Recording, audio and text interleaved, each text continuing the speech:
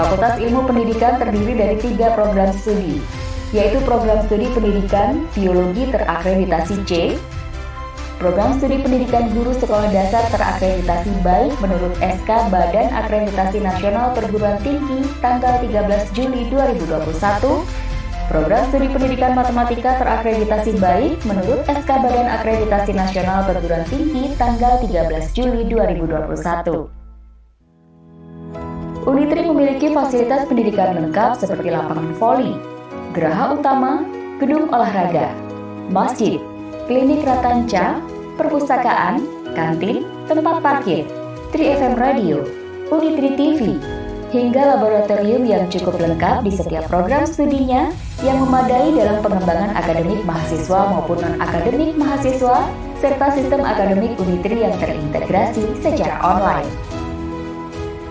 Universitas Tribuana Tunggadewi juga memiliki fasilitas unggulan laboratorium penunjang berupa laboratorium sentral yang di dalamnya berisi agrotechnopark dan sekolah lapangan konservasi tanah pada lahan 7 hektar di Kecamatan Wagir, sekitar 11 km dari kampus utama Unitri, dan Science Park pada lahan 11.000 meter persegi di dekat kampus sekitar 500 meter yang semuanya ditujukan untuk meningkatkan kompetensi mahasiswa dan lulusan Unitri. Dalam menunjang pendidikan mahasiswa dan tenaga pendidik, Universitas Tribuana Tunggadewi memiliki beberapa lembaga dan biro. Di antaranya, Lembaga Penjaminan Mutu, Lembaga Pengkajian dan Pengembangan Pendidikan, Lembaga Penelitian dan Pengabdian kepada Masyarakat, Lembaga Pengembangan Teknologi Informasi dan Komunikasi, Biro Kemahasiswaan,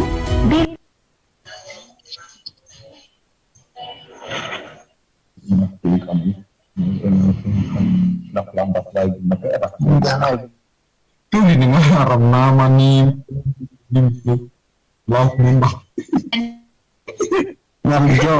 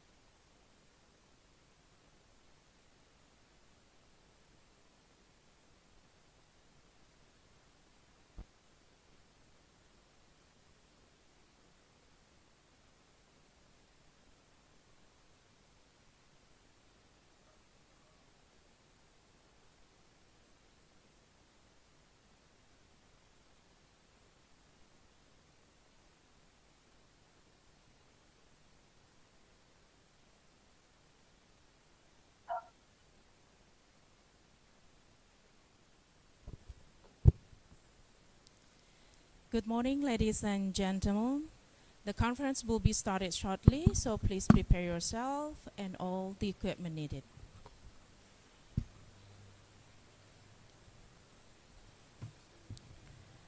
Assalamualaikum warahmatullahi wabarakatuh. Good morning, ladies and gentlemen. Firstly, I would like to say the utmost gratitude toward God for letting us together in today's event with good and stable state of health.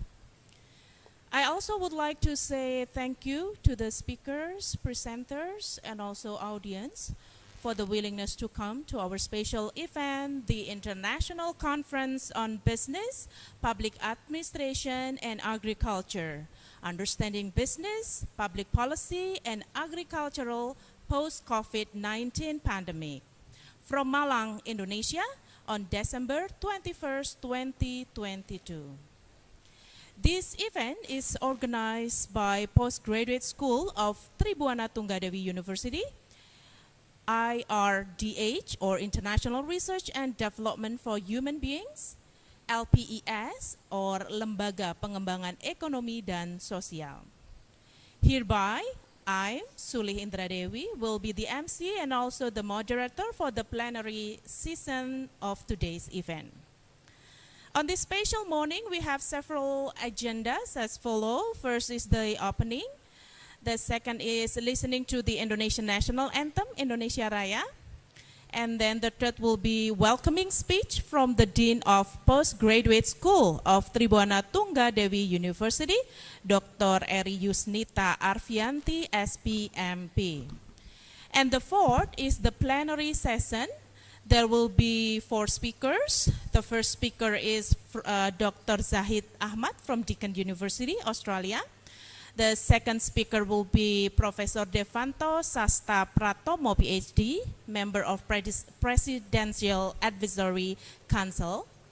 The third speaker is Dr. Jibril Baji from the University of Gambia. And the fourth speaker will be Cakti Indra Gunawan, PhD, from University of Tribuana Tunggadewi. And the fifth agenda is the parallel sessions, and the last one is the closing.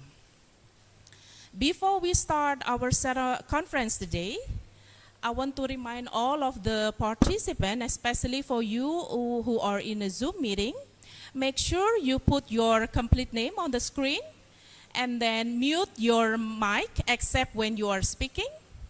And also make sure your camera is turned on. Ladies and gentlemen, for a brief moment, we'd like to invite you to listen to the national anthem of Republic of Indonesia, Indonesia Raya.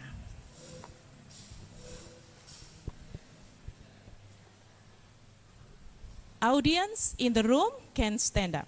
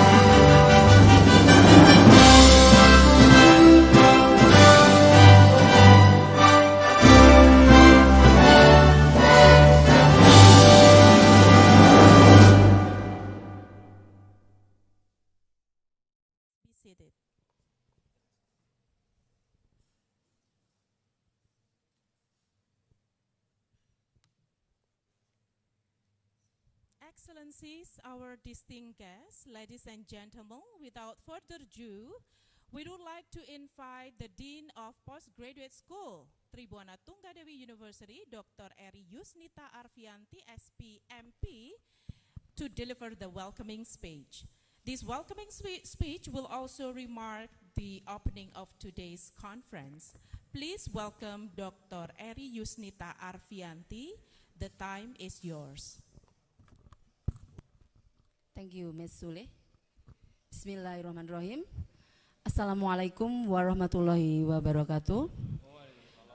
Good morning all of the audience, the Honorable Director of Tribuana University and all the lecture, the Honorable the Speaker of International Conference.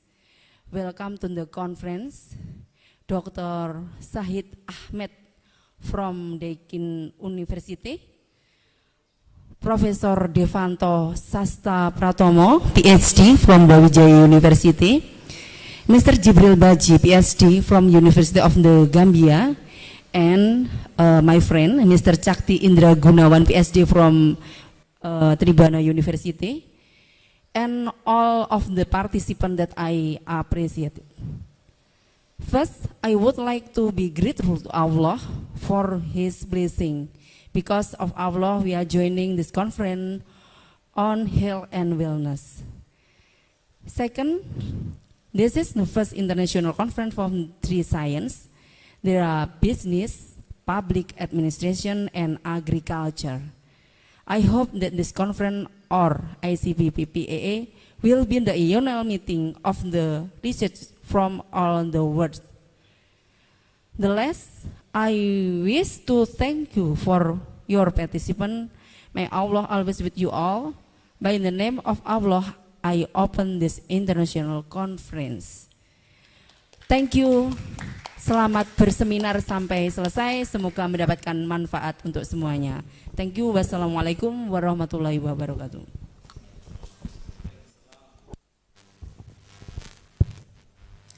Thank you very much, Dr. Eri Yusnita Arfianti.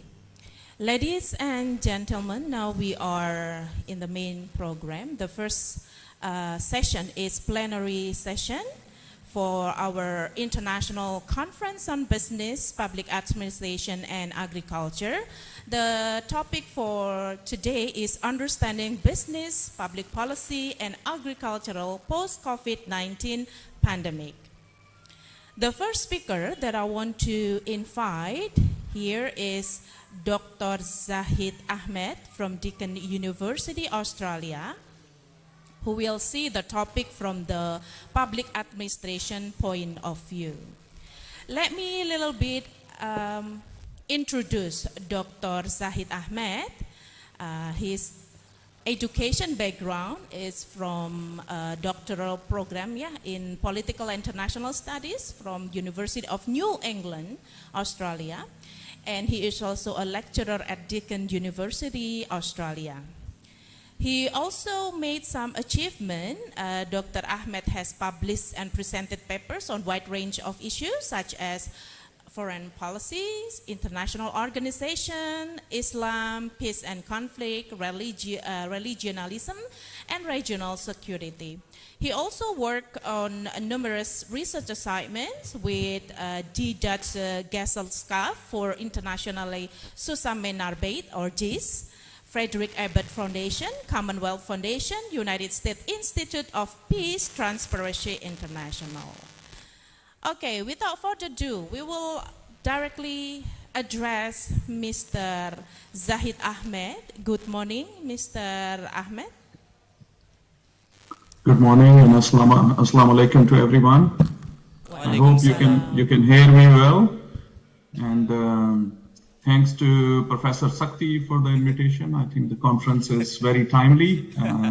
Thank you, Mr. Sahid. On a very important topic, looking at, I think that it is very rare to have conferences that focus on business, public administration, and agriculture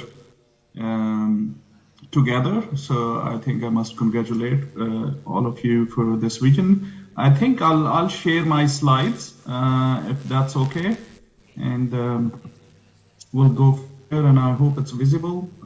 You can see it on your screens. We all have been affected by COVID-19, either one way or the other, whether directly or indirectly. But there have been differences in terms of how different states have managed COVID-19 or have responded to COVID-19. It has not been easy for any country. You name it, developed country, developing country, or you say global north or south. They all have multiple challenges in responding to COVID-19. And why those challenges are important in my discussion, in my presentation, because they also create challenges for public policy in terms of how governments prepare policies and how they implement. So what I'm trying to do here is I'll focus on a range of measures that have been implemented around the world, how states implemented them, what sort of challenges they faced, and how people also reacted. Okay, so because public policy in the end is about public, and so it's important to know how the public reacted to such measures in different countries. Of course, I won't have enough time to give you examples from each and every country. I'll maybe give you examples from maybe more from Australia, more from Indonesia, and so on. But it's basically the idea is to help us understand where COVID-19 has led us to in terms of various ways. And I think, other speakers will talk about businesses and they'll talk about agriculture. So I won't get into details in those aspects. But I think 19 and the ongoing debates, I'm a political scientist, so I'll focus more on public policy and politics and how it has led to increasing authoritarianism in different parts of the world, and how different states have used COVID-19 to become more authoritarian. So in terms of initial responses, we all know how many countries, if not the most, they first reacted by closing schools, universities, offices, restaurants, and shops. Then, of course, cancellation of public events, public or private events, weddings. People had to postpone their weddings for a couple of years. I know some weddings that were canceled, and they kept reorganizing and so on. And also shutdowns of transportation, including air travel. There were families separated, especially in, I know from Australia, some people traveled to India and they were stuck there, and other family relatives were in Australia. They had to live apart for at least a year or more than a year in some cases. A lot of flights were canceled. So here is some data in relation to its impact on the economy. When businesses are not allowed to work, like cafes, restaurants, people can't go to their offices, air travel is banned, face-to-face meetings are canceled. Of course, combination of all of this impacts the economy.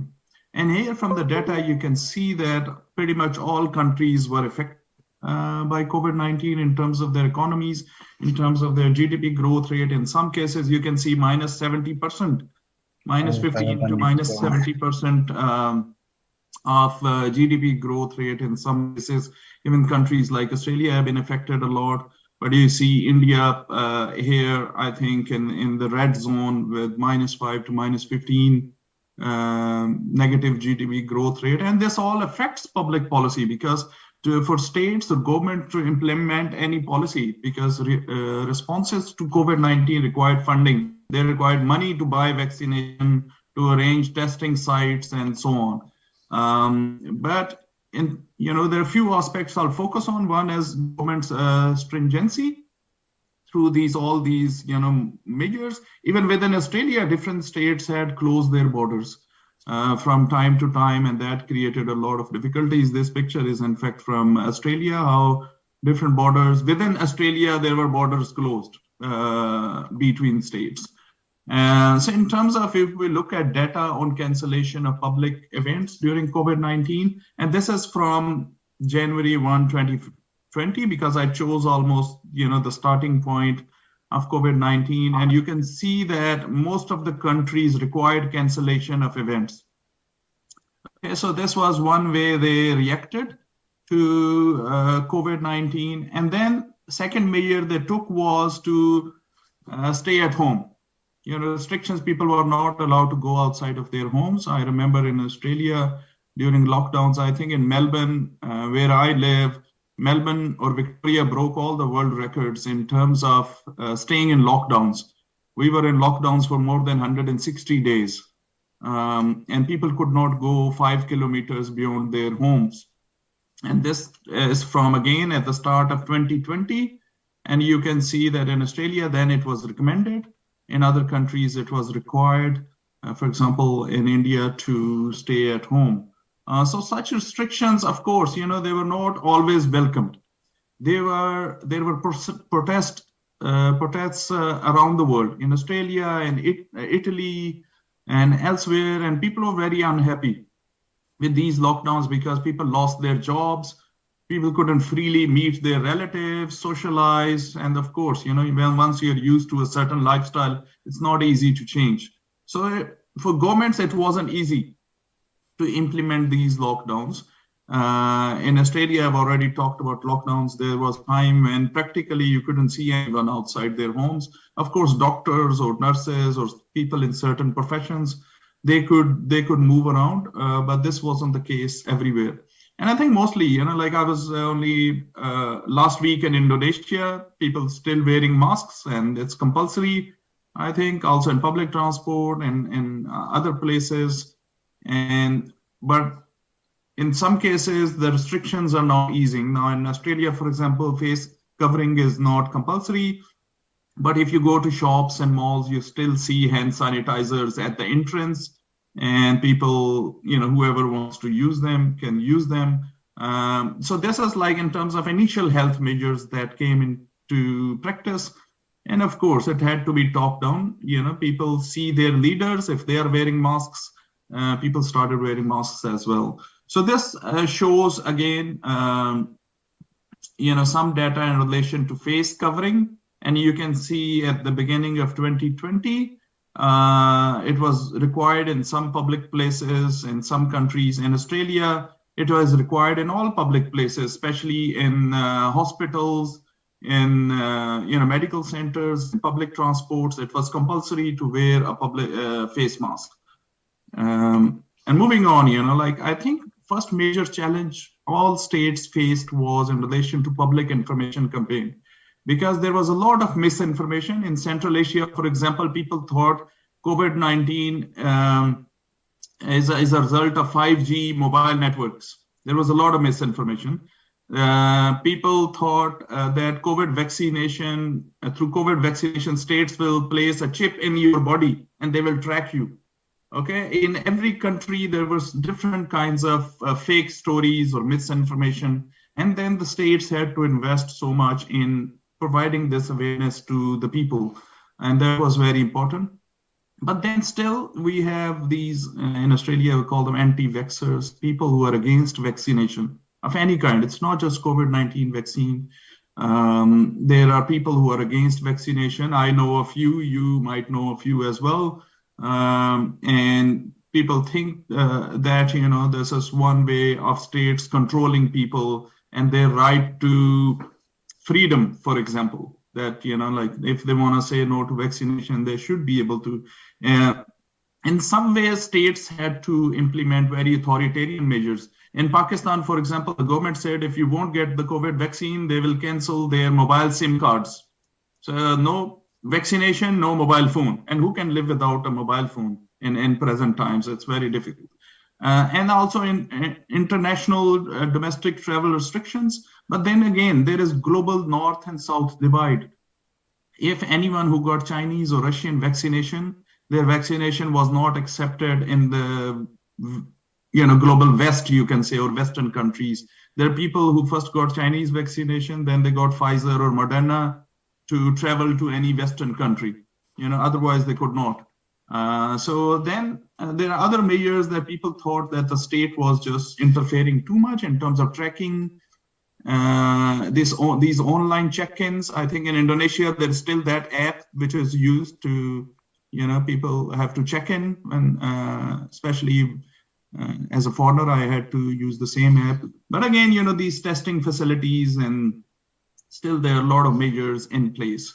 So in terms of testing facilities, you can still see that pretty much, in Australia, it was anyone with symptoms had to go and get it tested. Okay, so there were these testing sites almost everywhere. In terms of COVID-19 vaccine, you can see that anyone in blue, these countries have universal policy that everyone has to be vaccinated. If no vaccination, there is no job. So this is in terms of crisis response. I think it's important to other people talking about businesses and agriculture later on in the conference, that how a lot of states, they facilitated businesses who lost a lot of money, people who lost their jobs. I met, for example, my optician. She said she was paid actually some relief money because she couldn't, do her job and come to her office. So such small businesses, but no, every country is not rich country that could take care of small businesses.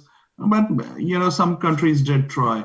I'm conscious of the time, and before Professor Sakti asks me to just stop, I've quickly come to the very last slide to talk about public policy challenges.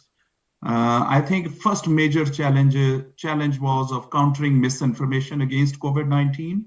In many countries, people didn't believe that COVID-19 was real. Even then, the president of United States, Donald Trump, he was very skeptical of COVID-19, whether this is something real or it is something fake. There was a lot of, in the beginning, this blame game, between the US and China, that, China was, for example, responsible for creating COVID-19. I gave you example of Central Asia, where people thought it's linked to 5G mobile networks. In Pakistan, many people thought COVID-19 is just like any other cold or flu. It seriously were not wearing masks and, all of that. The issue of implement countries where poverty is very high, struggled to implement it because people were not. For example, there's a picture of this religion in India that took a year ago. Millions of people gathered, and this became spreading event in terms of COVID-19 in India. It's a religious event to stop it because people, have emotions involved in it. Although in Saudi Arabia, they implemented restrictions very well on pilgrimages, whether Hajj or Umrah and so on. But in other countries like India, they struggled. And then I talked about, challenge of increasing authoritarianism. There is now increasing scholarship on how authoritarian regimes, they used COVID-19 for their repression to authoritarianism. And that's why there have been protests around the world against COVID-19 restrictions, like, for example, lockdowns and so on. And of course, a major challenge has been the lack of funding in the developing world. Because how do you buy vaccines? In the beginning, vaccines were so expensive, especially if any country wanted to buy Pfizer or Moderna, these were expensive. And also they were not available. First, all these developed countries, the ones who could afford, they took all these vaccines, and poor countries had no supply. Okay, and then we saw an era of vaccine diplomacy in which China was providing some free vaccinations to neighboring countries. India started providing free vaccinations as well to countries such as Nepal and Afghanistan. And of course, what we have seen as a result of all this, COVID-19 is a bigger north-south divide at the world level. There was a documentary about African countries, and they talked about still majority of the African countries have not been able to have access to vaccination and provide that vaccination free of cost to their people.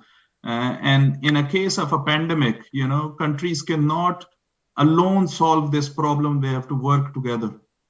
And so on this note, I'll stop here. I'm sharing my email here. If anyone would like to get in touch, please do. And I hope the organizers, I haven't taken more than the, if I have, please. Thank you very much.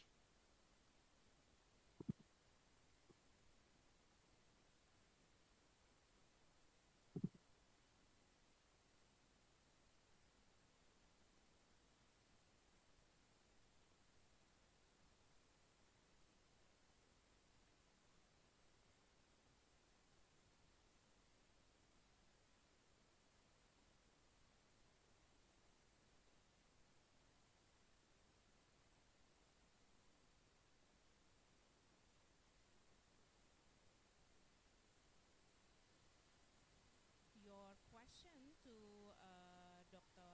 Ahmed, but we are going to wait after all the speakers are finishing their presentation. So you can either raise your hand if you are in the Zoom, or you can also type your questions on the chat box. We will go to the next presenter.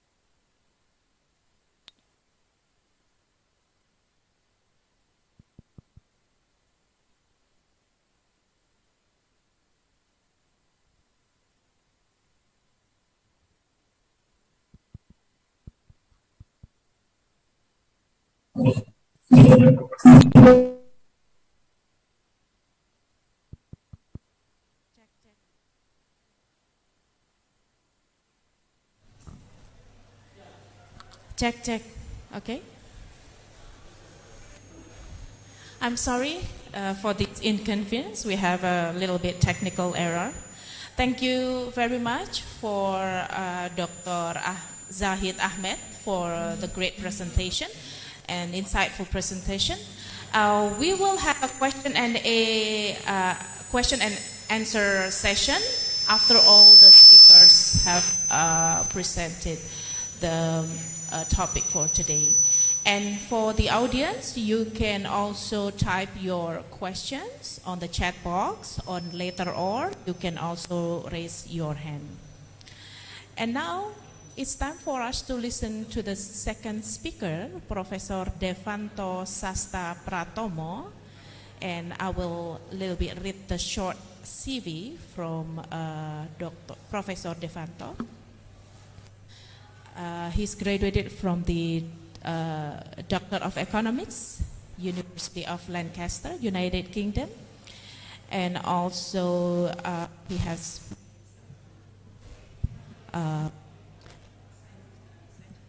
sessions like Global Asian Institute, and also Vice President of Indonesian Regional Science Associations.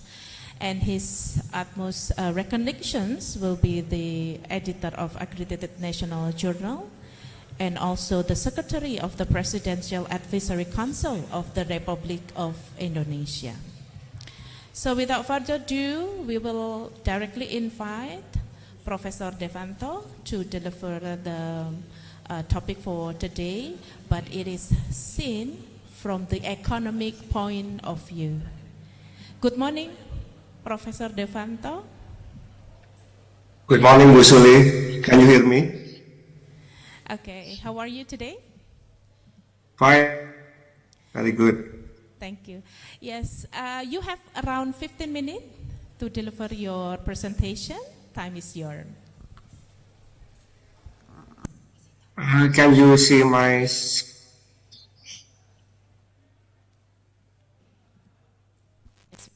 screen? Bisa kelihatan? Yes. Okay. Thank you very much, Bu Suli. Selamat pagi, Assalamualaikum warahmatullahi wabarakatuh. Very good morning for you all. First of all, I would like to thanks to Universitas Tribuana Tunggadewi for inviting me for the conference today. Also, Bu Pak Akti, and all of the Unitri. Also, the other speaker, Dr. Said from Dekan Unitri, my friend Jibril, and Pak Chakti Esaf as the speaker.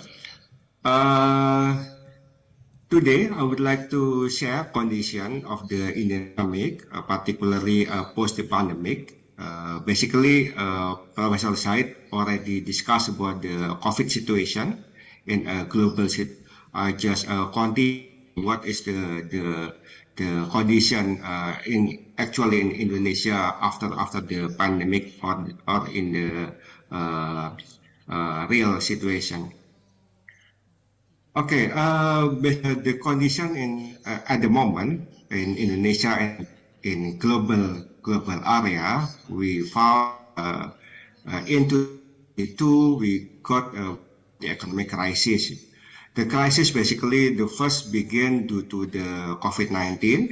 So because of the COVID, we have to lock down PPKM and other precautions taken during the pandemic, make the global economy, also the business slowing down. I think Professor Said already discussed a lot about the COVID situation. And then the second issue about the economic crisis in the 2022 is about the Russia and Ukraine war, or the Russia and Ukraine conflicts. Actually, the Russian-Ukraine conflict has also the potential to hamper the effort of the Indonesian economy agenda for the economic recovery. Basically, before the conflict, we tried to have the economic recovery after the COVID. But because of the war or the conflict, it's not going smoothly. So, for example, in the data on the right-hand side, we can see also the global economic situation. Please also have a negative economic growth, including also Indonesia. I share about Indonesia situation later on. This is actually some basic graph here. The impact of the global inflation on the Indonesian economic situation. So we got COVID-19 and also Russian and Ukrainian conflict, and also we still also find the trade war between the United States and China. Basically, it has a separate impact to the Indonesian economy. The first one is we got increase in the price energy, and then increase in the benchmark interest rate, increase in the price food or inflation, and then business demand is also going down. All situation make me should be very carefully to doing a business during this situation, because the situation basically is not in the very good situation affected by the global situation. Okay.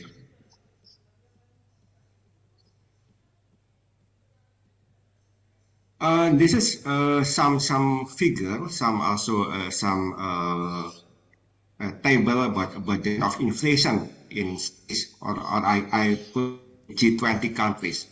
Basically, all of the G20 countries have an price increase in Indonesia, but Indonesia is lower than other developed countries like United States, UK, or also Germany.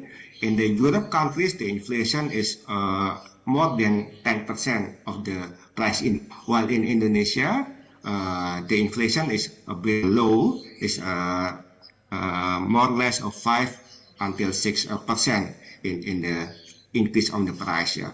All of the increase in the price is basically affected by the pandemics and also the Russian and Ukrainian conflict or wars.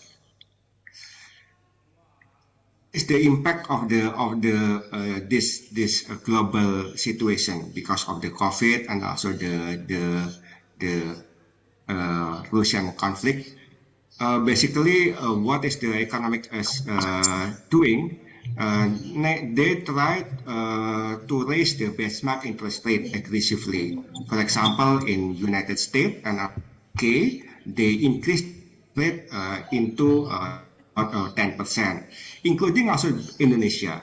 Bank Indonesia actually has raised the benchmark interest rate into 4.75% in October 2022. Basically, it's the first, the highest interest rate from during the 5 years ago. What is the effect of the increasing in the interest rate? Basically, the increasing in the interest rate will delay the expansion of the business, because people will try to put the money into the bank or the financial institution, and then delay the expansion of the business. And then we also got the increase in the oil prices. For example, because of the Ukrainian and Russian war, energy oil prices because of the logistic and transportation costs will increase. And also in the domestic situation internally, Indonesia also tried the subsidy on the BBM or the oil prices, so will impact the price of the final good, and the consumer will also increase. And finally, the impact in Indonesia, inflation increased rapidly. The highest is the 5.95% in September 2012, basically. But after September, it seems that government already tried to control the inflation, and now it's going down. For example, in October 2022, the inflation became 5.71%, or otherwise it already decreased from the highest spot in the September and 2022. Hopefully, the inflation decrease in the inflation will continue until the beginning in the 2023. Economic inflation will be smooth again. Okay. Another impact of the increasing global inflation in the countries outside Indonesia is the decreasing in the export market, because you understand also that Indonesia have depend export to the other countries, to the Indonesian economy, because of the global situation, which is not very good. So the decreasing of the export market in the European Union, United States, Japan, and America and Africa led to a significant drop in demand. So it is not good for our countries, because the export-oriented labor-intensive industries, for example, what is called the industry of textile, and then footwear industries, which is very, very dependent on the export industries, experience decline of demand up to 30 until 40% in the export of the TPT, or textile product and footwear industries. On the other hand, the domestic market, the Indonesian domestic market, is also still mostly filled with the import good. So we need to the economy from the import into the domestic good, basically. But this is actually the impact of the global situation into our export market, which is showing the decreasing in the export market of Indonesia. This is another story of the current condition in the export market of Indonesia. Some labor-intensive industrial sector showing declining reduction in the hours of the labor in Jawa Barat, Java. Some industry in the textile, in the footwear industry show several layoff in export-oriented labor-intensive sector. All of them because of the decreasing in demand of the global situation. And then, the condition of economic recession in the export destination country also caused a significant decline in the demand. And this is also affect the global supply chain constraint from the global conflict between Russia and Ukraine, had an impact on increasing production costs and logistic costs. And then I want to move slightly about the agriculture, because the topic is slightly about the agriculture. Unfortunately, the condition also showing some issue about the food crisis. This is basically also impacted from the Russian and Ukrainian conflict. The food crisis caused by the Russian and also Ukrainian conflict has led to some at least two issues, not two issues, I has a typo here. Two issues, namely the reduce of the supply of food commodities, such as wheat and the vegetable oil. Maybe you also understand that Indonesia is very dependent on wheat and vegetable oil from India. So the conflict basically impact very, very big to Indonesia in terms of the food crisis. That's why the government now continue to strive to want to change the wheat import wheat into the more local raw material. like more local product like cassava, porang, sorghum, sagu, and so on, to change to shifting from the wheat to other local quote unquote local flour. And then the food crisis basically gives some emergence of the phenomenon of the protectionism in both countries to secure food of the domestic food stock. Some countries also try to protect their self, and then they try to decrease their export before the content of the domestic is fulfilled. And then the last one, the government is also trying to reduce the dependence on import by increasing the local agricultural production. Among them are reducing import of foods such as wheat, which is we are so dependent on the beef from Ukraine, beef, sugar, and garlic. And also the government try to make more of what is called the food security in our domestic place. Sadly, the Indonesian economic growth not quite have a significant drop in the 2022. If we see in the table here, the Indonesian economic in 2022 is projected to grow by 5.3%. From the it is actually increased from the 3.6 in the 2021. So basically the stable condition in the economic growth in Indonesia is around 5%. So there is some increase from the 2021 from 3%, 3.6 into now is 5.3%. However, in the 2022 next year, the IMF predict that Indonesian economic growth will slow down below 5% into 4.97% in 2023, basically because of the global situation, the Indonesian economic growth will slowing down. However, the good news.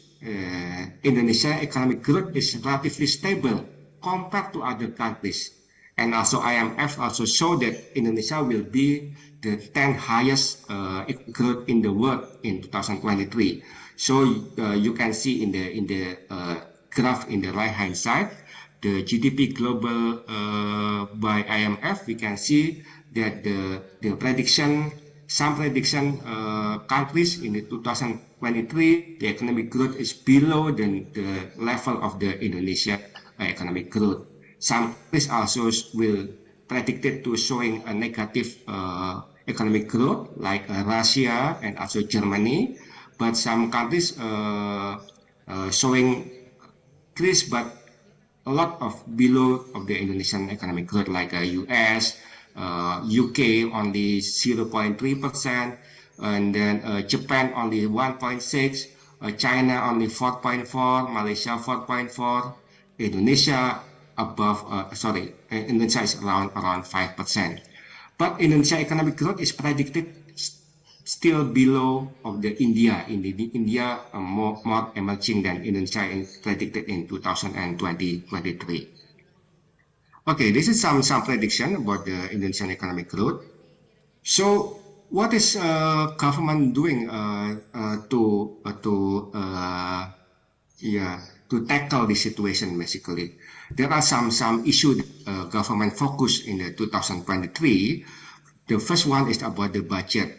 The government budget in the 2023, government designed a budget with a spirit of the optimism, but remain careful or be vigilant. Or in Indonesia is optimis dengan kehati-hatian. So optimis but remain carefully.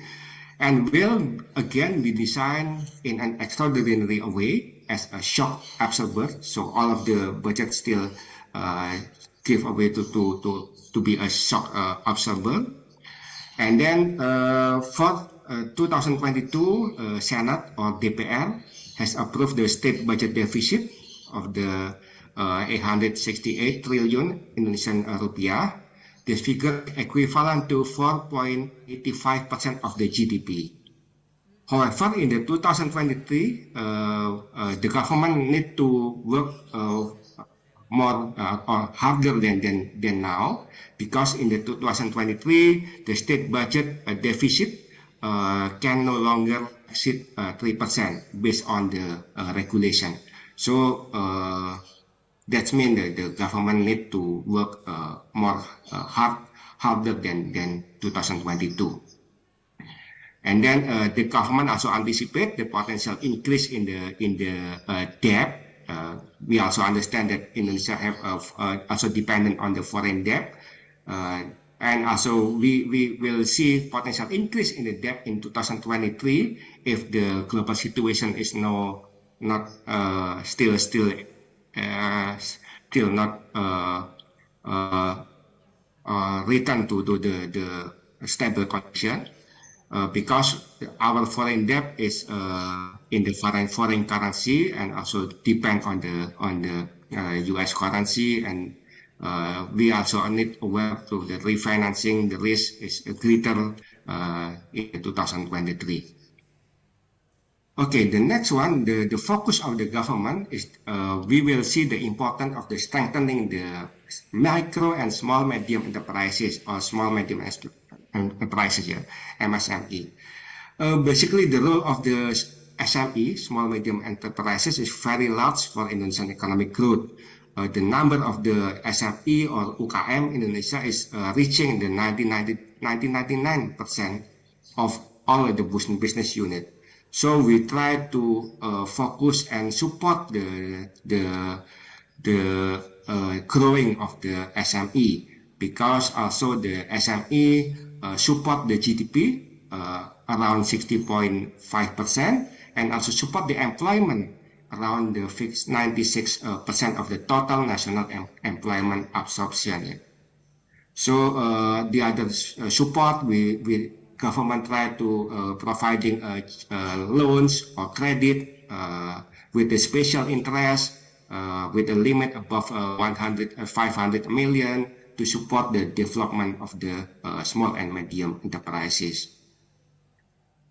Okay, and then my last slide, the next agenda for Indonesian business, basically because of the situation in the global situation, international outside Indonesia, we need to limit and review the import policy for products that have a potential, and also need to support the potential to fill the domestic market, because we cannot depend anymore too much from the import because of the global situation that not in a very good condition. And then government also try to support the small medium enterprises by credit restructuring period in National Bank to be extended, and also support the development of the small and medium enterprises. And then the last one, encouraging the overseeing the achievement of the target of the what is called the TKDN, tingkat komponen dalam negeri, of the 40%, domestic component level of 40% can be implemented by industry player in all sector. To support this, government also recommend to provide fiscal incentive for example, industry with the TKDN for 40 until 50%, 51 until 70%, and so on. Okay, I think this is my last slide, and then that's all my presentation. I return to moderator. Thank you very much. Wassalamualaikum warahmatullahi wabarakatuh. Waalaikumsalam warahmatullahi wabarakatuh. Thank you very much, Professor Devanto, for the brief presentations. You are giving a bad and good news, of course, and that's quite challenging for the next. There are so many predictions that 2023 will be more crisis and challenging. Before we continue the third speakers, I would like to highlight few points from previous presenter. Like previously, Dr. Zahid Ahmed discussed about the public policy challenges around the globe. and also for the conditions in and also some funds and the anti-vaccine movement, things like that. And then Professor Devanto explained about the Indonesian economic, post-pandemic. There are so many challenges, some bad news, but also some news that the government of Indonesia have some strategies to overcome the crisis. I remind you guys, the participants, if you want to give questions, please, you can type your questions. I will read it later on the Q&A session. But if you have something in mind, please type your question and don't forget to address the question too.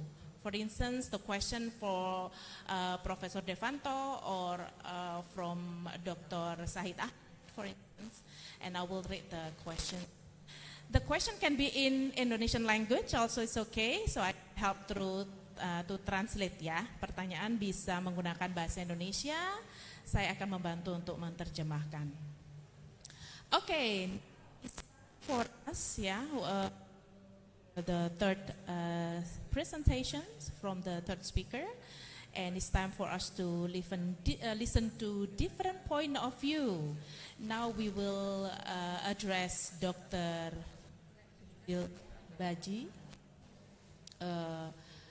Will discuss about the topic of this conference, but from management point of view.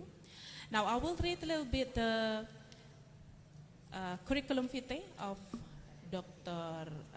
Baji, graduated from program, University of Brawijaya, doctorate degree in management, and right now he's also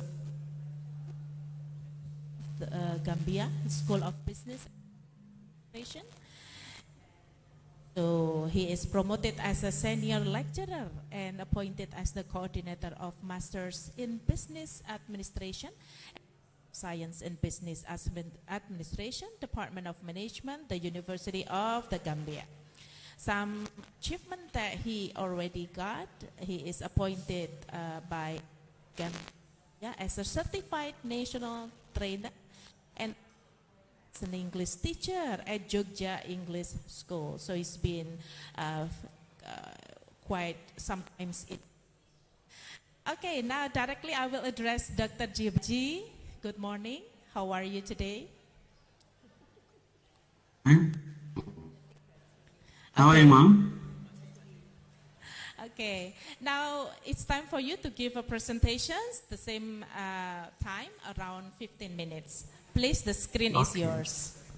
I'm trying to share. Can you see my screen? Yes. Okay, thank you very much for this opportunity. I thank you for creating this platform where we share perspective. So my thanks go to the team, to the previous presenter, Said Ahmed of Dekan of Devanto of Brawijaya. My personal transformation, 10 steps for success, is not going to be far from what the previous presenters has presented.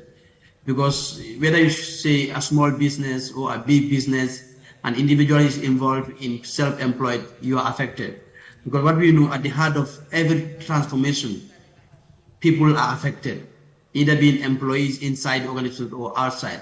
So my topic is basically related to what Professor Said and what Professor Devanto has already treated. Because we all know organization is in business setup is very important. Because organization has been changing well before, but it now is becoming a reality now. Because COVID-19 has made it a reality. And apart from COVID-19, when COVID-19 subsided, the Ukraine-Russia war also came, it has affected organization. And because the biggest factor behind transformation of organizations, either small or large business, so technology is at key, it's at the center of you as a business. To enable you to overcome how you can survive is key. But as I said, at the in any organization, the people are the ones that are affected. So when there is a changes in the organization, obviously we know that is the structure that suffers, people that suffer, and processes that suffer. So any type of transformation, the first most important thing is employees. If you are a small business, how are you going to factor in the role of employees in the transformation? If it is a big business also, how are you going to factor in the role of employees in that transformation? That's why HR has a big role to play in make sure the transformation we call them for, it help the organization to achieve its goal. So we said the rapid transformation is technology is key. Technology is very key in transforming the workplace. And HR has a role because when you say HR, it's across the board. It's not only the HR unit. Every employee, wherever you are working, you are part of HR. So when there is a change in the organization, you are affected. You are obviously affected.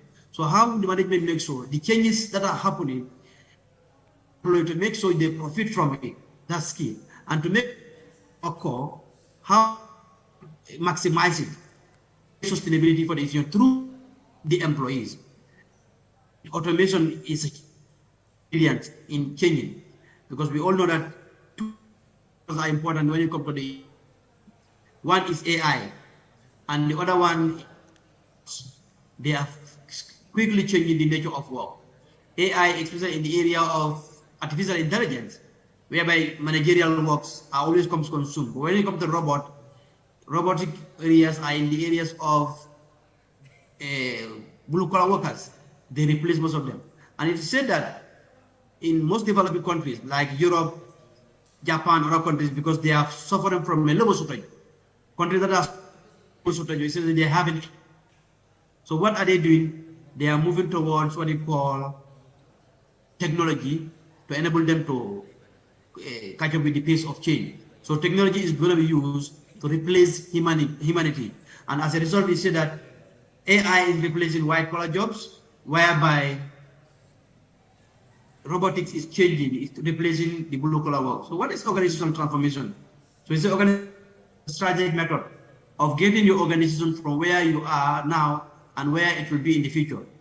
And just recently, America has made a big pronouncement weeks ago that the scientific has come to light because they've been working for years to see how best they can use what we call nuclear fusion energy as a source of energy, alternative energy.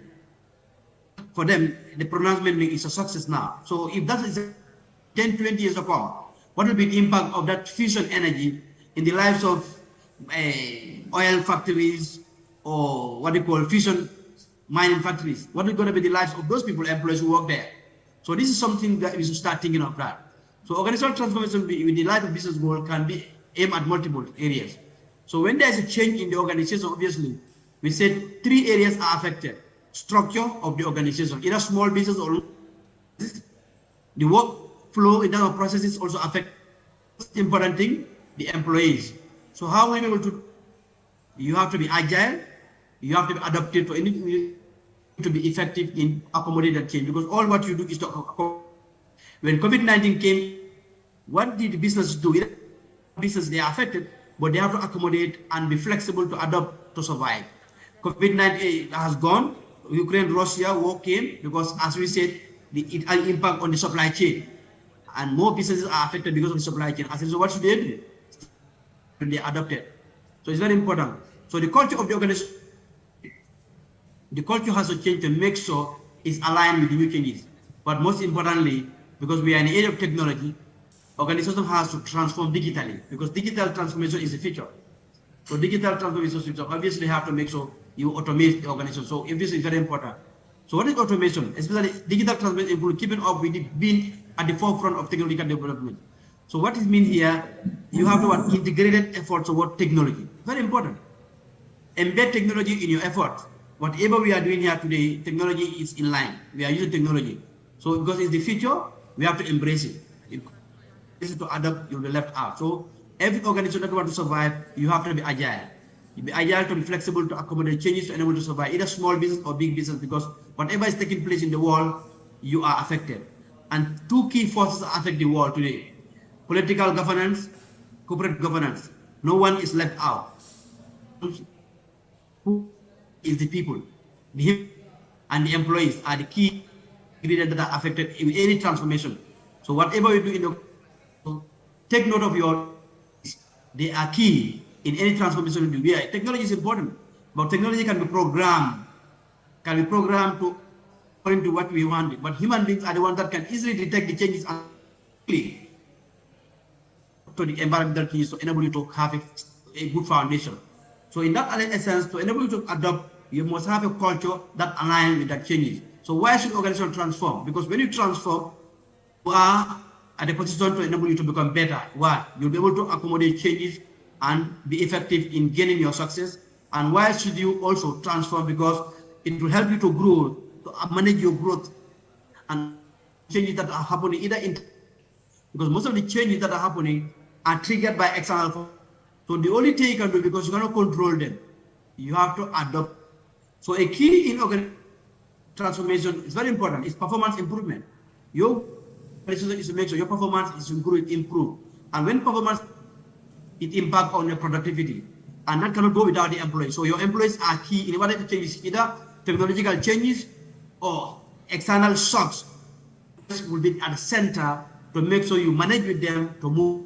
According to the research from Deloitte, 53% of the leaders say that looking to team-based working have significant performance. So to enable you to perform better, to enable you to have productivity, you have to make sure you have a team-based approach, and that cannot go without the employees. That's why I say at the heart of every transformation, people are at the core. And who are these people? They are the employees.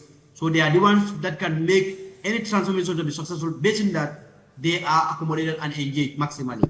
So company culture is one aspect. You have to transform your culture, because culture is not permanent. Culture can change to accommodate changes. So basically, culture defines the way you do things. So culture has to transform to enable you to achieve, because if you are rigid, obviously it will affect the way you accommodate the employees and also affect the way you accommodate the external shocks. It's also key, as we said, digital integration is supposed to be the heart of your transformation, because technology is every organization that embraces tech is assured of success in the future. But taking note of that, employees are the heart of that technological integration, very important. Market impact. The COVID-19 came in supply chain. Ukraine-Russia war affects supply chain. Government is impacting, also going to affect. And as we also said, the breakthrough in nuclear fusion energy in telecom is also going to affect other businesses that are connected to energy supply and oil industries, fossil fuel industry. So take note of that. When that happens, also it's going to be another milestone in the impact of external markets also. So competitive advantage. Companies that take note of transform accordingly will have a competitive edge. Taking note of your employees, who are the core of your capabilities, are put in the picture. If you don't put employees in the company, it's going to affect you, obviously. So when change happen in the organization, affect your design. Change happen in your design. As I said, changes in the organization affect what? 3 areas. The structure of the organization by design, the human beings and the employees are affected, and the processes. So what can do when changes come? The first thing you do, it affects your status.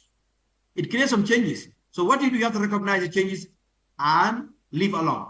Recognize the change, the need for change, and change your behavior to replace the old ways to new ways. And as we say now, technology is at the forefront. You have to what they call technological integration in the heart of your business to enable you to survive, either small business or big business. So the second aspect is to accept change. When you accept change, make it to impact on your behavior. Your behavior is the actions you've taken to effect on those, so that at this end of the day, you may see some progress in your performance as far as change is concerned. The third one is what called your status will change. Because when you accept, you embrace change, obviously what happens, it creates, and this new behavior becomes the hallmark of your organization. So it's key. So change in the organization and affect 3 layers: structure, people. But when change comes, you have to recognize, you accept the change, and you move on. So research has said that 80% of human resource professionals are always at the heart. There is changes in the organization, human resource going to be left by. As I said, employees are key in your changes. For you to succeed in any change, employees must be at the heart. Companies that succeed during the COVID-19, they take note of the employees. Businesses that are also making headway, even though supply chain constraints are happening, they are making headway because they take note of it. And most businesses that are in the technology, are profiting a lot because what happened? They have been flexible, they have been agile, you have work from home and other technology embedded working method, and it's helping them to survive. So the technology is a feature. So when you take note of technology as a transformation, taking note of the employees are core in that transformation, it will help you to survive. So let's look at the 10 steps you should take. When there's a change, what you do? The first thing you do, you look. How should you reflect on the change, taking note of your vision and your goals? Very important. That's why nothing is permanent. The only thing that's permanent is change. When there's an external shock, what you do, reflect upon your vision, how best you can address your vision to accommodate the new changes. Management as a whole has to change. The management structures has to change to accommodate new change. It's very important. And the most important thing, create a new strategy. That's why strategies are not permanent, based on what happens outside. So reflect upon your strategy, how best you can strategize to make sure you accommodate, especially when it comes to transformation in the line of technology. Prioritize what you should do, what you should not do, what should be your focus. Very important, because so many things you want to do, but because of a change, not many of them can be done at the same time. So you have to prioritize which one is needed at this time to give you the viability you need so that you can survive as a business. So business has to involve leaders and stakeholders. All stakeholders are, when there is a change, leadership is very important here. Those stakeholders also are to be involved. But when it comes to internal issues, internal employees are key. They are key stakeholders that can define your performance. So if there is any changes, leadership should work with stakeholders, most employees who are key in the transformation of the employees organization. So the other aspect of change also is communication, because this is a big problem. When there is a change, people need to be communicated, and those who are most affected, especially the employees, are the most affected. So they should be communicated. There is a change that is coming, and how it's going to affect them, so that they cannot be in doubt. If change happens, affect their lives, affect their work structure, they would know this has happened because of this, so that they will be engaged and involved. Because if they are communicated, there is no resistance. But if employees are not communicated, it creates resistance. And today, what have we seen now? Many parts of the world, because employees are kind of disturbed because of the COVID-19, high inflation. So many countries, there's demonstration. So many employees organizations are working towards addressing their issues. In America, it happened. In UK, it's happening today. In Japan, South Korea, people demonstrate, employees demonstrate because the high inflation has affected their lives, their cost of living. So what you do, communicate to them, involve them. When you communicate to them, involve them. Hello. Yes. Not change. So the other thing also have to do, transformation, employee-centric. As we always said, at the heart of every change, employees are the ones who are mostly impacted. So you have to be an employee-centric organization, either small business or long business. Continually measure progress. And at the heart of this, you have to also create what we call a performance culture. Because changes is not bad. Transformation is geared toward making you to become better. So when there is a change, reflect upon the change, how best you can make it better. So if you adopt a good aspect of transformation, your culture also has to be aligned with that culture. Culture has to align with that transformation. It will obviously help you to become a high-performance organization because you are measured with that is in trend in line with agility, flexibility, and ability to accommodate changes. So transformation is natural thing as far as organization is concerned because external shocks are happening. As I said, COVID-19 has impacted. We have survived. Russia came, and climate change is also impacting. And as example I gave you, the breakthrough in America, in 10 years, 20 years to come, it will go to affect big or small businesses. So when there is a change, what you do, you accept the change to survive, to enable it. So remember, when changes occur in the organization, employees are key. But when you are employee-centered organization, for you to survive is easily attainable as far as the organization performance is concerned. So this is the end of my slides. I thank you very much, and I return to the moderator. Thank you very much, Dr. Jibril Baji, for the presentation. And if I can highlight some points from your presentations, that for organization, willing or not, we have to transform. So that's some points that changing in organizations, whether in the culture of the organization is also needed. Now we will go to the last but not least, we will hear the last speaker, and then followed by the Q&A session. You can type your questions on the chat box in Indonesian language is also fine. Silahkan kalau ada yang ingin bertanya di Zoom meeting ya, bisa mengetik saja dalam bahasa Indonesia. And also the audience here in our room here, you can also give questions directly to all the speaker. And of course, don't forget to give the name, yeah, who you will address the question to. Without further delay, I will read the short CV of our last speaker, Mr. Cakti Indra Gunawan, PhD.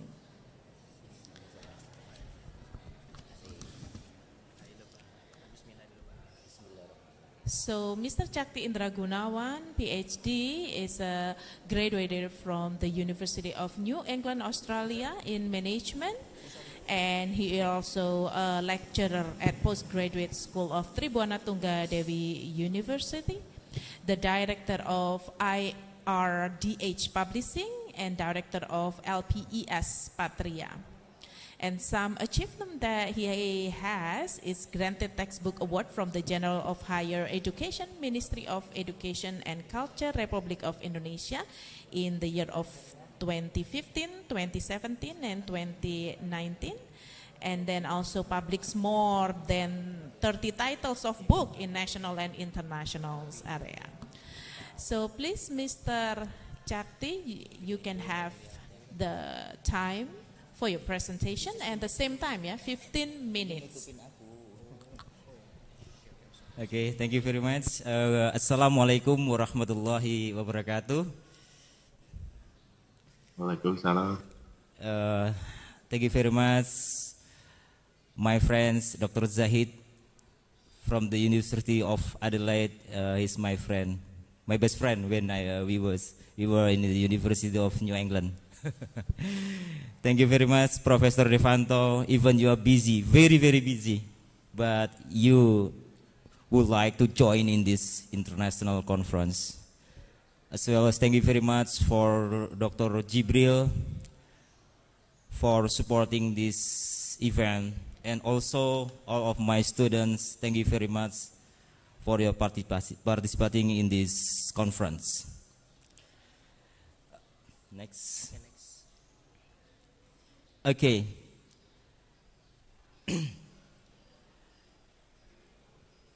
In my paper, I would like to present the important thing to solve the problems of food crisis.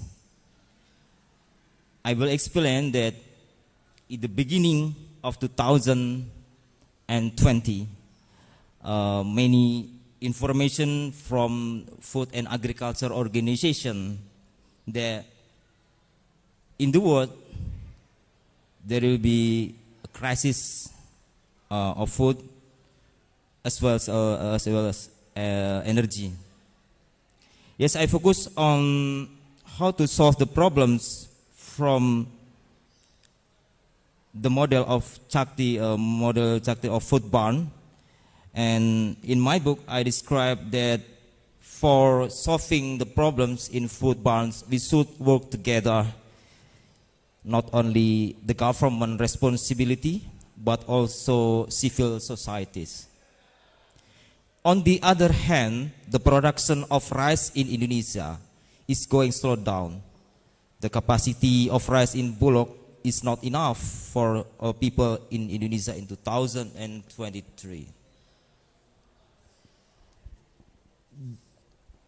The report from the Ministry of Finance of the Republic of Indonesia, as well as the President of Republic of Indonesia, Mr. Joko Widodo, already warned for preparing the lack of food in Indonesia.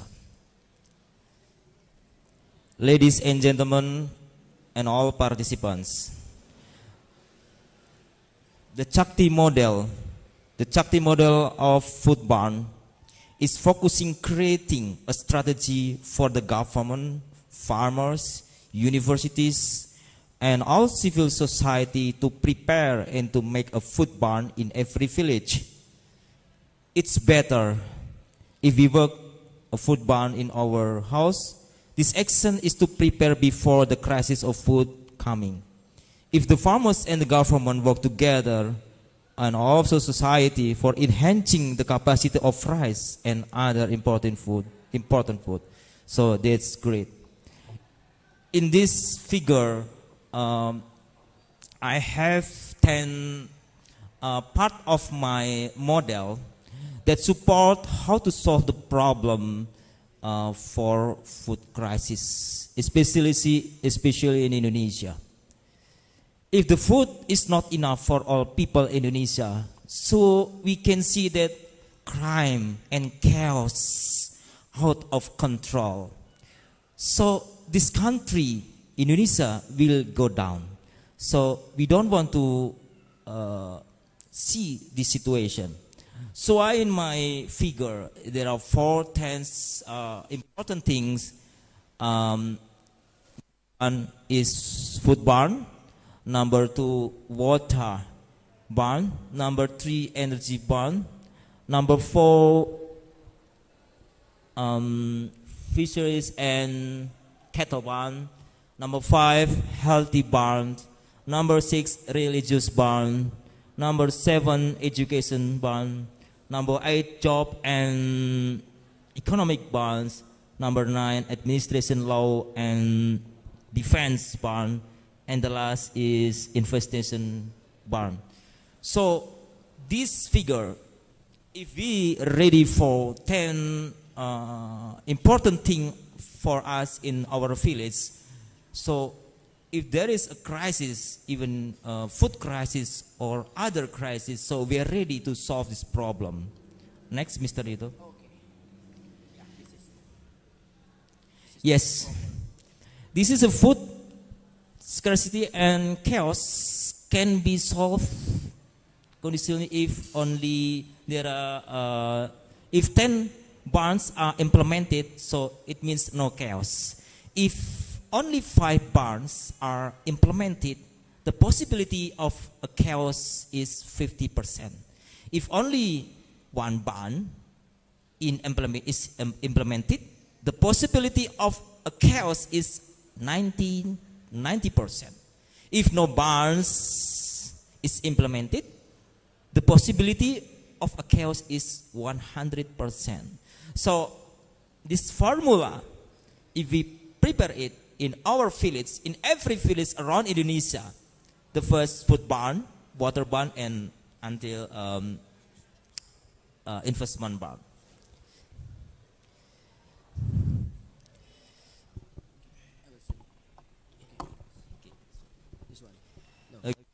Yes. The food barn is the center for the availability of food ingredients in the form of rice, wheat, corn, cassava, sagu, and other staples. Number 2, to maintain the quality of food staples so they are not damaged. Fermentation technology and extracts of food staples can be used. Number 3, the requirements for a food barn are that there is a location to accommodate food ingredients and integrated agriculture information system. There are security officers guarding the barns. There are agricultural experts in the village. So the mechanism, number 1, the central government maps the strength of the food storage in all villages. Number 2, the village government administrates data on agriculture staples in the village. Number 3, security forces control the implementation. Number 4, mass mobilization of villagers, community to start the process of farming staples. Next.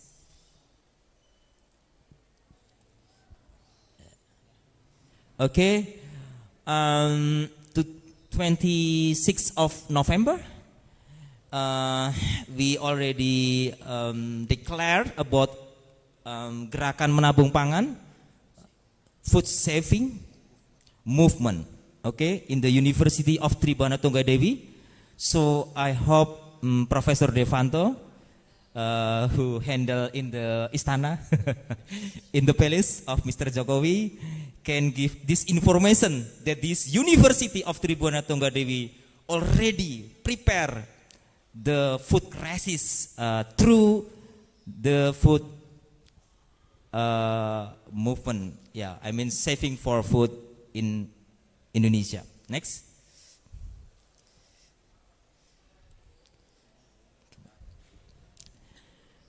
Okay, so the scope of food saving movement, number one is develop guidelines for preventing food scarcity.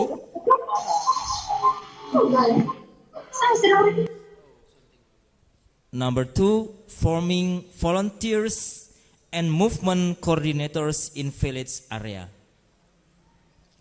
So this is my journal in Ukraine, yeah, about. Okay, thank you very much for your attention. Once again, thank you very much for my friends in Australia, Dr. Zahid. You are wonderful. Even you are busy, you would like to join in this conference. Thank you for Professor Devanto. You are very kind. You support our program, especially in the University of Tribana.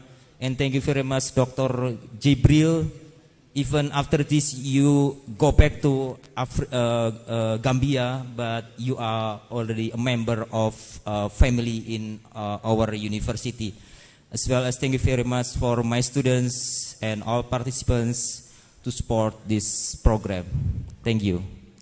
Thank you very much, Mr. Chakti, for the presentation. And that's also conclude the presentations for today from 4 speakers. And of course, we are in the International Conference on Business, Public Administration and Agriculture, Understanding Business, Public Policy and Agricultural Post-COVID-19 Pandemic.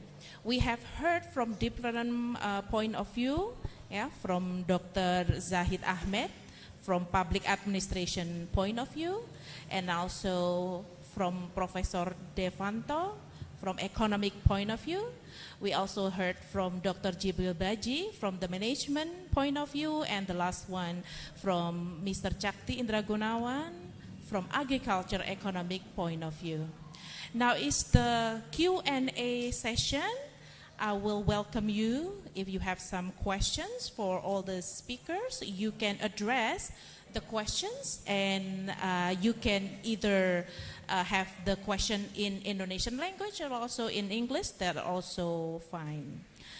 So first, I will address the audience in the Zoom meeting. Is there any questions?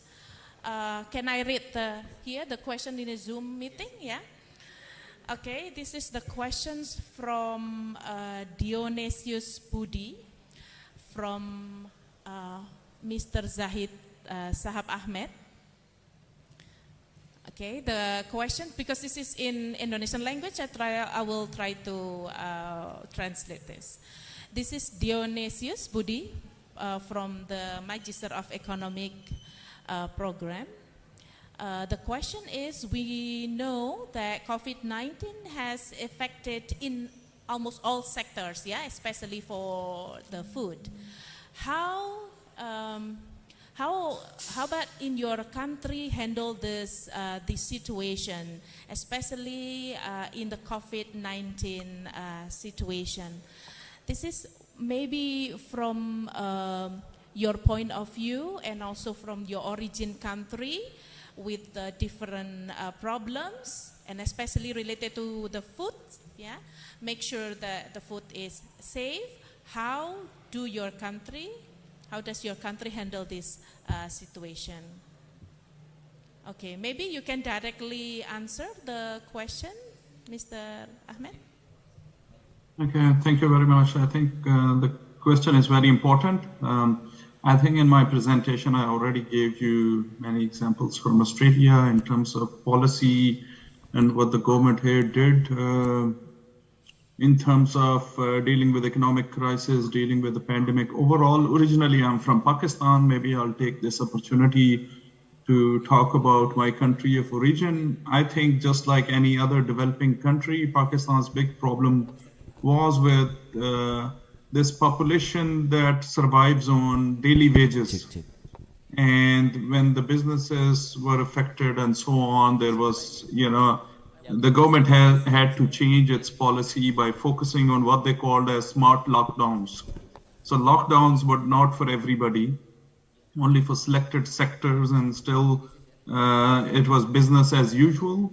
There were border restrictions, but Pakistan also struggled when I don't know of the case of Indonesia, but many countries that send migrants abroad because of COVID, they lost jobs. Many of them, their visas were cancelled, and they were deported back to their home countries. This happened to many Pakistanis in the Gulf countries, and that's how Pakistan first got exposed to cases.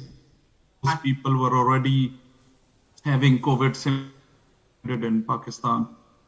To the food situation, because Pakistan is an agricultural country, of course, but it's a poor economy. The government still could not, of course, provide food to everyone that needed food and the people that were suffering, because it's not a welfare state.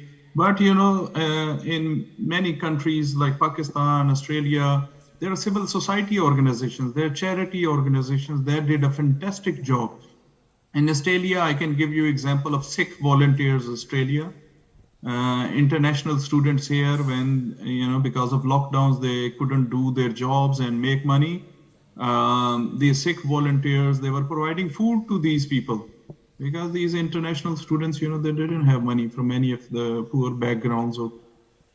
So in different ways, a lot of different things have happened. Could not do their job.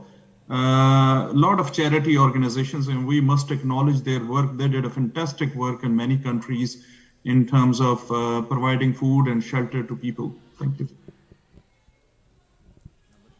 Okay, thank you. So I will translate a little bit for Dionysius. Kalau tadi dari Mr. Ahmed, memang kondisi di Pakistan mungkin hampir sama dengan di seluruh dunia ya, bahwa terkait dengan pengangguran, kelangkaan pangan itu, tetapi mereka juga menerapkan beberapa kebijakan terkait dengan lockdown, karena lockdown ini tidak diterapkan pada semua sektor, terutama industri ya. Mereka tetap membolehkan meskipun dengan restriction, dengan pengetatan di beberapa hal begitu. Dan banyak orang juga yang menjadi pengangguran, sehingga memang menciptakan atau memastikan persediaan pangan menjadi prioritas dari pemerintah Pakistan, dan juga dibantu dengan banyaknya organisasi sosial ya, dan juga charity organization ya, yang badan amal yang juga memberikan bantuan. Tadi dicontohkan oleh Dr. Ahmed untuk international student yang berasal dari Pakistan misalnya, yang sedang studi di Australia, mereka juga mendapatkan bantuan karena mereka tidak bisa mendapatkan tidak bisa bekerja, tidak bisa pulang begitu. Mungkin itu ya. Nah, sekarang kita akan ke penanya yang ada di ruangan. Silahkan bisa mulai. You can introduce yourself and then give your question to whom. Okay, thanks for the time that's given to me. My name is Fidelino Carvalho. I'm from East Timor. Now I'm studying in Unitri, Universitas Tribuana, in Pasca Sarjana or postgraduate. My question is to me, Professor Dewanto. My question is how the conflict of Russia and Ukraine has affected Indonesian agriculture sector, especially in agriculture sector, during the conflict start till now. Maybe my simple question is thanks for your attention. Thank you very much, Fidel, for the questions. Professor Dewanto, the questions is about the conflict between Russia and Ukraine. How does it affect our agricultural sector? Yeah, thank you for the question. What is his name? Sorry, I missed his name. Fidel. Pak siapa ya? Fidel. Fidel, okay. Okay, thank you, Pak Fidel, for your question. Yeah, actually, it is quite interesting question. Yeah, because basically the Indonesia is very, very dependent on the one commodity from Ukraine, uh, uh, including the wheat, flour, or the tepung terigu, wheat, that's why and also Ukraine conflict will effect for the import of our agriculture, particularly the wheat.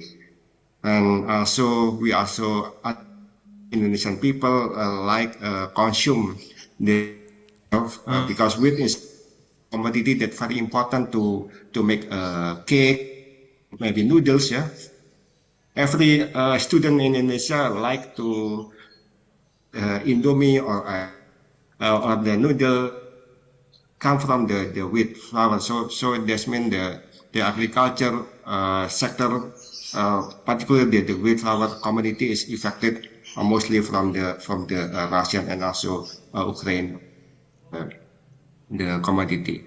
And the other issue is about the logistic, because of the logistic and the transportation also by the conflict. So that means the price of the agriculture sector from the import from the Ukraine will be increased. That's why now its government try to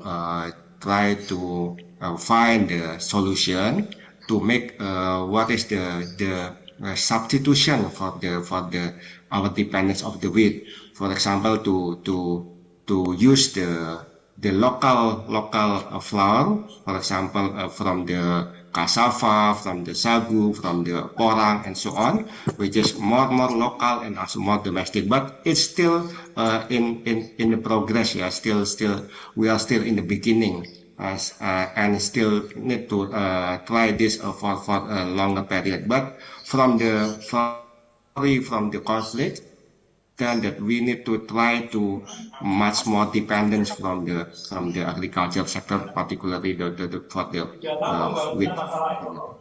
Okay, I think that's all my comment. Bu Soleh, I return to the moderator who answered the question from Pak Fidel. Thank you. Okay, here I think I will one question here for Professor Devanto. So I think I will give questions, because we are still discussing with Professor Devanto. Here is the questions from Camila Muna from Gajah Mada University, still related to Ukraine-Russian war, since this has become our main interest, the situations right now. She said that I heard there are a lot of oil or other things prices from Russia decrease. Does Indonesia take advantage of this war? Is there any positive side from this war? Because in the geopolitical situation in the middle, we are non-block situation. We are not support the Ukraine, also not support the Ukraine. We are in the middle. So but I think the government try to very careful to think about this situation and take the advantage of the situation. I also agree that because of the situation now, the Russian oil price is very interesting for Indonesia, for us, because the price from the Russian oil decrease will be more advantage if we import from Russia. But in the political point of view, it's very we need to very careful to take this advantage, because we are in the middle or in non-block for the situation. We don't want to support each other, but we are in the middle, and hopefully the situation is getting better, so the economic also affected going better than now. But at the moment, I think it's still our difficult situation, because the economic Indonesia is still not in in support of each of the country. Hopefully, the war or the conflict will end soon, and we can make the stable again, like before of the pandemic or before of the crisis. I think that's my response, Bu Yeah. Suli and Thank you Mbak very Muna. much. Yes. Thank you. Thank you very much, Professor Devanto, for the answer. Yeah, this is not about who's gaining the profit or benefits we have from war, but yeah, the government must really careful thinking about this. So we still have one questions here in the room. We have, yeah, please stand up. This is Fidel da Costa, yeah, right? And who are you going to address the question to? Okay, question for Mr. Jibril, yeah? Okay. Yes. Okay, thanks for the opportunity.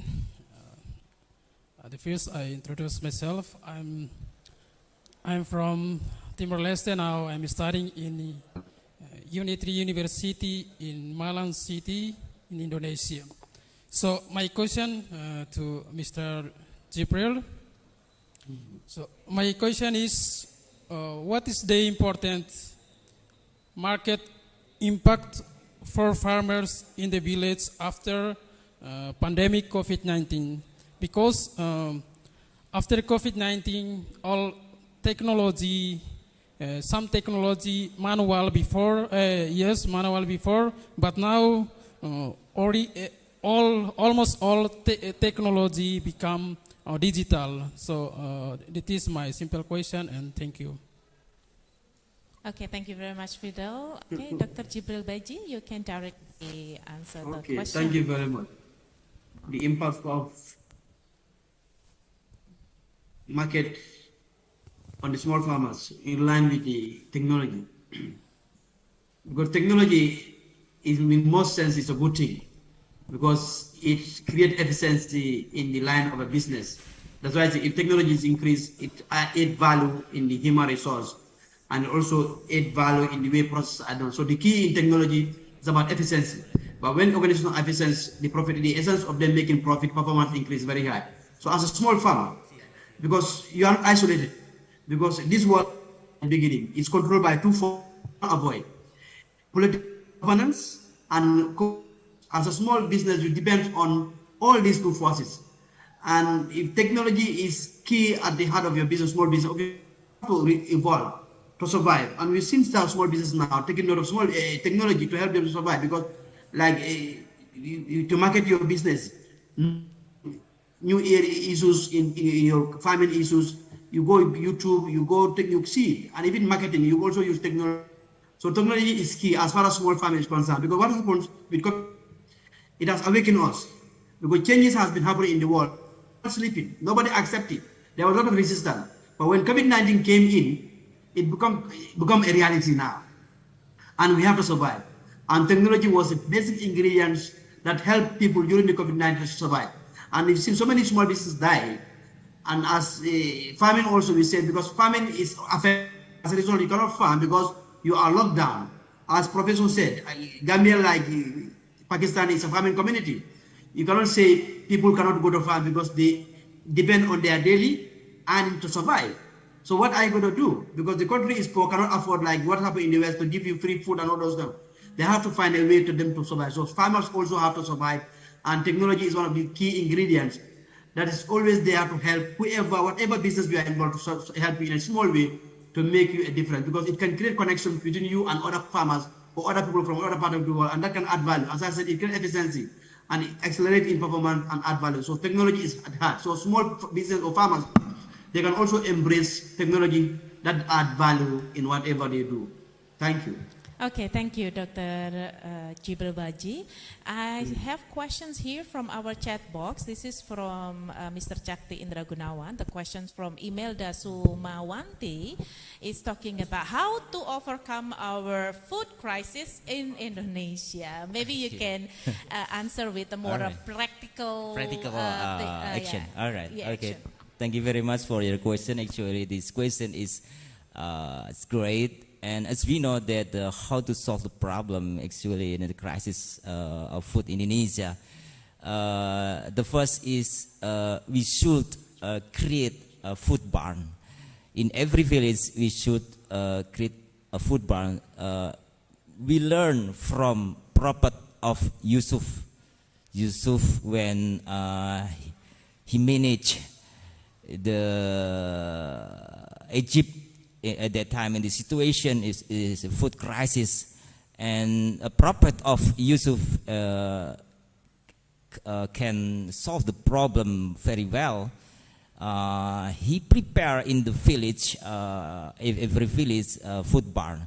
So as well as my model in the model of Chakti food barn, we should prepare in every village. So the government should give the what we call like helping for the supporting the infrastructure in every village, creating a food barn. So number two, from the university like us, so we should help of the farmers. We should give the information how to save or keep the food in the storage so it can be eat for more than 1 year. So we must save the food. We must keep the food in our home for 1 year. So when the crisis comes, when the food crisis comes, so we are ready. So nobody hunger, nobody angry, and etc. But the government, the civil society must work together. So it must be like, you know, something like we solve the problem together. We cannot solve this problem only from the eye of the farmers, but also from the government, civil society, even the what you call like the firm or the non-government official. Thank you very much, Mr. Thank you, Mr. Chakti. I know there are still some questions in the chat box, but we have limited time. But I think I will give one question. This is for all the presenters, for all the speakers, and you can see this from your point of view. This is questions from Daniel Simo. I want to ask all the presenters regarding the food crisis that was discussed at the G20 Bali. Will agricultural intensification be able to provide a solution to changes in food security and in the current era? Thank you. I give opportunity first to answer to Dr. Zahid Sahab Ahmed to give your point of view from public policy, public administration. Thank you. I will look at, I know other speakers will look at more maybe domestic solutions to this, to food security. What COVID-19 has shown is that we are all interdependent. All countries are interdependent. You cannot just close your borders and avoid a situation like this pandemic that leads to other bigger problems like food insecurity and so on. At the regional level, from South Asia, there is something like ASEAN, a regional organization, and they have created a food bank at the regional level. So if a country is in crisis, they can go to the food bank that has a certain level of storage of grains, and they can, request in a way humanitarian in that form to deal with humanitarian crisis. I think the solutions have to be more regional or international, because not all countries have the capacity. For example, in the case of Ukraine, the ongoing war, we have seen that how many countries were dependent on food coming from Ukraine, food grains. So again, there's an international situation that has an impact on food crisis, and therefore we need to maybe look for, so in addition, Professor Sakti said about local level, community level solutions, I also support, I think, the creation of these food banks at regional and maybe international level. Thank you very much. Thank you very much, Dr. Ahmed. And now we go to Professor Dewanto, the same questions. This is related to the agricultural intensification that has been discussed in G20 Bali. Yeah? Will be good solutions for the food security? Yeah, thank you for the question. Actually, I would like to invite to go to our spirit in the G20 together and also recover stronger. That means that in terms of the agriculture, we need to working together, increase about the protectionism and make supply and demand going smoothly in each country. That's I think all of the reason the agriculture sector will going back to the stable condition. So the demand and supply will fill the equilibrium and decline the possibility of the food crisis. And one of the solutions mentioned by Professor Zahid and also Professor Chakti that food banks in each local, in each country may be one of the potential solutions in terms of the global situation, which is not good enough at the moment. So basically, we need more collaboration, more cooperation in the next year, next agenda, in terms to make our agriculture into more return to the stable condition. I think that's my response, usually. Yeah, thank you very much, Prof. Dewanto. And now I will let Dr. Baji to give your point of view on this. Okay, because the previous speakers, they've said it all, because like Prof. Ahmed said, because it's the COVID-19 shows that no country is isolated, because we are dependent on it. When you come to food crisis, there are two possibilities, especially when you come to Africa, because most African countries, some of the African that have this food crisis because of drought. The effect of climate change has caused drought. As a result, they have failures in their agriculture. And most of them depend on this outside, as supply chain is concerned, depend on outside, and rocky agriculture is one of these areas that most countries depend, because I think most of the important thing about this world, the two most consumed food is rice and this is a big problem. When you go to other parts of Africa, like most Nigerian countries or Ghana, they consume potato or yam.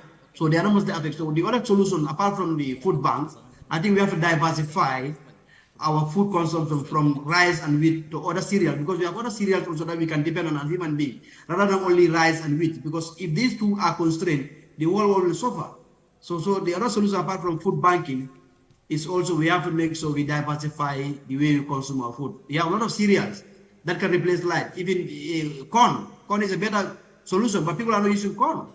So that's also another solution that we can also, apart from the food banking, diversification of the consumption is very important. Okay, thank you. Thank you very much, Dr. Baji. Now, Mr. Chakti, you can give your point of view. That's a good question. Actually, back to our model that how to solve the problems is we need the collaboration, all of the governments, not only in Indonesia, also around the world. So the model of Chakti Barn in my book already explained that farmers, government and other civil society should work together, and we should create a new program how to handle the crisis of food like this one. So gerakan menabung pangan that already declared in the University of Tribhuwana, this is one of our solution, one of our view how to overcome the problem of food crisis. Thank you. Okay, thank you very much. And that concludes the discussions for today. And what I can highlight that it's the matter of food crisis. It takes all parties, all sectors cooperate and working together. If I can note, we cannot solve this problem by ourselves, but we have to work together. Thank you very much for all the speakers, Dr. Zahid Ahmed, and also, give applause to all the speakers, Dr. Jibril Baji, Professor Dewanto, and also Mr. Chakti for insightful presentation today. And also, thanks to all the audience who actively participate, really much appreciate. And I'm sorry that maybe one or two questions cannot be delivered, I'm so sorry because our time is limited. And thank you also for all of you who have joining in the Zoom meeting and also in this room. And after this, we will go to the second sessions, it's the parallel sessions. All the speakers, you are allowed to leave the Zoom meeting because we'll continue the parallel sessions. Thank you very much. Have a good day, sirs. Hope to meet you again in the future event. Okay. Thank you very much. Thank you. Give applause, everybody. Assalamualaikum. See you in Australia. Thank you. Thank you. And Thank you, Sakti. thank you, Mr. Ahmed. Thank you, Mr. Ahmed. Prof. Finally, Dewanto. we get to the next sessions of this conference. This is the parallel sessions, and the parallel sessions will be guided by the committee. And for me, as the moderator of these plenary sessions, I would like to thank you for joining and also participating in this conference. It's been a great honor to be here today. Before I leave the meeting, I give the opportunity to the committee. Good morning, everybody. Thank you very much. Bye.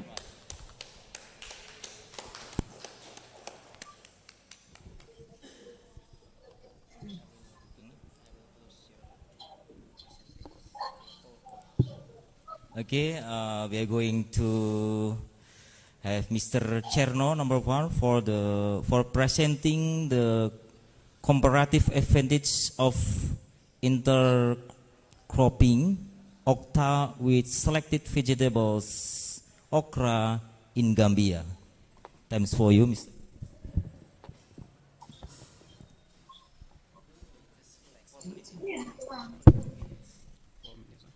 All right, good morning everyone. My name is Chernoba from the Gambia, a postgraduate student of University of Tribhuwana.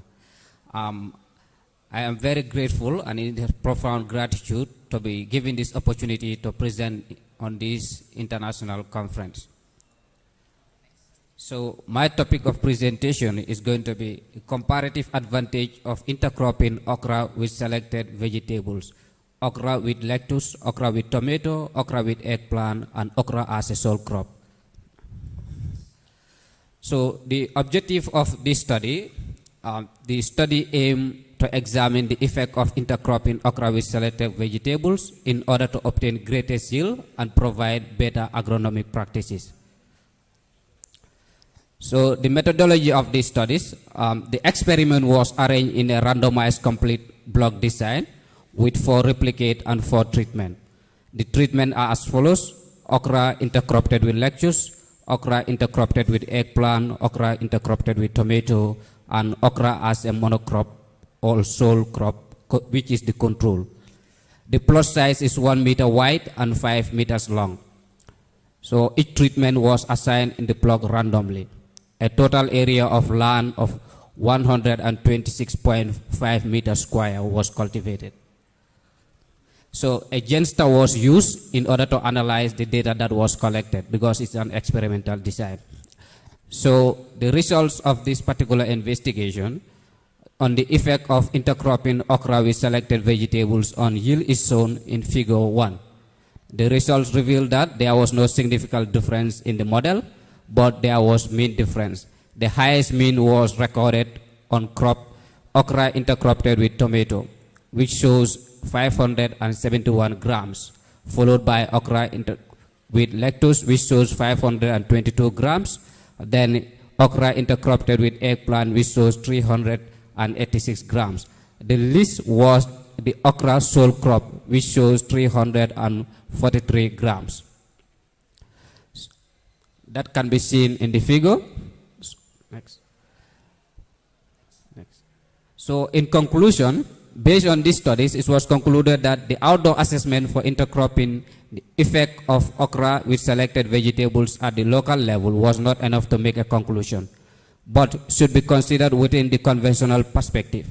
In general, intercropping okra, the effect of with selected vegetables indicate that there was no significant difference in the model, but there was a mean difference. Okay, that yielded through there was no significant difference. The variation in the growth and parameter over the studies period could be indicated by the findings was attributed to many factors. All right, thank you for the presentation.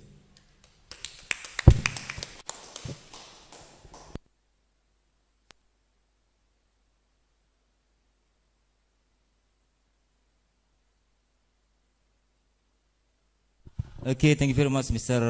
Cherno. Number 2, Mr. Dito and Carmila from Gajah Mada University, and Mr. Dito from Tribuna. The title is The Analysis of Mangrove Vegetation in Panugal Village, Pasuruan Regency, East Java. Times for you.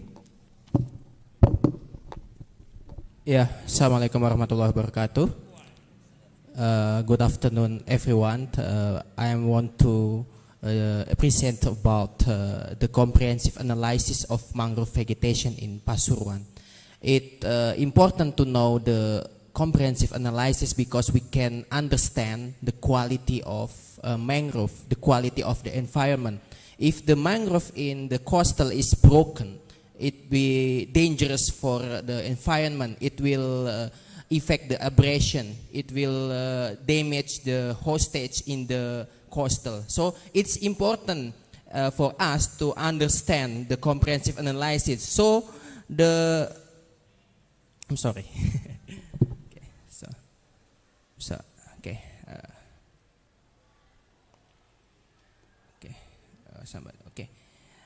So it's also be the aim of this research to understand about the quality environment with assessment of mangrove. And I'm using 3 methods, that the water quality parameter, soil quality parameter, mangrove vegetation parameter. This is to assessment, to understand the quality of environment with the mangrove in the coastal. And I'm using several analysis data you may see in the layer of PowerPoint. But the important things is we understand the important value index so we can understand the quality of the environment. And the result is I took 3 different locations of the sampling near the river and the old fish pond and also near the residential. And the water quality parameter is still support the environment of the mangrove, and also the soil quality parameter is still good for the living of mangrove. So there is no problem between the soil and also the water. And we conducted the 3 species of mangrove that we found in the coastal of Pasuruan consists of 3. There is Avicennia alba, Avicennia marina, and Rhizobora mucronata. And in Bahasa we can mention it with hutan bakau, yeah, bakau. Okay. This is the analysis of mangrove vegetation. You can see the I5, the value index is between 200%. It is a good category. So we can understand that the quality environment in the coastal is still good for mangrove, and I hope that it will not be damaged for human, because the activities of human can broke the environment sometimes. Okay, and the conclusion is we can save the environment and we can keep our environment good for the next generation. And one thing important is we understand about the quality of mangrove. Okay, thank you. I'm sorry for the weakness, and thanks. Wassalamualaikum warahmatullahi wabarakatuh. Okay, waalaikumsalam warahmatullahi wabarakatuh. Okay, that's great about mangrove. And number 3, we are going to Marcelo from Borneo. The title is Rural Agribusiness development program for farmers' income. Times for you, Mr. Marcelo.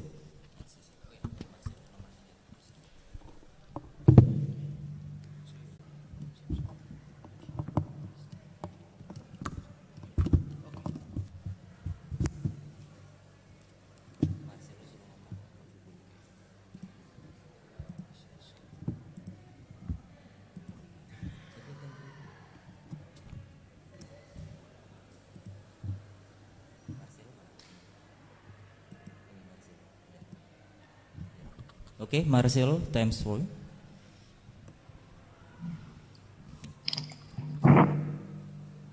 Thank you for the time and opportunity. Good morning, ladies and gentlemen, who I respect.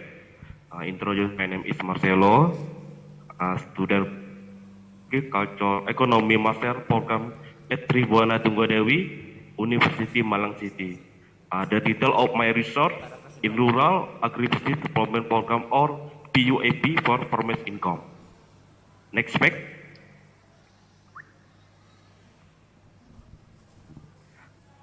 Introduction. The Rural Agribusiness Development Program PUAP is a program of the Ministry of Agriculture in the form of to capacital assistance of farmers to overcome poverty and create jobs in rural area Nasria 2019.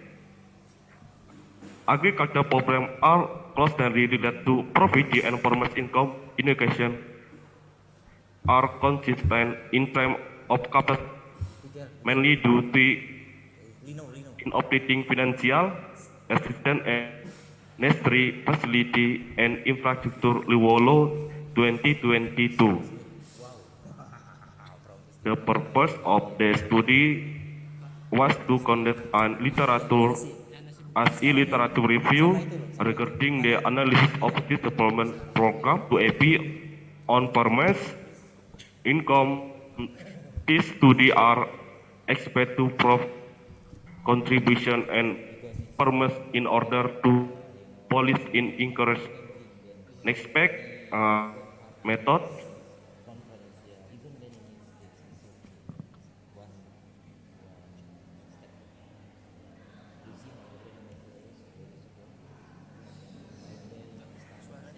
Result method.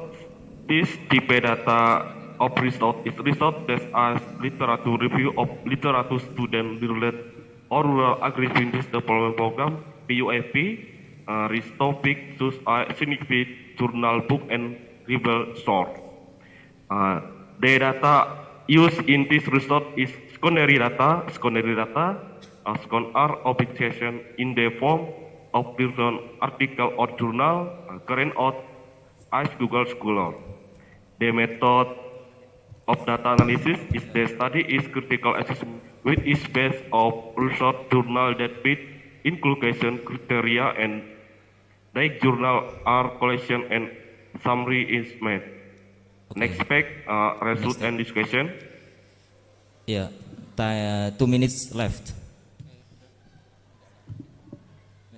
Result based of critical assessment out of 10 journal, there are 5 journal that choose rural agribusiness development program for income as follows. CD 2018 analysis of role of rural agribusiness development program PUAP interesting production and income of farming in Kediri region. Uni Asusti 2020 wording education of rural agribusiness PUAP in Benawa. So that the PUAP program has a great year influence and increasing farmers' income. Next fact. Okay. 1 minute more. Conclusion. Yeah. Conclusion.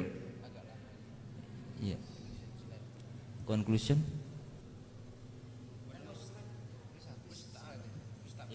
Okay, you can read your conclusion, Mister.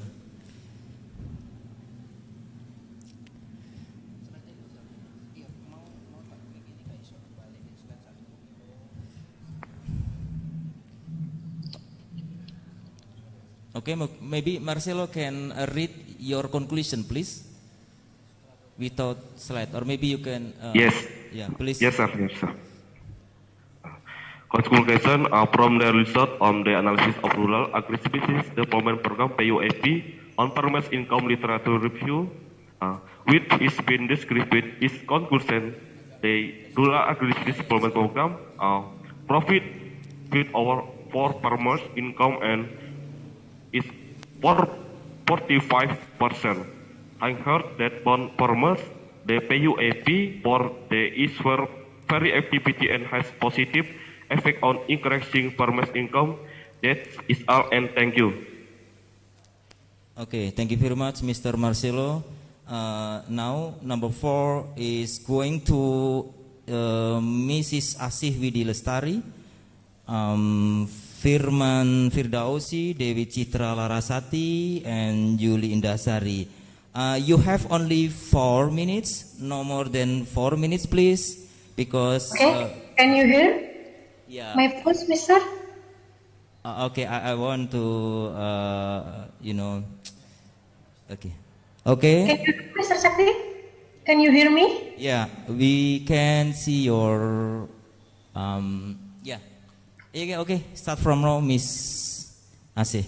Okay, I will do presentation about my paper. Before I will to present my paper, I want to introduce my team. The first is me. After that, Firman Firdausi, Dewi Citra Larasati, and Linda Sari. We come from Department of Public Administration, University of Tribhuvan. My paper title is about implementation of tourism development policy in Batu City during the COVID-19 pandemic based on the Tunang parameter and Karvan Horn analysis model.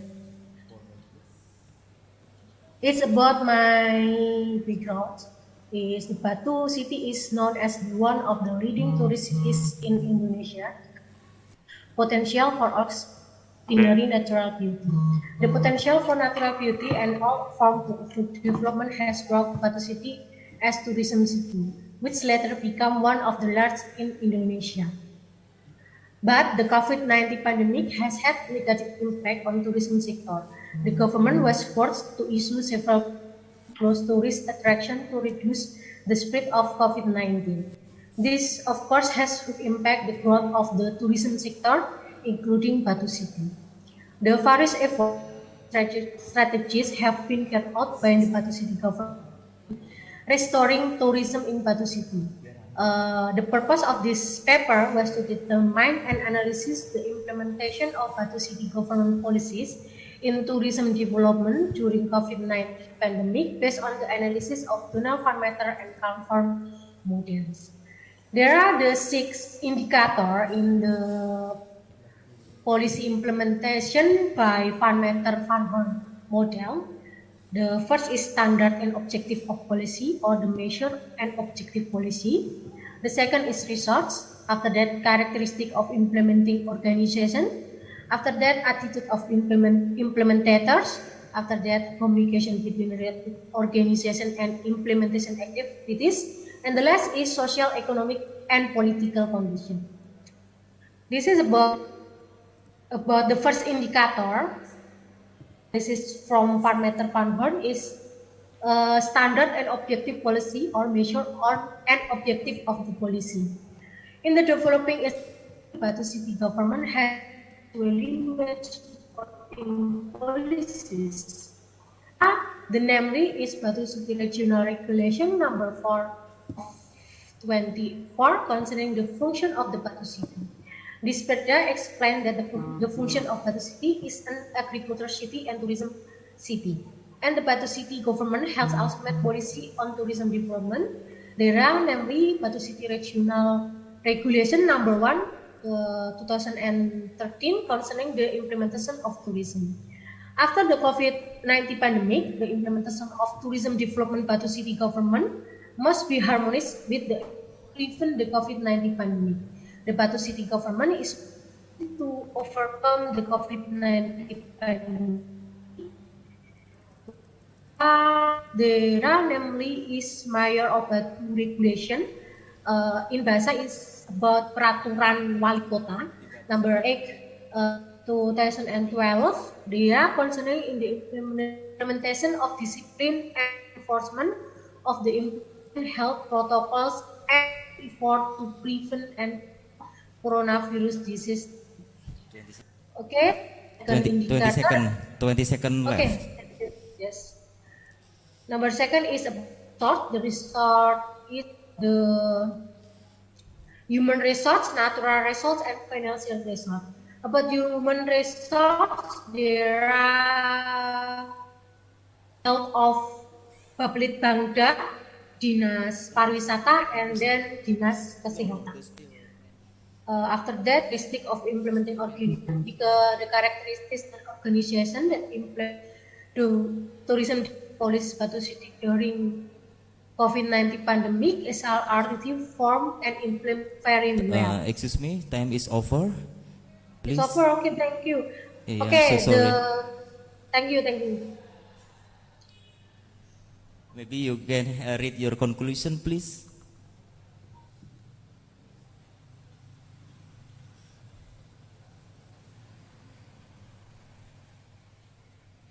The conclusion is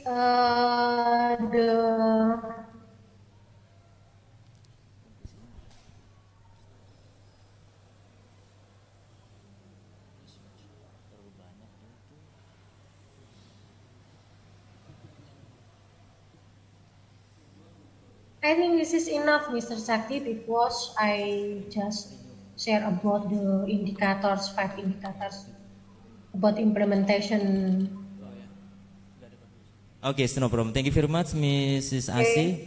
Okay, next we are going to Miss Agnes Rebecca Ogos, Pascalia Valentina Risa Kota ya, City, Kota, and Franciscus Samuel, Prophet of Samuel ya.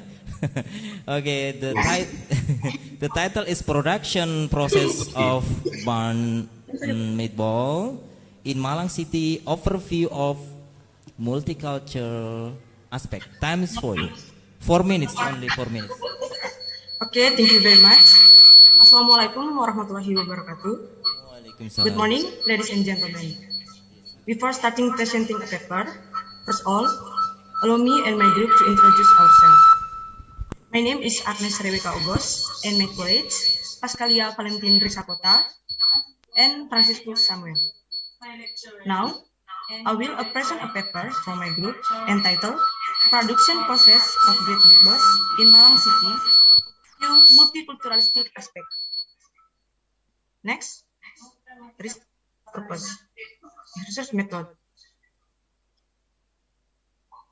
Research purpose.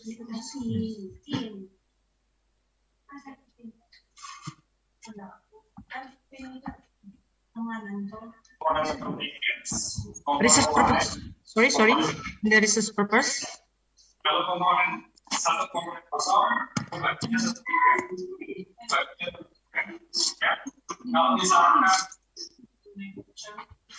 The purpose of this study is to find out what ingredients are used in the production process of grilled meatballs. B, to find out what tools and machine as for the production process of grilled meatballs.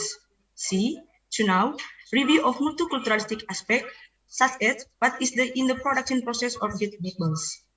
D, to know quality control issues and meatballs production process in the Malang. Next, research method. Research method.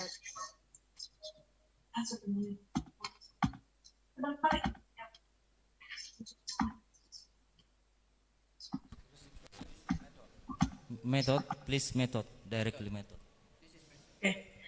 This study used qualitative methods with literature comparison analysis tools, or comparison of by taking as main to respondent. The location of this research was carried in Malang City grilled meatballs, namely bakso man and bakso bakar Trobulan. Okay, directly go to conclusion, please. Conclusion. Okay. From the result of research, production process of grilled meatballs, review of multiculturalistic aspect, it can be concluded that the production process of grilled meatballs in Malang City still use manual and simple tools without the help of modern tools and machines,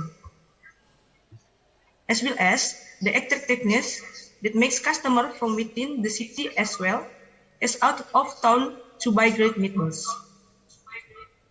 Because of the unique way of roasting and the delicious and tasty at a fairly cheap price, good quality, and strategic location for customers to visit.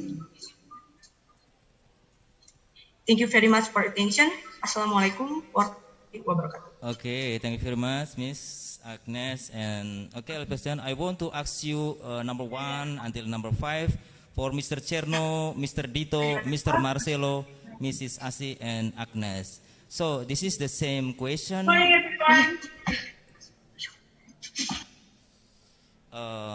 Why do you choose this title? Maybe you have a reason, Mr. Cherno, number 1, please. Okay, thank you very much for the question. In the Gambia, the potential yield of okra compared to the actual yield of okra is very low, as the demand is higher than the supply. This could be attributed as depletion in soil fertility. In most of the cases, the macronutrient element like nitrogen, phosphorus, and potassium.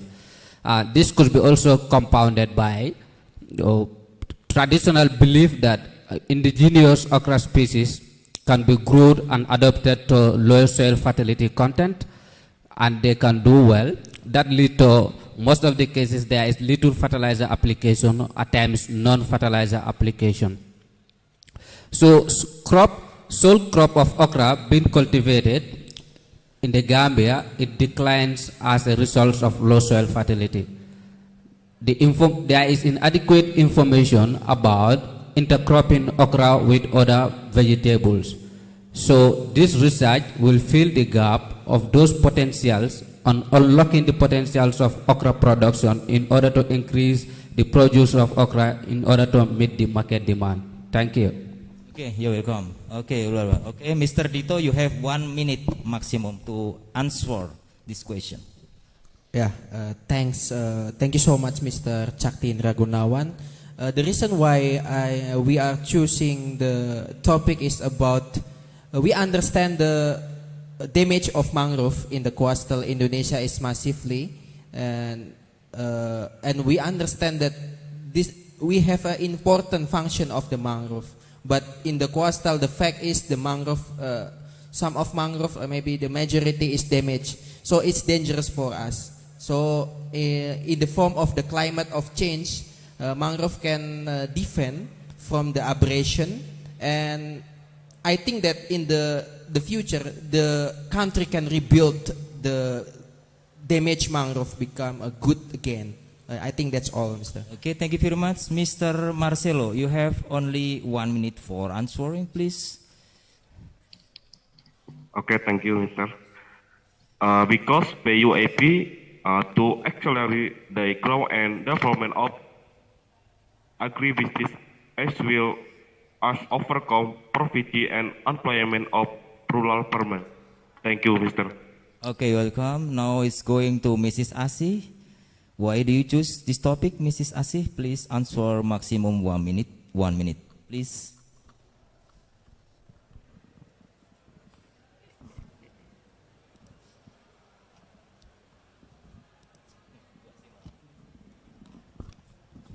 Mrs. Asi, are you still there?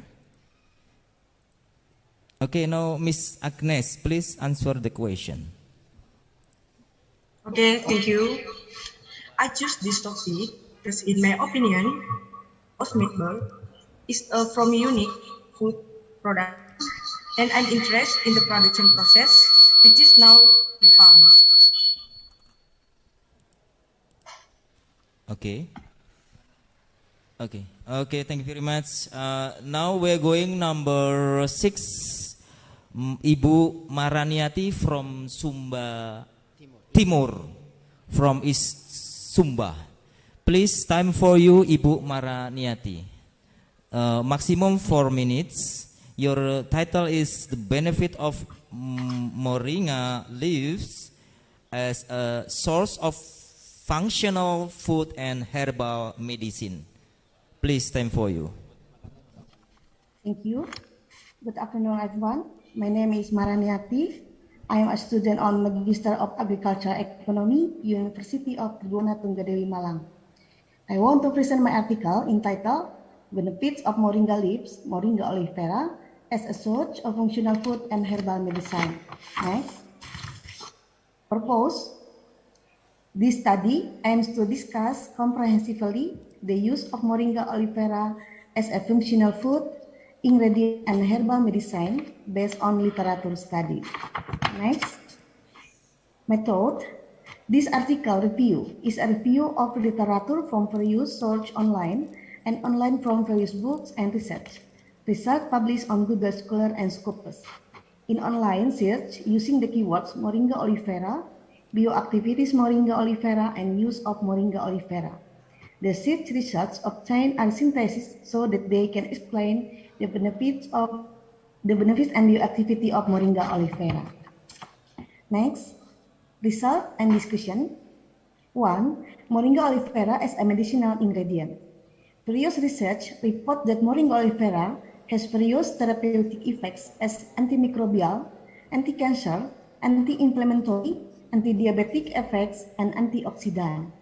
The activity of Moringa oleifera is seen in the following table. Next. After 2, Moringa oleifera as food. Moringa oleifera is a type of nutraceutic plant because in addition to having nutritional value, it also has a healthy effect. Moringa oleifera leaves can be consumed either fresh, dried, or processed into powder. Moringa oleifera is rich in nutrients containing various important compounds that accumulate in its leaves, pods, and seeds. Therefore, it can be used as an effective remedy for malnutrition. State the content is as much as 7 more vitamin C than carrot, than orange, 10 times more vitamin A than carrots, 17 times more calcium than milk, 9 times more protein than yogurt, 15 times more potassium than banana, and 25 more iron than spinach. Next, conclusion. 1. Moringa oleifera has a wide range of therapeutic effects as an antimicrobial, hepatoprotective, anti-cancer, anti-diabetic mellitus, and antioxidant inhibiting menopause. 2. Moringa oleifera is rich in nutrients containing a variety of major important compounds that are 7 times more vitamin C than orange, 10 times more vitamin A than carrot, 17 times more calcium than milk, 9 times more protein than yogurt, 15 times more potassium than bananas, and 25 times more iron than spinach. This is my presentation. For your attention, thank you. Okay, it was wonderful, Miss Marinati. Even you are in Sumba Timur, yeah, now, yeah, you are Yes. in Waingapu. Yeah, in Yes. Waingapu. Even you are in Waingapu, you show us that you are very concerned with this conference. Thank you very much, Miss Marinati. Okay, number 7, we are going to Christian Yogi Flastik, Dodi Setiawan, and Asih Widi Lestari. The title is Actor Network in Pentahelix Perspective, Choban Rais, Tourism Development Policy. Times for you, please. Only 4 minutes. Okay, thanks for the opportunity given to me. Introduce myself my name is Christian Yogi Fastio from the Faculty of Social and Politics Science. On this occasion, next page.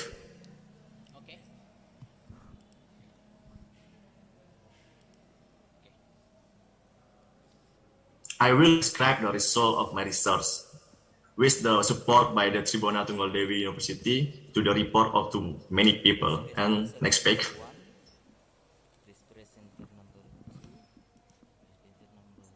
Why I choose that, and I will to give the Tribuna Tunggal-Dewi University to the new kind of paradigm for the pentahelic and tourism and the formulation of problem.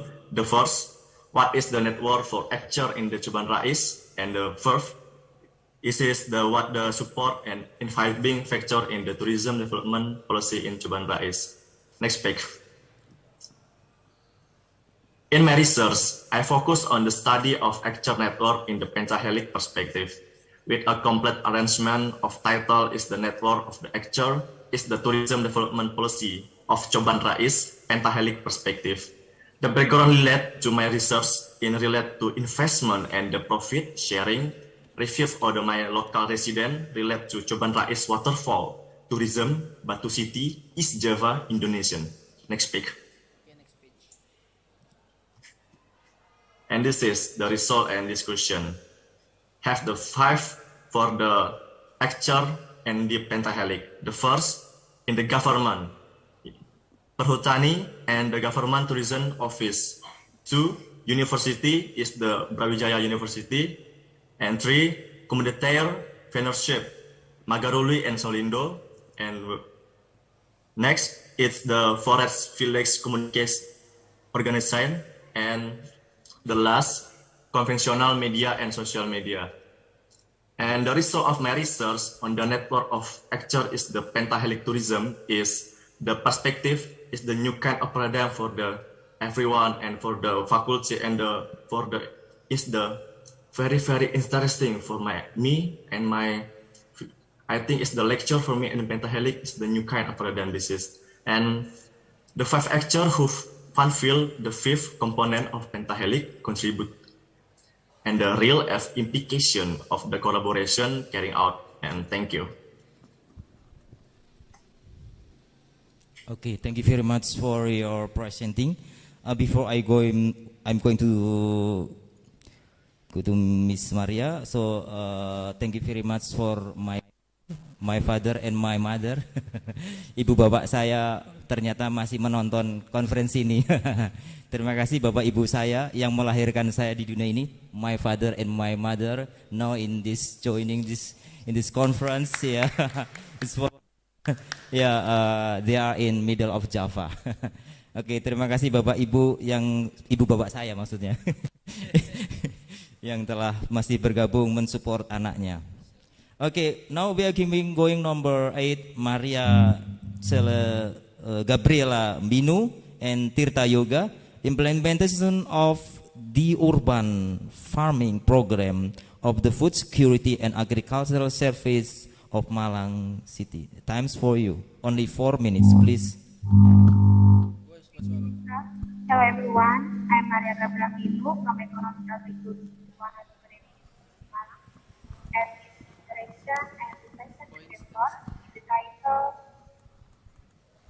Implementation of the urban farming program of the Food Security and Agricultural Service of Malang City in improving the quality of life of urban communities. Next slide. Next.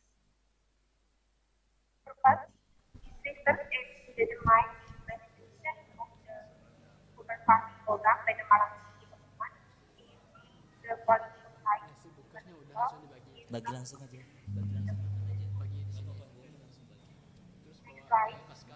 Bagu pasca ini bagi dulu semua.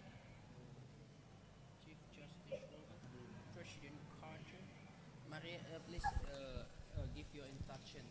I cannot understand about the. Okay, please. Next or please you give instruction for us. Okay. Your voice is not clear enough. No, you're going to method, please. Method.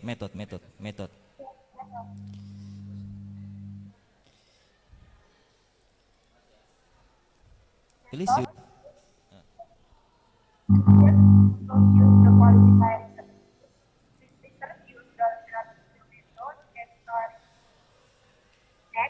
Next slide. Research and discussion. Okay. Now going to conclusion, please. Conclusion. Because time is not enough, I think. Yeah, but the voice is not clear. Most of these urban farms running well and have done back on in utilizing the land they have, improving the quality of life of farming food independently. The community has been able to market their products in the market and get financial benefits from the sale of products. That's all. Thank you. all my presentation. It's not clear enough for your voice. Nggak jelas suaranya. It's not clear enough.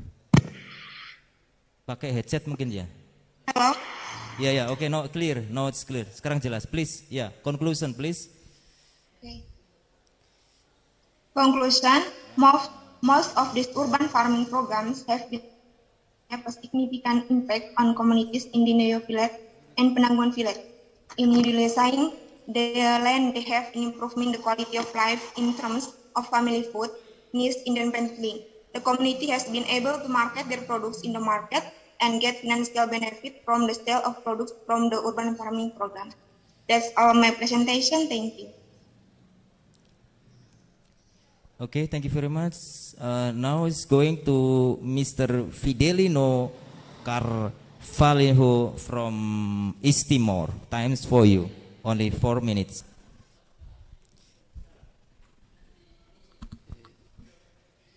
Excuse me. Okay, thanks for time and opportunity that's given to me. My name is Fidelino Carvalho. I'm from East Timor. I study in postgraduate University of Cibonatunga Dewi Malang. Okay. My title of presentation is anticipating the impact of conflict between Russia and Ukraine war on Indonesian agricultural commodities. Okay, next. Okay, the introduction.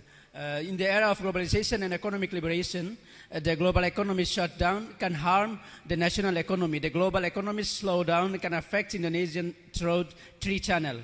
It's namely trade channel, investment channel, financial channel, and capital market. An investor from large country, from example, will find it difficult to invest or withdraw their investment during the global economic shutdown. While earlier in this year, the IMF cut its projection for Indonesian economics growth in 2022. Indonesian economic growth forecast this year in 5.6% or 0.3% lower than previous estimated of 5.9%. All right, purpose of the research is analyzing how to anticipate the impact of the conflict between Russia and Ukraine on Indonesian agricultural commodity. These studies aim to conduct literature study related to anticipating the impact of conflict between Russia and Ukraine in Indonesian agricultural commodities. Right, the next.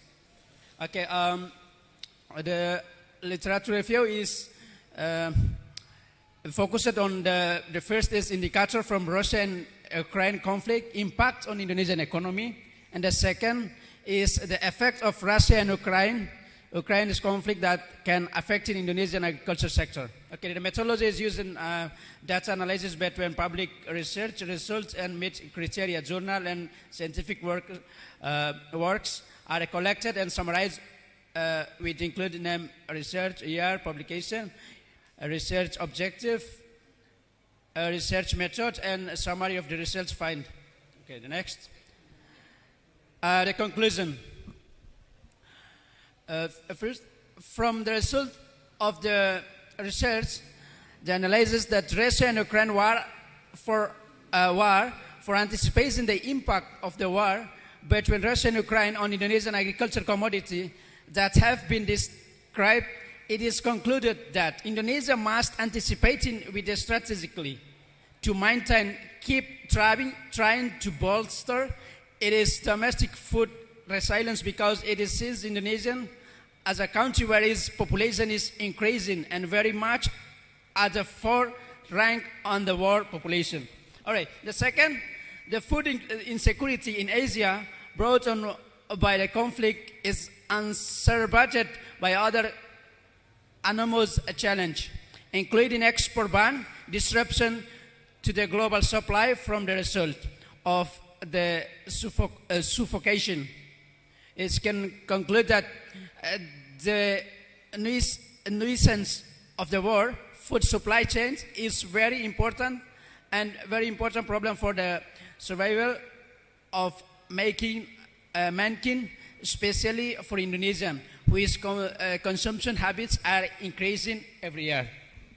Okay, and the third, maybe that's the last conclusion, that maybe I can read it. The third is fertilizer price. That we know the fertilizer price is going up, it will be affecting to the production of agriculture result. Okay. Okay, well, Thank wow. you very much for 4 your minutes attention. exactly. Wow, this wonderful. 4 minutes. Okay, good luck. Okay, now the last, number 10, Francisca Noviana from Borneo, West Borneo, Kalimantan Barat, Cahyo Sasmito, and Asih Widilestari. The title is Implementation of Village Distribution of Funds in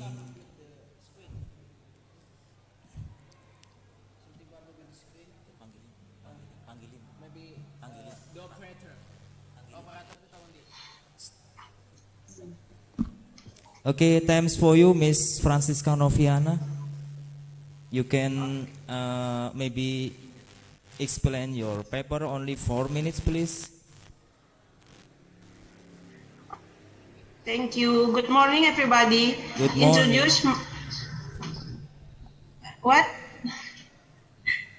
Good morning, everybody. My name is Francisca Noviana, and my lecturer, Cahyo Sasmito and Asih Widilestari. I will present my paper with the title Implementation Distribution of in Village Owned or BUMDes in Pandanlandung and Jedong Village, Wagir District, Courtessy. Next.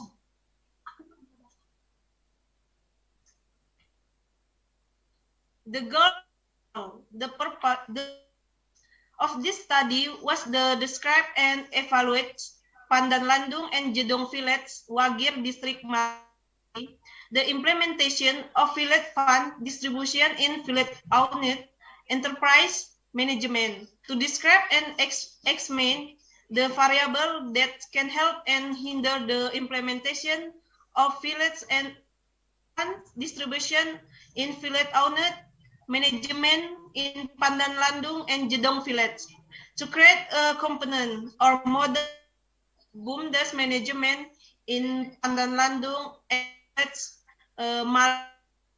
to implement village fund distribution. Next.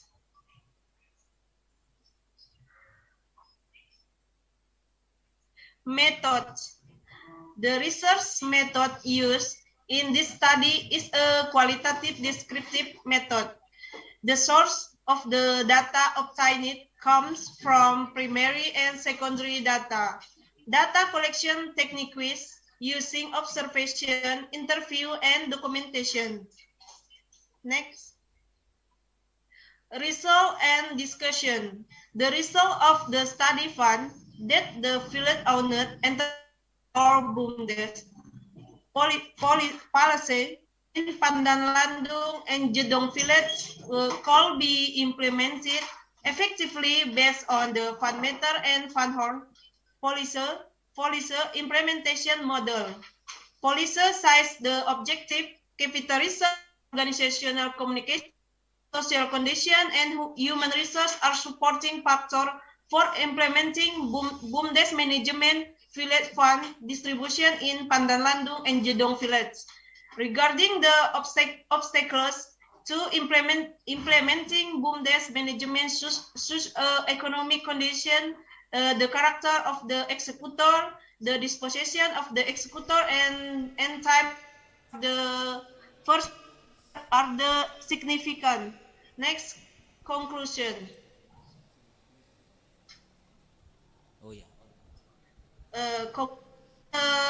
In the description of the result and discussion above, the research concludes based on aspect of the establishment process, management organization, capital article of association, and household budget.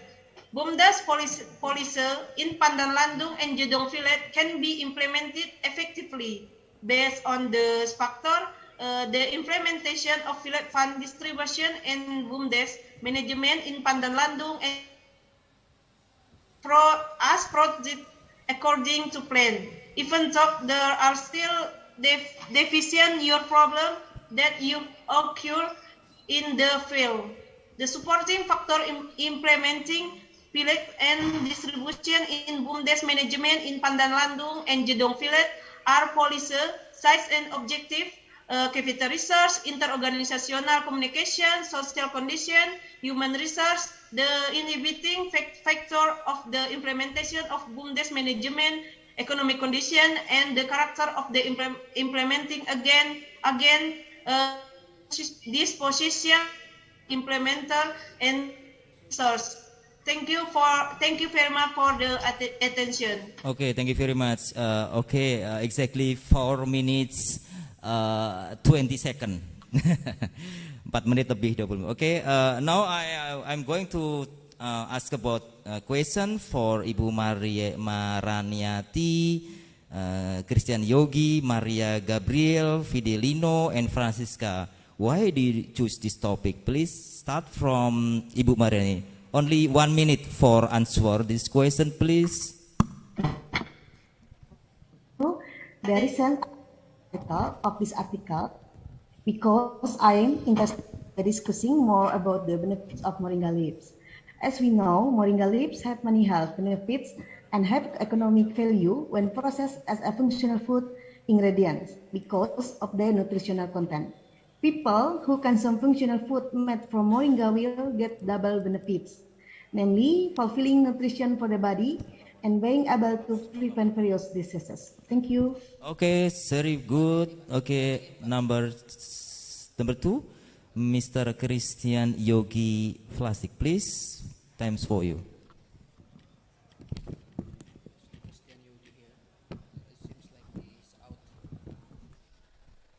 Christian, okay, Maria Gabriela Binu. Okay, thank you, Mr. The reason I took this title is because nowadays the increasingly limited land due to development makes garden activity really found in the city. The extent of urban farming can help this problem by utilizing narrow land and urban area. Thank you. Okay, now Mr. Lino.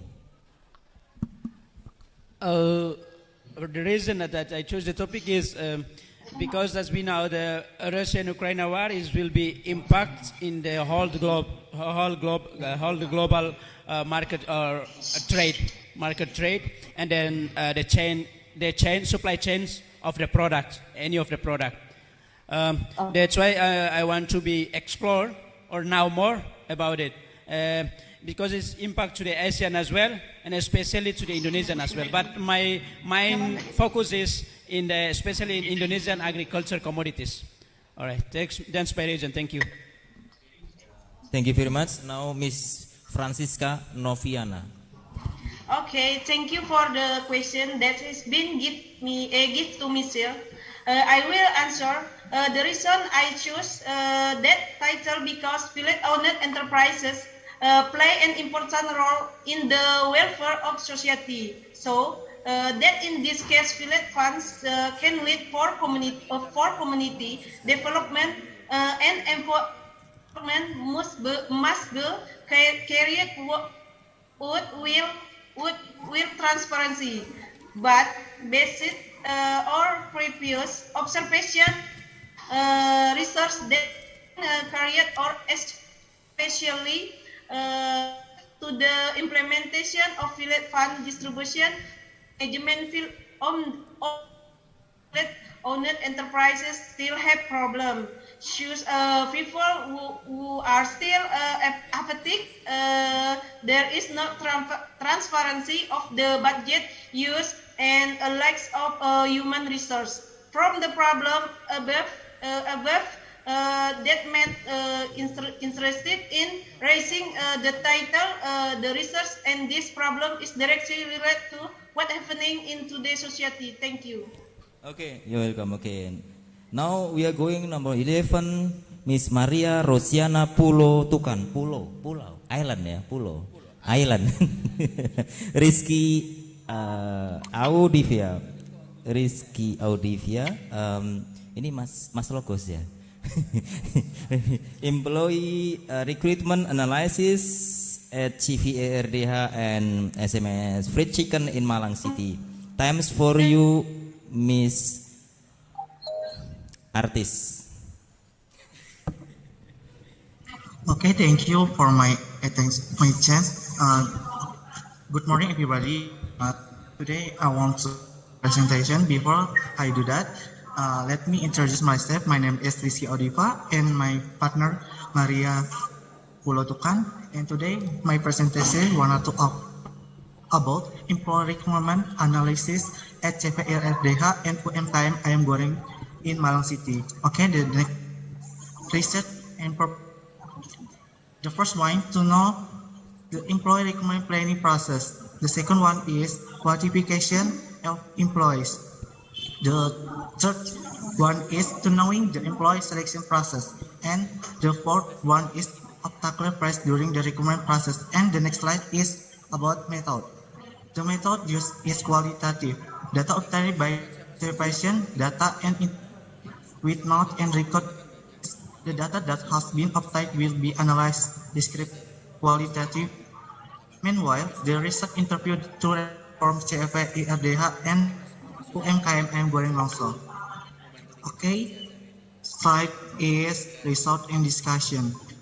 Excuse me, next slide, please. Result in discussion.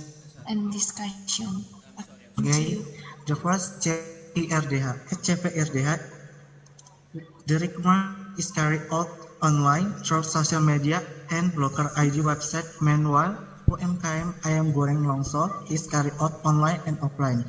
The second one at CPLDH requirement include having at least 1 year of work experience at least at baker degree. But UMKM I am going Longsor is just bring an identity card or a recent education certificate, at least junior high education. Okay, the next slide.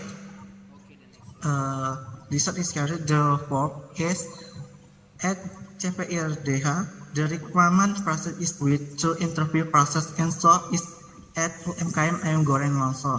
But if it is an urgent condition that the interview is not carried out and goes directly to training period. Okay, the last slide is about correction. So based on the interview we have with the two informant, CVRDH and I'm going Longsor, it can be that the recruitment process is important to note because the recruiters plays an important role in creating quality human resource, getting employees who fit the criteria required by so that my presentation for my group. Thank you. Good morning, Mr. Rizky. That's wonderful presentation. And now we are going to number 12, Sandra Ratu Kali. Queen kali ya, Ratu kali ya, oke. Kali jadi Ratu ya, Ratu kali. Mutiara Putri and Oli Gay. The title is Analysis of Student Financial Control System during the COVID-19 pandemic. 4 minutes, please, time for you. Okay, Assalamualaikum warahmatullahi wabarakatuh. Shalom. Thanks for the time given us. Introduce ourselves. I am Sam, and next to me is Putri. On this occasion, I would like to present about analysis of student financial control system during the COVID-19 pandemic. Next page. Okay, research purpose. Based on formulation of the problem above, the purpose of this research is to find out how the student financial control system works during the COVID-19 pandemic. Next page. Method. The method used is descriptive qualitative method with qualitative data analysis. Research obtained data in this by means of observation techniques, interview, and documentation. Next page. Okay, results and discussion. Cash disbursement are even related to the distribution of good or service to other entities and the collection of payments. Mujilan 2012, page 45. There are often forms of expenditure for consumption that must be planned and controlled. In fact, whether we realize it or not, managing expenditure for consumption is not easy. However, this must be done. Based on the research that has been done, students feel there is a difference because pandemic conditions like this make parents have financial difficulties. Okay, next. Conclusion.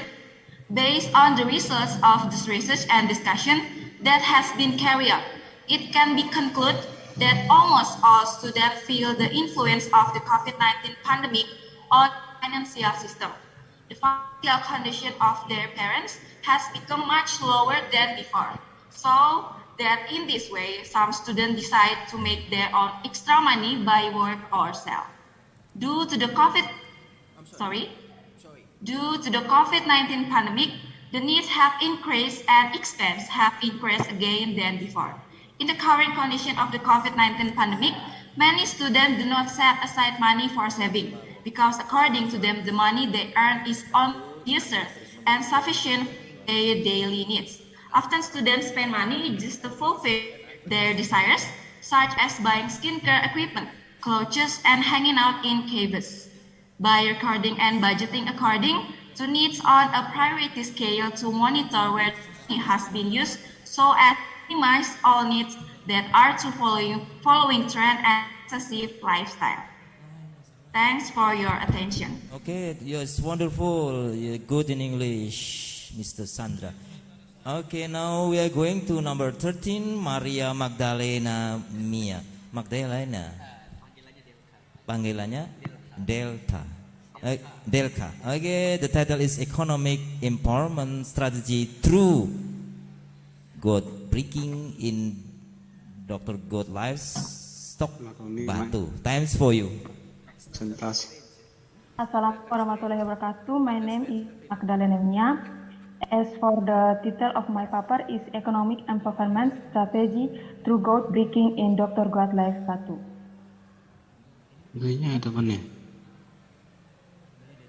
This study aims to identify internal and external factors in the depth of the Itawa farm goat farming business, formulate alternative development strategy and strategic priorities that can be applied in the development of the Itawa farm goat farming business.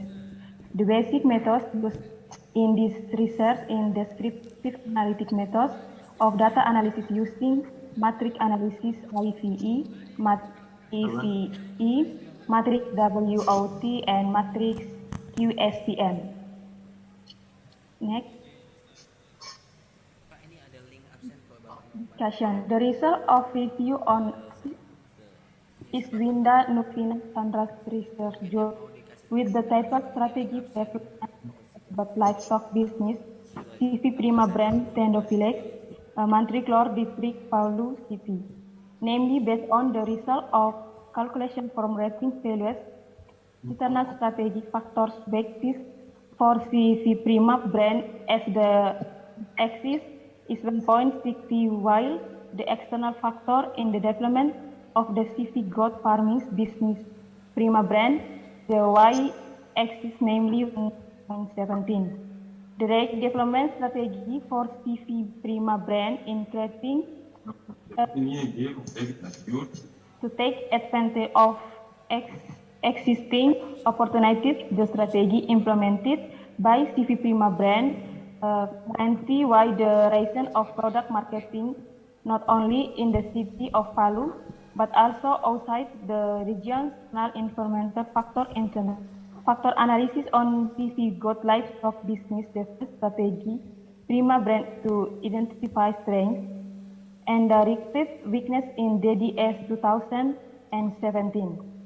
External environmental factors assist of external factors on CV goat livestock business development strategy. Prima brand is directed to identify opportunity factors and 3 factors in DDS 2017. Next to quantification set.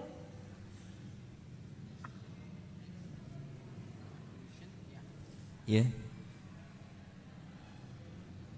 Conclusion, Based on the result of the analysis and discussion using SWOT analysis, it can be confirmed that 1. Beyond the result of observation on direct interviews with respondents, several factors can be identified which are strengths, weaknesses, opportunities, and shifts in the growth of business at CVP brand. 2. God livestock business development strategy at CV Prima brand by utilizing a strength to size and take advantage of opportunities as much as possible. 3. As our strategy quadrant position is quadrant 1 or in a position consisting of 3 strategies, namely taking advantage of opportunities and maintaining strategy. Thank you. Okay, thank you very much. Okay, now we are going number 14, Fitriana Anung from Manggarai, with Cakti. Oh, saya sendiri. And Mr. Hendrik Suhendri.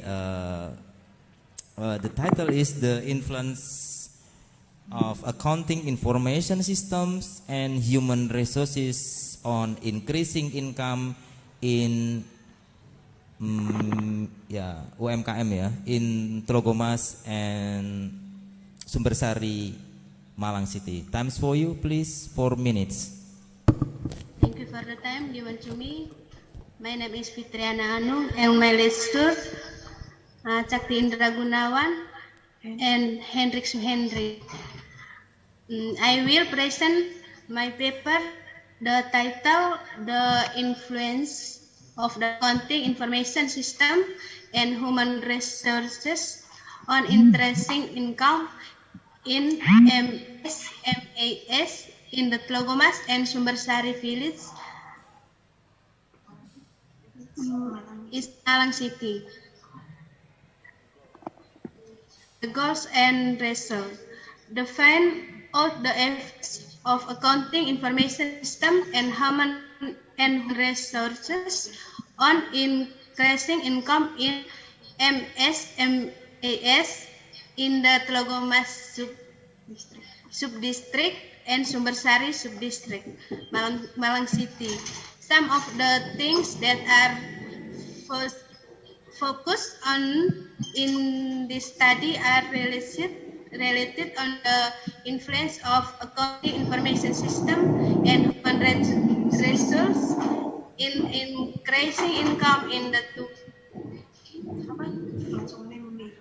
namely Tlogomas village and Sumbersari village, Malang City. Method. The method used in this study is a quantitative method which in database. In this study, there were 120 MSMA store consisting of 16 Tlogomas MSMA actors and 16 Sumbersari MSMA store and samples. Next. Result and discussion.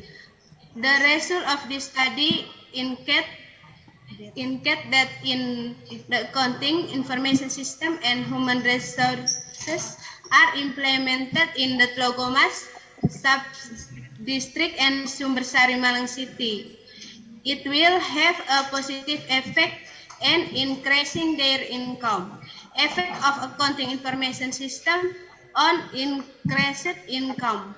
The result of the analysis of this study indicate that the accounting information system has a possible and significant effect on increasing the income of MSMAS in the Tlogomas sub-district and Sumbersari sub-district, Malang City.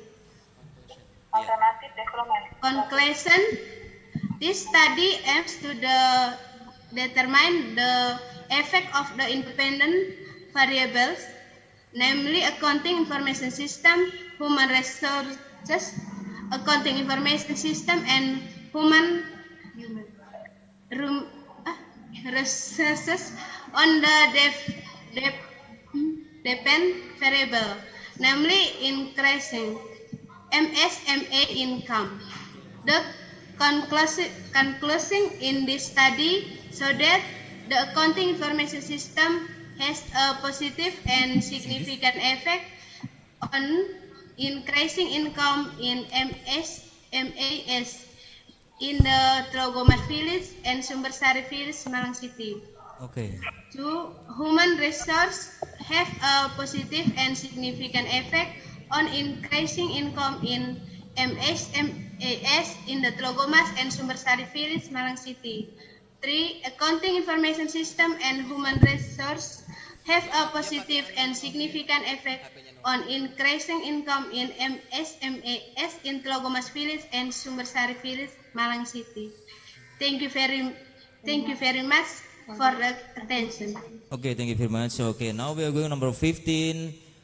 Mr. Fidel Da Costa from East Timor, Susanti and Eko Marhenianto. Times for you, Mr.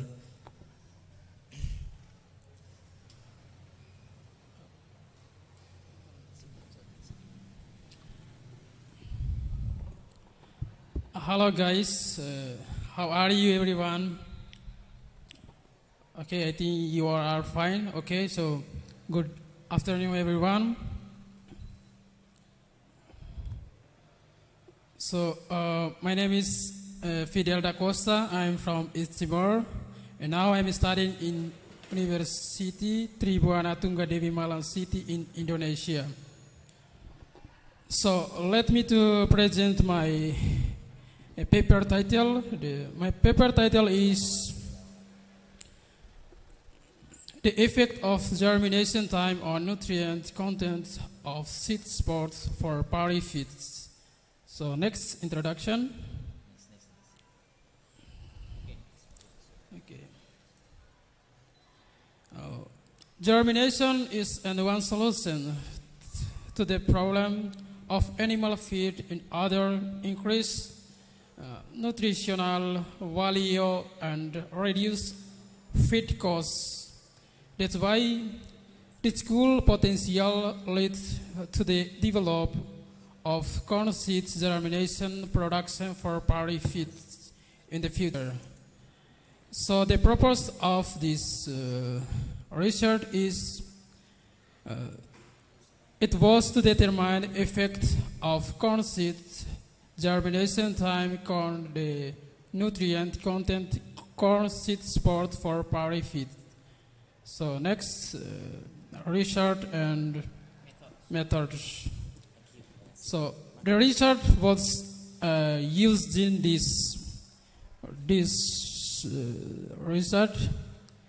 The germination method using completely randomized decision or CRD analysis with instead of 6 treatments and 4 replication to obtain 24 experimental units. So why I use this method to this research? Because this is a very relevant to analyze and to get the result. Okay, next.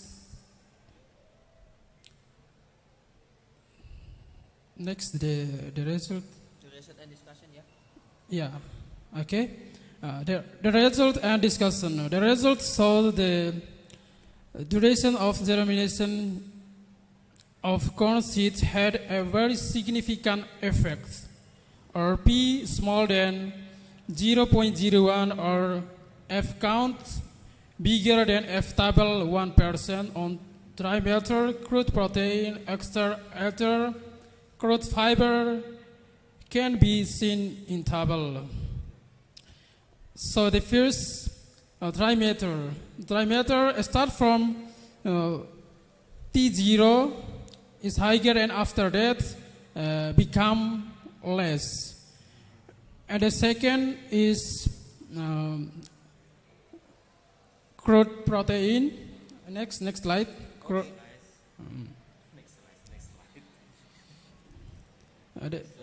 the second is crude protein. Crude protein will be higher or will be increased until T3 it was 10.23%. After that become low or become less. Okay, and 3 extra and ether become less. And next slide. Crude fiber become increase. And conclusion.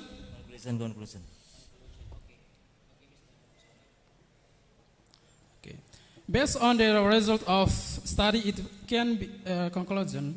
Okay, can be concluded that the different germination time result in a decrease in the content of dry matter and extra ether. Germination time of 36 hours result in crude fiber content 3.90%, which was still beneficial for party even though the crude protein content 9.63%. It was relatively low. So I think that's all, and thank you. Okay, thank you very much. Okay, now I'm going to ask you number 11 until number 15, Miss Maria, Miss Sandra, Maria Magdalena, Fitria Anung, and Mr. Fidel. Why do you choose this topic? Please start from Maria Rosiana Pulo. 1 minute, please. Okay, thank you. Now I want to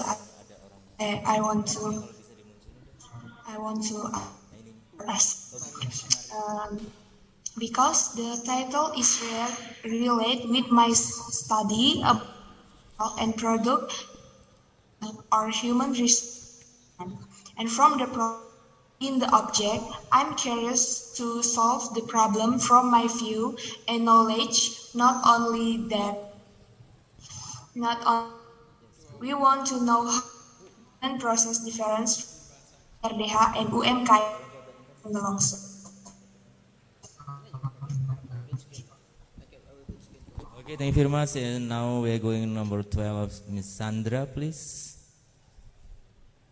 Okay, thanks for the good questions. My name is Mutiara Putri. I the question.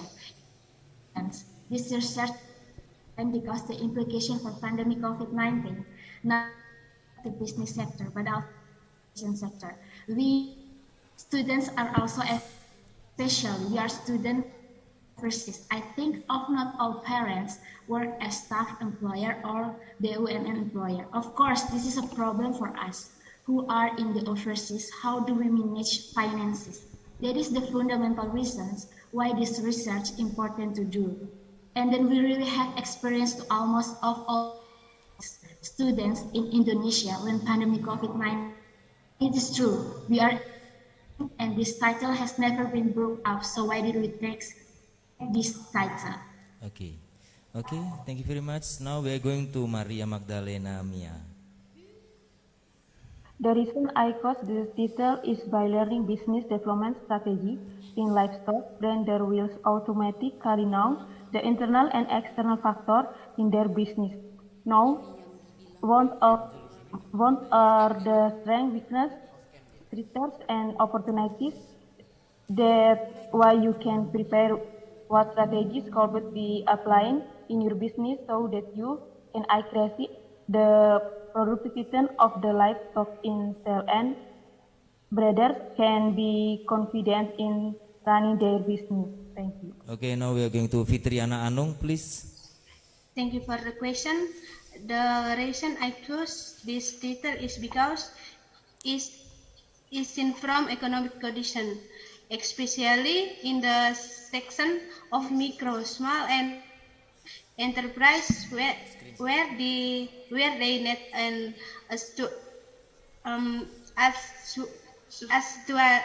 accurate accounting information system and significant human resources that help the development and progress of a business and can increase income. Thank you. Okay, now we are going Mr. Fidel da Costa. Okay, thanks for the question. So, because the corn seeds germination is an alternative innovation to solve the problem about feed costs and also to increase nutrient content of powdery feed, and also to give the information to especially for party farmers that this is a alternative to fix the nutrient of party feed, and also that's why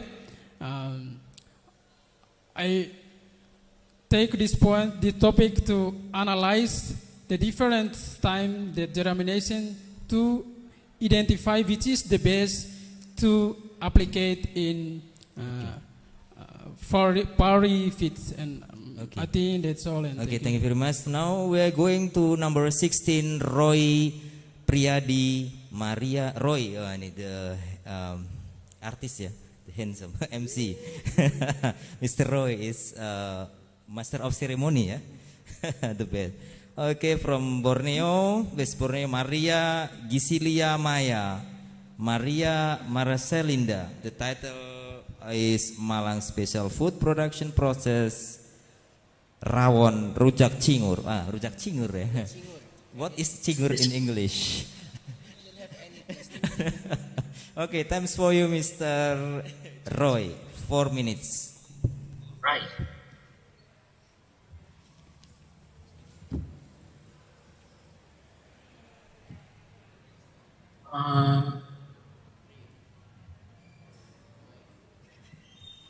Where the PowerPoint, sir? Okay, PowerPoint. Number 16. 16.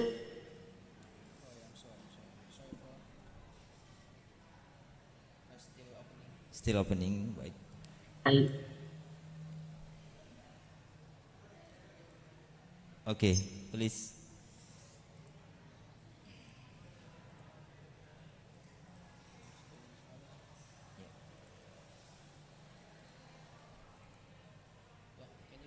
Can you see? Yeah, I can see.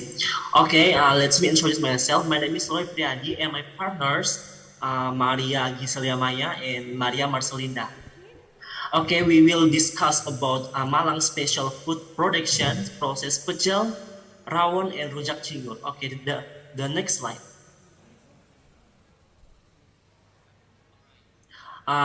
Research purpose. The purpose of this study was to determine consumer perceptions in the decision to buy pecel, rawon, and rujak cingur in Malang City. To know the special food in the city of Malang, such as pecel, rawon, and rujak cingur, beginning from the material of making this food, size, quality, and unique tasting of Malang food. Okay. Research methods. This study uses qualitative methods with literature comparisons, analysis tools, or comparative literature, where we collect information directly using interview, asking to the parties concerns about what we discussed in this session. The location of this research was conducted in Rawon, Mr. Agus Haryanto, which is on MT Haryono Street, Pecel Ibu Is, who is on Raya Telogoma Street, and Rujak Cingur, who is in Landung Sari Fauzi. Okay, next. Result and decision about Pecel. As explained about, Pecel Ibu Is, ordinary pecel in the city of Malang, which is at Telogomas, Telogoma Street. Warung Ibu is established or has been operating since 2000. Ibu is pecel stalls has employed as many as 2 employees.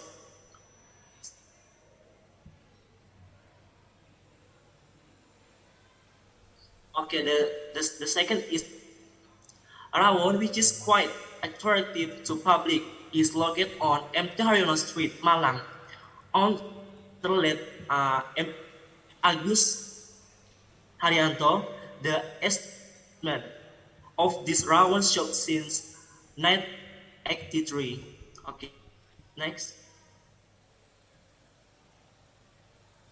Okay, the Rujak Cingur. Ibu Soil Rujak Cingur stall is located in Landung Sari village. Ibu Soil stall has operating since 2016. Okay, next. Consolations. Regional special food is food that is commonly consumed in area and sweet and tasty of the local community. The tasty that is on differ from one region to others. This food is one of the cultural treasure of each region.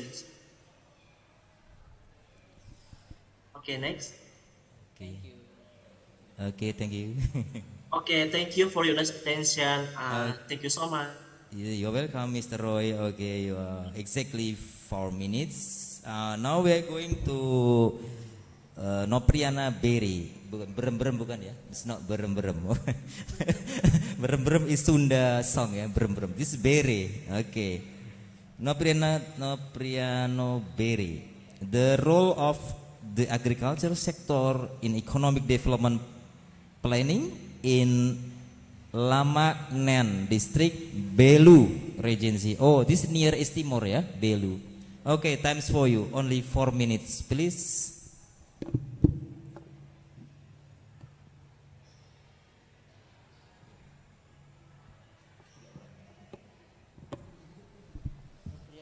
Mr. Nopriano Berry.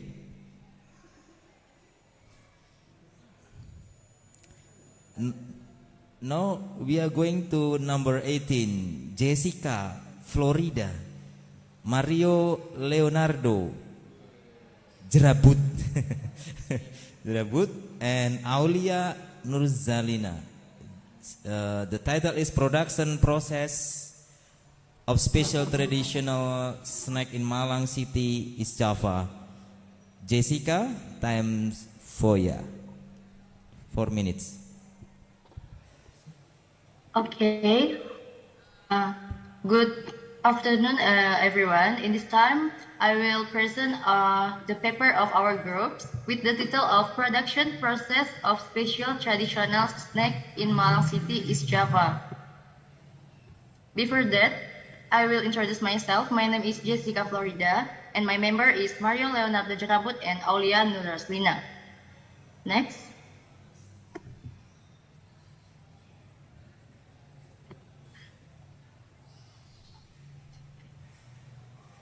Next, research purpose. 1. To find out the production process of traditional snack of Malang City. 2. To find out the raw materials used in the production process of traditional snack typical of Malang City. And 3. To find out the obstacles that occur during the production process of traditional snack typical of. Next.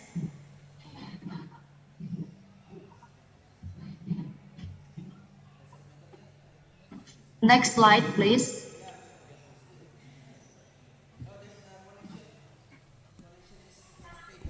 Connection. Maybe you can read only, please. You can read from your paper.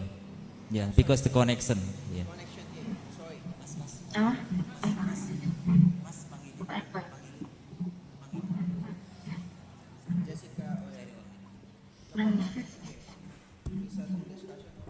Yeah, you can read your paper from your boarding house, please.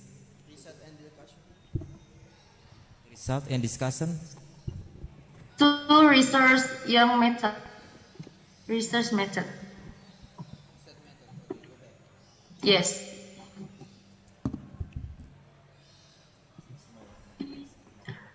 Research method. 1. The research method used is descriptive qualitative analysis. Data and techniques used in qualitative research are and interviews. Observation made in this study were to visit places that sell traditional snacks, Landung Sari Market, Malang City, Indonesia. The interview was conducted by asking the sellers of traditional snack typical of Malang City regarding the production process of this traditional snack. Next.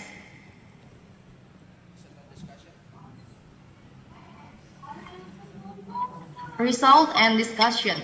Based on observation and interviews that have been conducted by the author of information about the process of traditional snack of the city of Malang, namely Getuk Dieng and the result we got interviewing sellers of traditional snack typical of the Malang city, namely about Getuk Dieng snack. Only is one of the Getuk Dieng sellers at the London Sari Market. He is one of Pak Nurdin's friends who makes this traditional snack.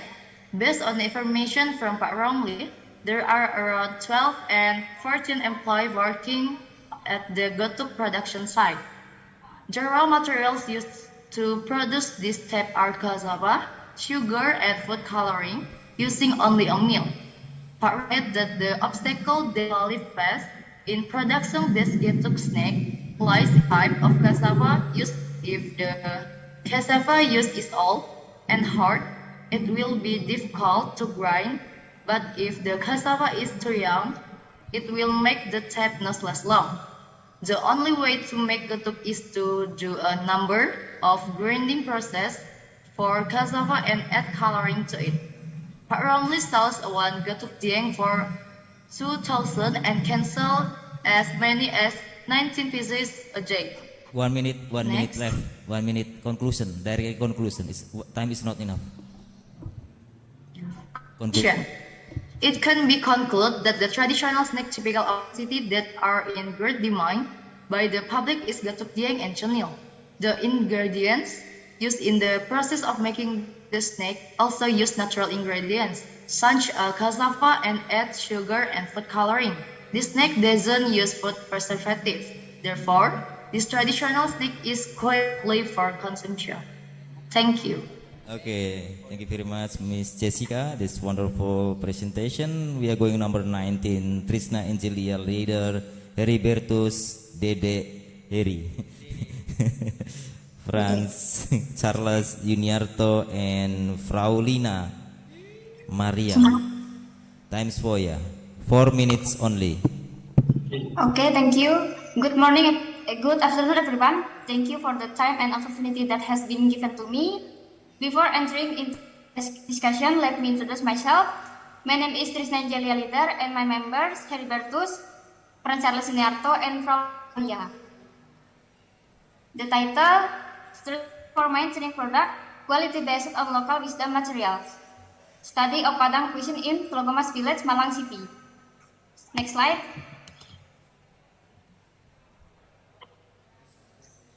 Research purpose. The purpose of this study was to determine consumer perception in the decision to buy nasi padang, as well as strategy maintaining product quality based on local wisdom materials. Of Padang Cuisine in Tlogomas Village, Malang City. Next, method. This research method used qualitative descriptive analysis by interviewing as many as informants. Next. Result and discussion. The result of the study showed that consumers really like nasi padang for several reasons, including taste, affordable price, and strategy location. Next slide. Conclusion. From the result of the study, it was concluded that the strategy for maintaining product quality based on local wisdom material, study of Padang Cuisine in Village, Malang City, as follows: that Padang Cuisine is in great demand by consumer, especially students and the surrounding community at affordable prices, and guaranteed quality and strategy location for customer to visit. That's all, and thank you very much. Okay, thank you very much. We are going number 20, Juliana Devilda Besi. Well, Besi. What is Besi? Besi. Uh, still. Okay, and Daniel Wona Baga. Okay, the title is Agricultural Sector Performance in East Nusa Tenggara NTT Belu District. Times for you. 4 minutes, please.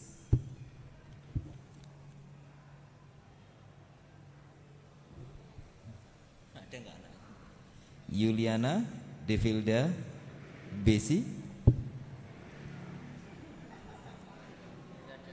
Okay, now we are going to ask Roy, Mr. Roy, Jessica, Trisna.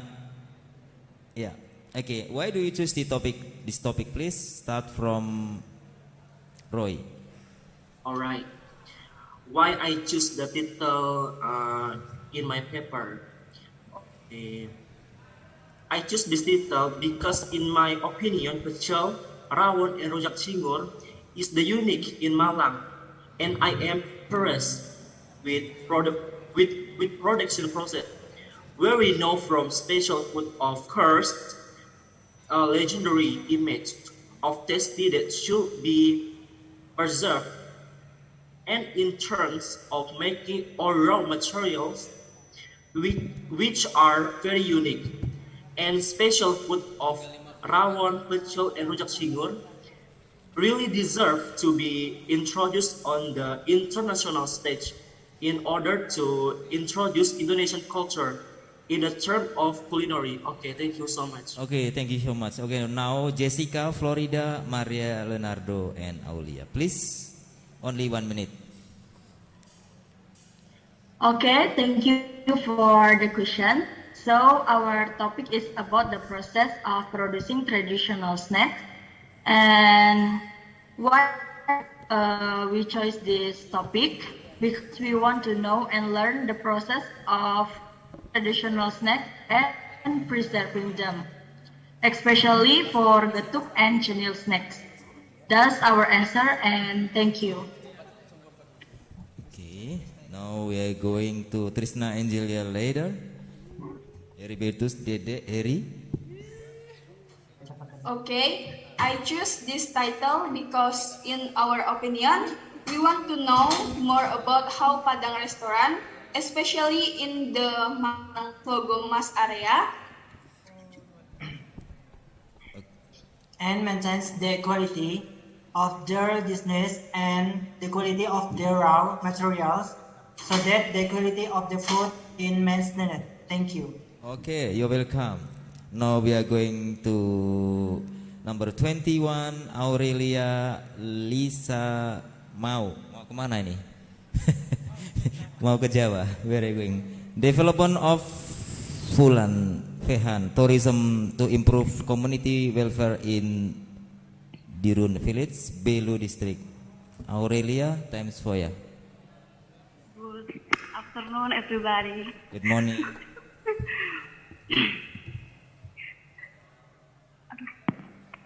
Let me introduce myself. My name is Aurelia. I am Master of Agricultural Economics student. Now, I will present my paper on my paper title is Development of Volunteer Tourism to Improve Community Welfare in Dirun Belu District. Next. Introduction. In today's world development, it's undeniable that tourism activities have become a secondary need for everyone. The denser the activities carried out by a person will have an impact on the magnitude of the need to get fun entertainment to unwind from the daily routine. This is an opportunity for people who live around tourist attraction, where the community can play a role as business actor to be able to provide tourists facilities and infrastructure that might be needed. Fulan Fehan Tourist is a valley at the foot of Mountain Lakaan, with a very wide savanna. Pulan is one of the business places in Dirun Village, Belu Regency. Next. Research method. The method used in this research is qualitative.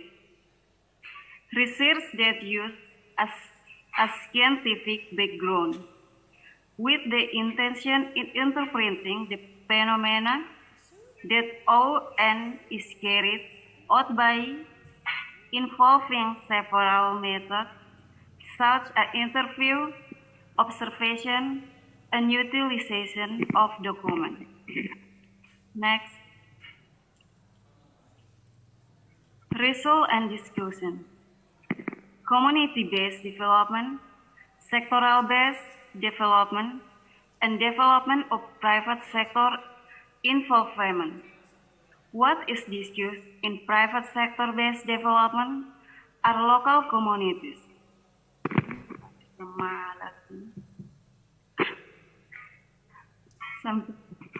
Conclusion.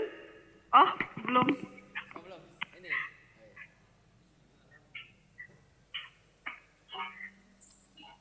From people that the people of Dirun Village did not yet have knowledge of good agricultural management. So Time almost finished.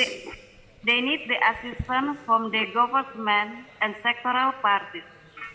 Meanwhile, local institutions group themselves and provide direction to people who have not been able to adapt to government regulations that have made their village one of the tourist villages that can improve the welfare of local communities. Okay. Time And is a non-government institutional 20 is seconds. Please conclusion. institutional Conclusion. Time is over. Conclusion, please. conclusion. The result of research on the Fulan Pehan tourist development strategy in improving community welfare in Dirun Village can be summarized.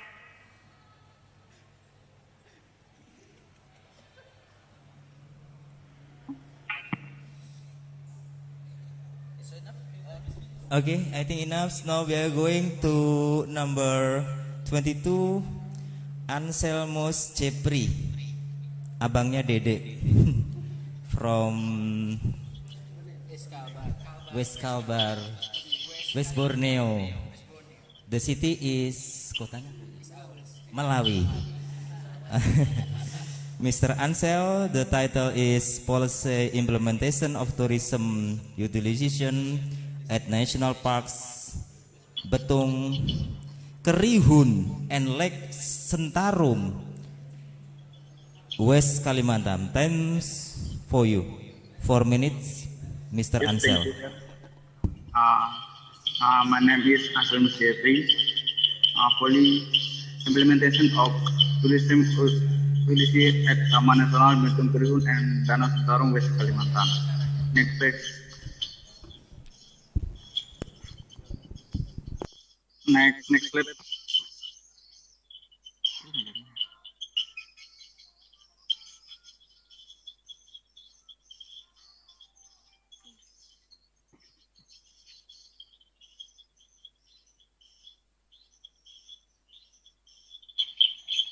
In introduction,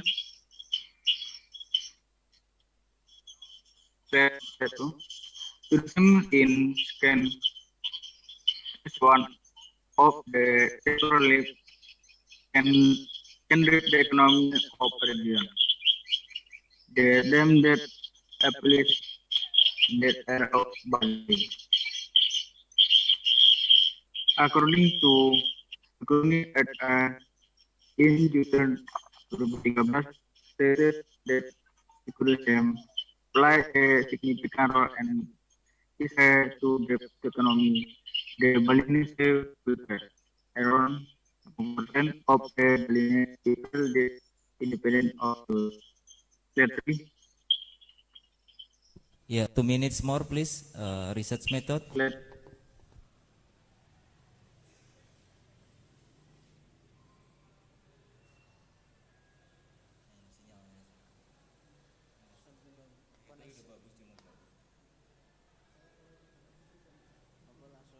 Okay, directly conclusion, Mister, because you are in the outside of Java.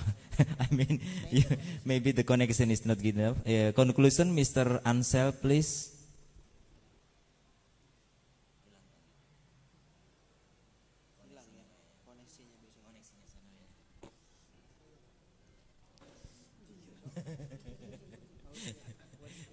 Okay, now we are going to Mr. Elvius L.W. Jackson. Oh, Michael Jackson? Are you sure? Mr. Michael Jackson will present the paper from Malawi? Oh, from Sanggau. Okay, the title is Prospect Analysis of Production Improvement Carry Chilies in Indonesia. Times 4 ya.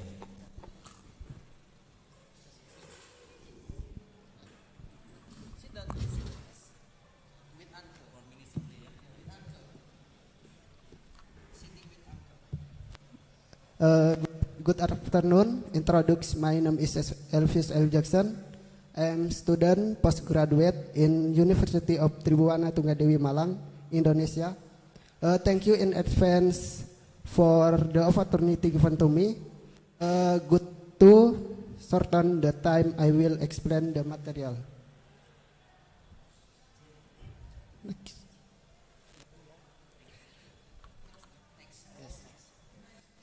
Introduction. Indonesia with her unit area in ranked second in the world, but its production it is in fourth place in the world with a contribution of 3.35% of the total world chili production. This indicated that Indonesia still needs various innovation in the field of agricultural technology to meet increase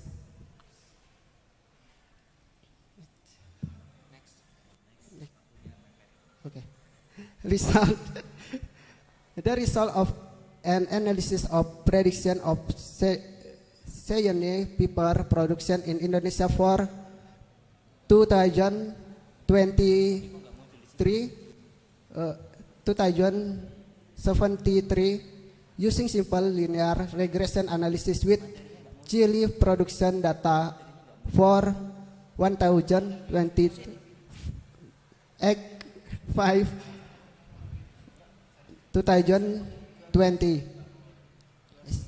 expired and significant increase from figure 1 in 2023.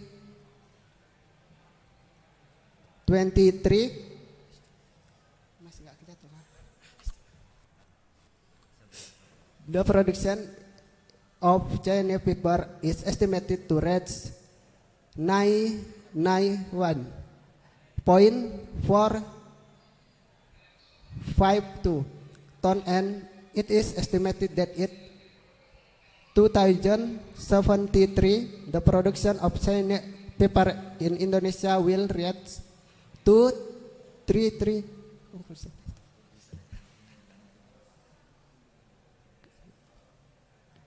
Conclusion 1. The result regarding the analysis of cayenne pepper production in Indonesia in 2023 using simple linear regression analysis with chili production data for 2020 experience and significant increase. 2. The result regarding the SWOT analysis show that the position of cayenne pepper development in Indonesia is in quadrant 3 with mean truth error. That's all from my presentation. Thank you. Okay, welcome. Now we are going to 24, number 24, Daniel Simo. When Miss Eri Yusnita Arfianti, the title is Factors Affecting Strategy Connect Counseling in the Pandemic Era of Young Farmers' Interest in Organic Broccoli Business in Batu City. Mr. Daniel Simo, please time for ya, only 4 minutes. Ya, no, you are not in the ship ya, nggak lagi di kapal kan, sudah di Malang. No, you are not in the ship again ya. Okay, no, you are in Malang. Mr. Daniel Simo, 4 minutes, times for ya. Thank you, sir. Shalom, assalamualaikum warahmatullahi. Thanks for the opportunity given to me. Introduce myself. My name is Daniel Simo from the study program Master in Economy Agriculture.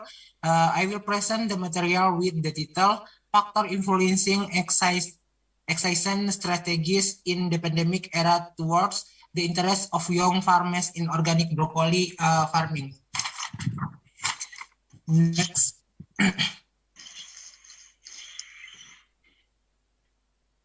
Chapter 1 is introduction. Indonesia is completely best has vast agricultural land and public farm in habitats Indonesia contributes proposition farming and for moment the preparation part area help and by preparation workers agriculture in every area responsibility. Next.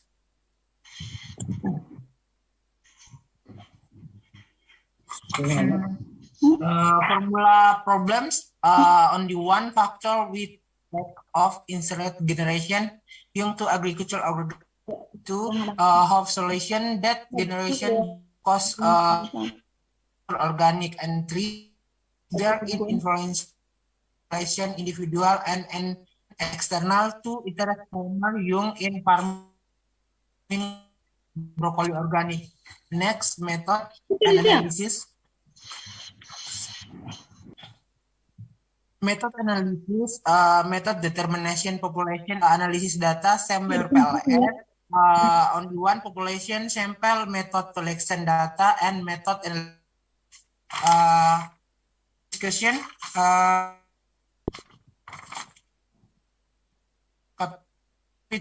Picture more you can see on your there is can be read and understanding by ads relate discussion of my material.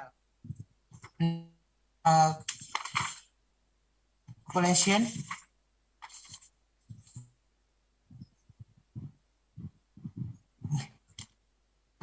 Collection description characteristics of farmer young characteristics farmer young be measured with their indicator that is market aggregation lower is material as substancy extension worker based on and 6 calls in that format young independent suggestion 1 conference access capital indicator with my urgent and improvement economy must check. Thank you. Less and more, I apologize profusely. Thank you and take care of your health. Okay, thank you very much, Mr. Daniel Simo. So we are going to Francisca Suryanti Lulut. Nah, Lulut is manut ya. Manut in Javanese is means obey. Lulut. Okay, times for you.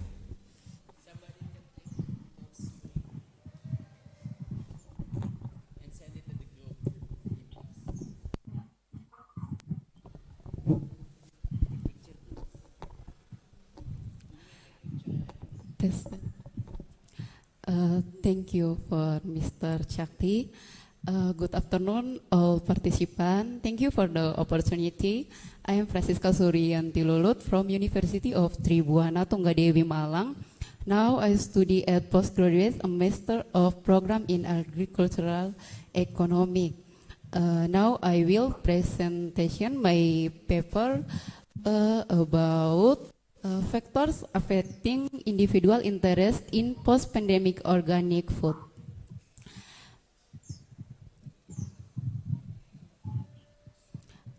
The first introduction. At the beginning of the 21st century, there is a new trend that is being discussed by the world community, namely the slogan "Back to Nature." This movement is based on the belief that everything that comes from nature is good and useful and ensures balance. Organic food is believed to have many advantages compared to conventional food product because it does not only have immediate benefits for now, but also long-term benefits for both the health of consumers and the environment in general. Next. The purpose of this study was to determine the factors that influence individual interest in organic food post-COVID-19. The method of this research is to conduct a literal study from 18 national and international journals that are relevant to the title. Various similar literatures are then compared and summarized to product conclusion. Next. Result and discussion. The basic concept of organic farming is a method of crop production by avoiding or as much as possible preventing the use of synthetic chemical compounds such as fertilizer, pesticide, and body regulators. Agricultural system based on high input energy such as chemical fertilizer and pesticide can damage the soil, which in turn can reduce soil productivity so that organic farming develops. S&I has been stipulated by regulation of the Minister of Agriculture number 64. Standards for organic farming systems include the of production, handling, storage, transportation, inspection and certification, labeling, marketing, production, facilities, edifices, and auxiliary materials. Indonesia has determined that all certified organic products circulating in Indonesia, both domestically products and imported, must bear the Indonesian organic logo. The next. Factors influencing individual interest in purchasing organic food products. Purchasing intention is influenced by many factors, both external and internal. Purchasing organic food product cannot be equated with purchasing food products in general. The first, price, health motivation, product, venue or distribution, motivation to care environmental, and the last, subjective norms. Next. Next, the conclusion. Factors that generally influence the purchase intention of organic food product consist of price, healthy motivation, product characteristic, attitude, distribution, concern for the environment, and subjective norms. Price can be adjusted according to the income or purchasing power of in a different selling price. Healthy motivation is usually owned by consumers who like to increase the desired products. Characteristic of organic products are of course labels, freshness, and attractiveness. That's all. Thank you. Okay, thank you very much. Now we are going to ask from Aurelia Lika mau kemana? Mau ke Jawa. Okay, and Ansel, Vius, Daniel Simo, and Francisca Suryanti. Why do you choose this topic or this title? Please start from Aurelia Mau. Lika Mau. 1 minute, please.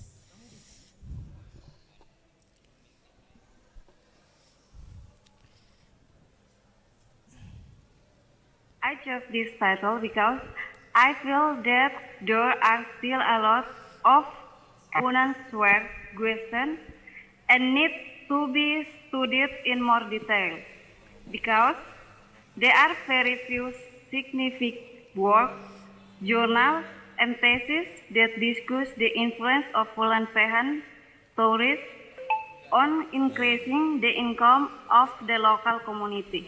Thank you. Okay, now we are going to Ansel. Ansel, the connection is still good or not? Please, why do you choose this topic? Kakaknya, Dede, abangnya. Okay, now we are going to Elvius LV Jackson, Michael Jackson. Why do you choose this topic? Why do you choose this topic? 1 minute.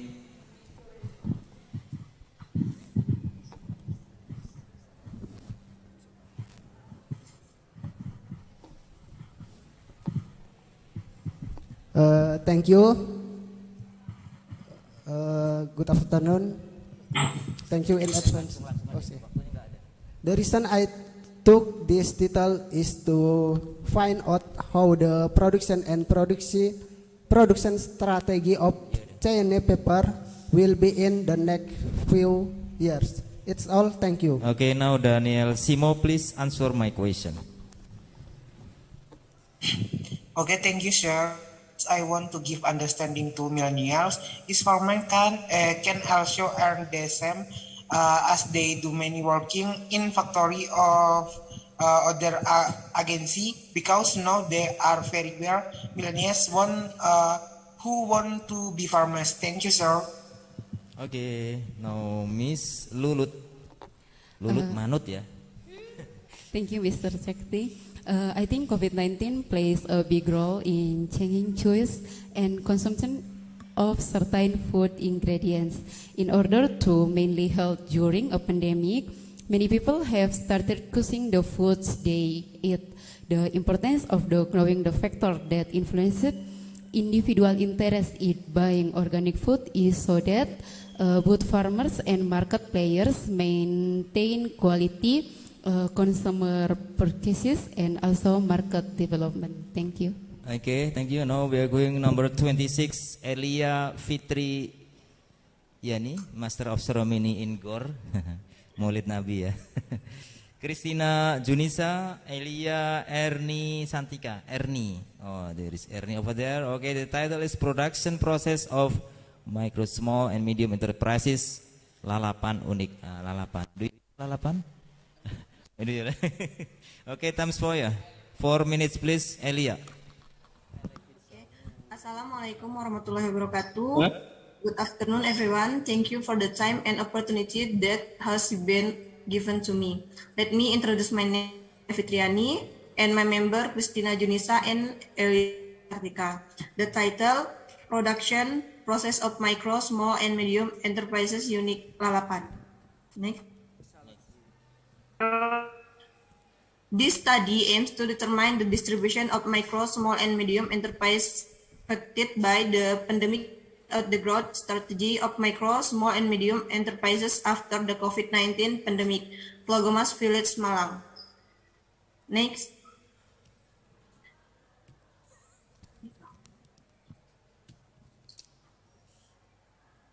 Research method. The type of research used in this study is a qualitative research method. Qualitative research or research that is descriptive and tend to use analysis and inductive approach.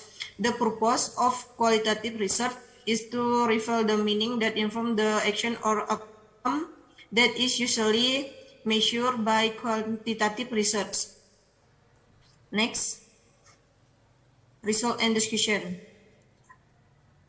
Lalapan business owners choose this business because this business is one of the business that can be made easily without having to require special skills, so that it becomes a business opportunity that can be profitable. Business owners also emphasize that by opening this business, they can get additional income and to meet their daily needs, because Lalapan business is much loved the public, especially with the placement of very affordable price, so it very influential on the number of consumers.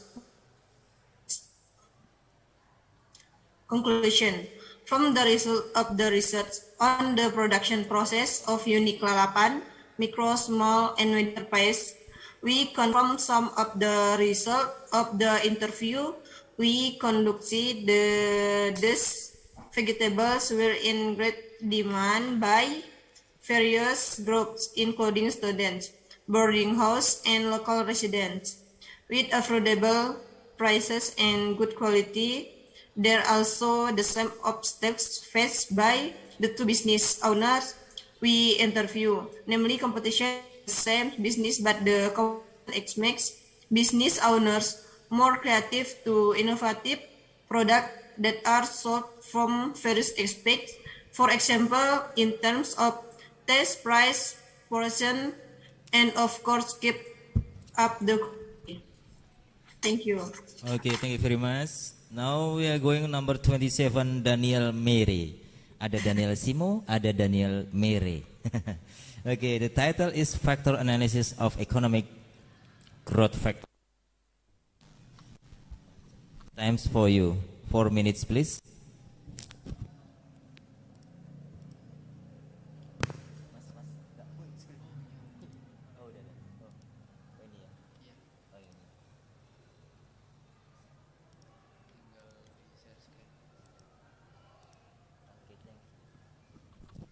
Okay, Daniel Mere, please.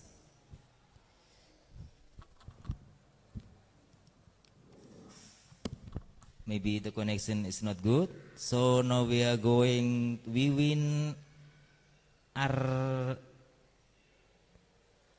Arniana, Beatrix, Fiat Regina, Aging Devlaniana. Management of Human Resources for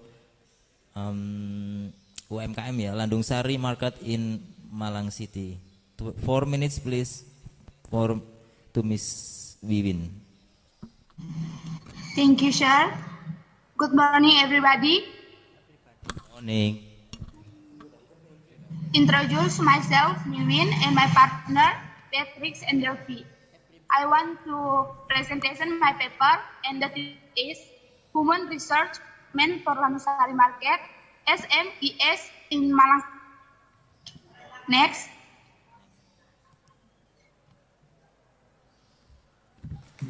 Research first. The purpose of this research on the Landung Sari market is to achieve the expected target with to increase MSME actors understanding of the application of human research and management to develop their business. Next.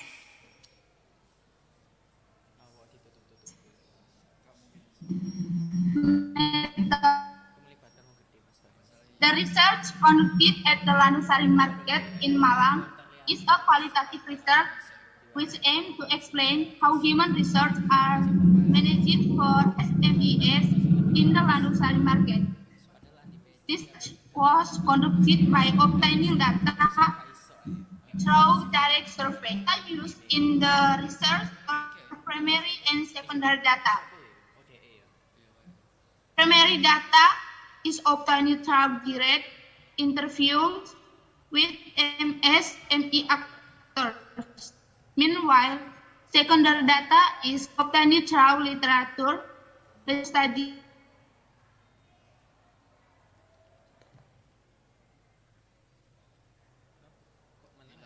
Hilang ya koneksinya, Pak. Koneksinya hilang. Sana ya.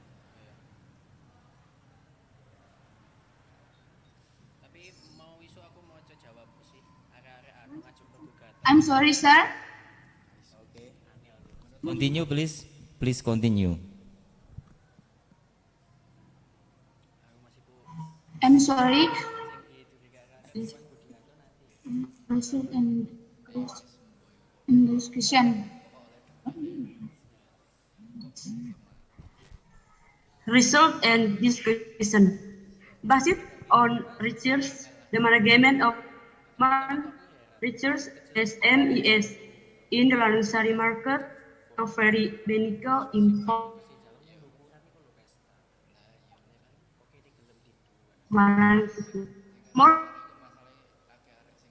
in the Landung Sari market thou substitute with the management of human resource MSMES it benefits the community's economy so that the unemployment rate also decreases.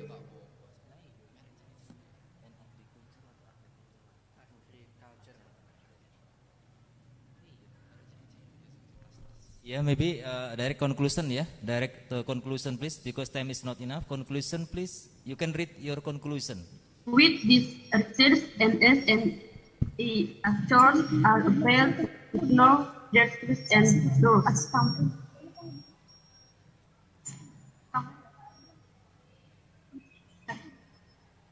Based on the result of the research above, there are still many MSMEs in the Lanusari market who have not been able to get sufficiently life ceiling facilities, but even with conditions such as Malang providing Bank of the scientists there has improved health management for MSEMS.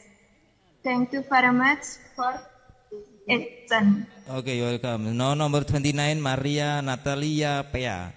Maria Susanti Sari. Balina Mueng. That if the title is efforts to increase the self. Okay, time's for you. Only 4 minutes, please. Okay, thank you. Good afternoon, everyone. Let me introduce myself. My name is Santi, and my friend. My name is Natalia. I want to present about efforts to increase the sales of MCFA entrepreneurs in Malang City post-COVID-19. Efforts to increase the sales of MCMA entrepreneurs in Malang City post-COVID-19. Next, research purposes. The purpose of this study is to explain efforts to increase the sales of MCMA entrepreneurs in Malang City after COVID. Next, research method. This research method uses descriptive, qualitative analysis, and literature comparison. Next, research discussion. Malang government has issued 4 schemes helping SMEs impact of COVID-19. 1. Direct cash money. 2. Tax incentive. 3. Stimulate of work capital. 4. Bank and Pemda support SMEs. Next.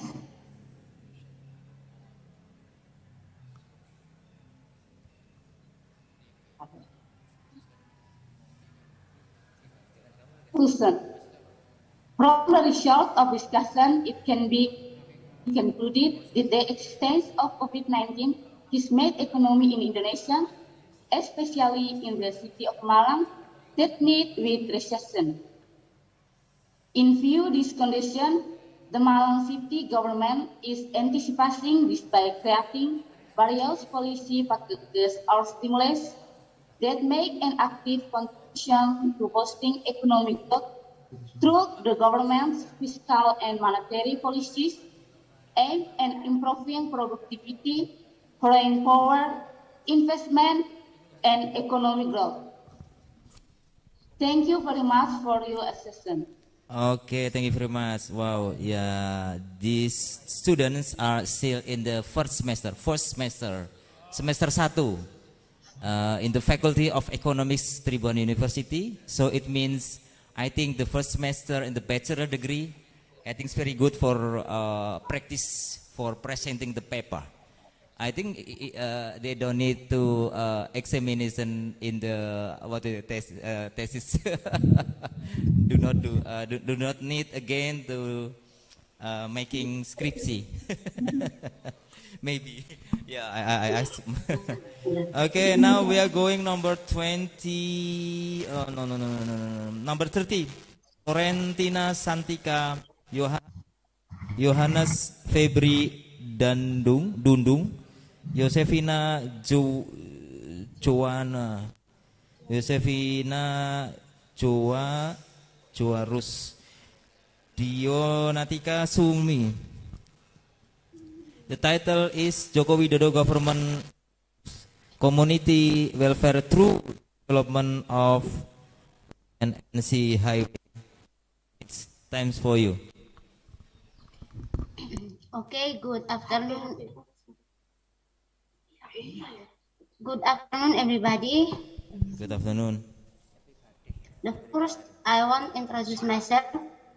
My name is Josefina Jovarus, and my member Johannes Febri Dandung, Florentina Sartika, and Nonantika Shurni. I want to present my paper titled about Joko Widodo government improve community welfare through the development of land and sea highways. Next. Research purpose. The first, to find out how Jokowi's government improves welfare. Community through the construction of land highways and sea highways. The second, to find out the purpose of building a land highways. Next.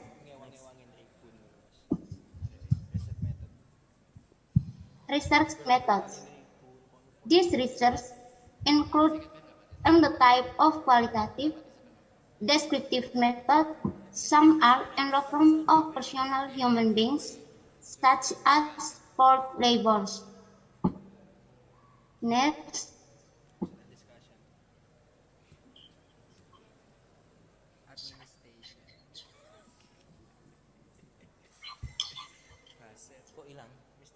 Results distribution has supported the smooth distribution of goods between regions in Indonesia through sea and land roads. Next. Conclusion. With the construction of land highways and sea highways, it can facilitate the transportation of goods or people, both through waterways and land roads. Thank you very much. Okay, you're welcome. Okay, this student also the first semester of bachelor, semester 1. So it is good for practicing for the presenting their paper. Okay, now I am going to ask you, why do you choose this topic or this title? Miss Elia, 1 minute please. We choose this topic because during Mr. Jokowi's administration, there were many deployment, and the most notable was the construction of land and sea toll roads. Thank you very much. Oh, you're welcome. That's great. Next, we win, please.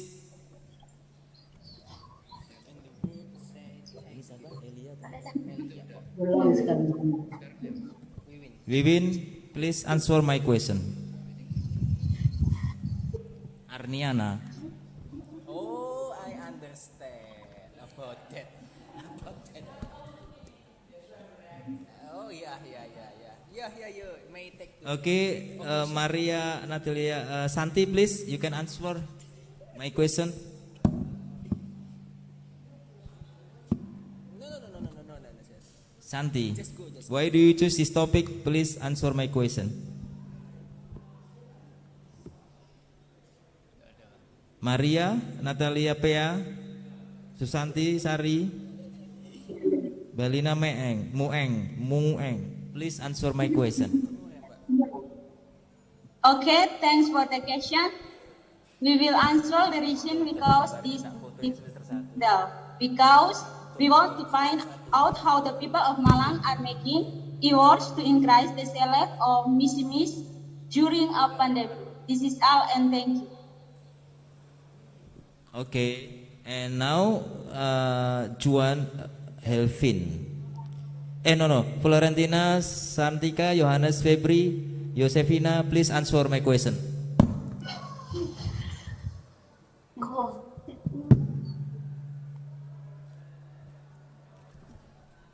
Florentina, Sartika, Johannes Febri Dundung, Josefina, Juana, and Novindika Surni, please answer my question.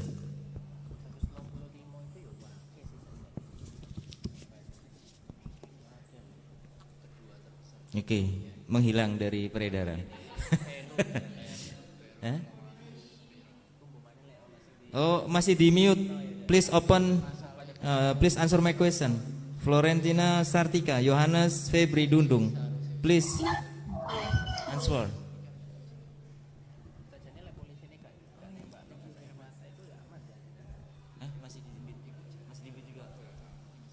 Masih di mute ya? Masih di mute. Okay, now we are going number 31, Juan Helvin Budi Santoso. Agriculture-based tourism village development. Please, Mr. Juan Helvin, times for you. 4 minutes.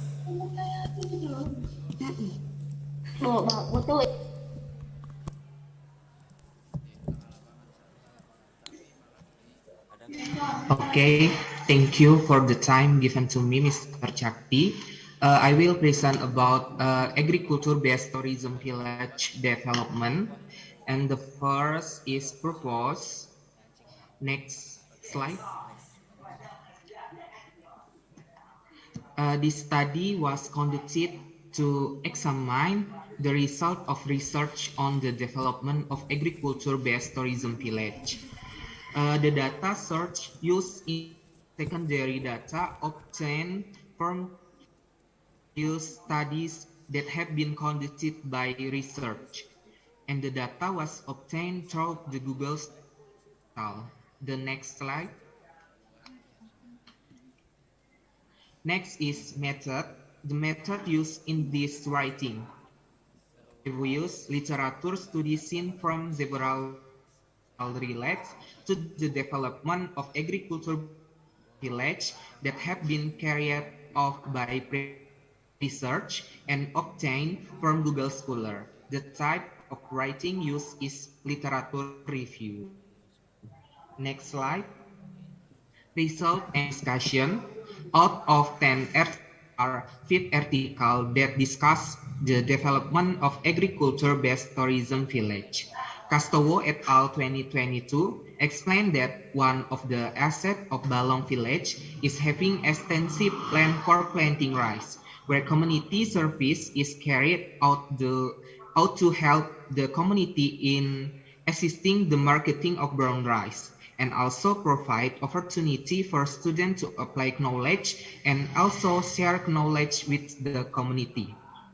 Heidi et al. 2021 explaining that the community already has knowledge of the community in planning a tourism village in Kasupute Village, Wawatobi District, Konawe Regency, with the existing landscape, a stretch of rice fields, where the planning of this agricultural tourism village will have a good impact on the surrounding community and also the need for intervention from the local government in providing support to the community. Sayidi and Ak 20 explaining that tourism-based agricultural tourism must also pay attention to several concept elements of tourism. Among them, the attraction element is more to the target tourism destination that is able to provide an attraction to tourists.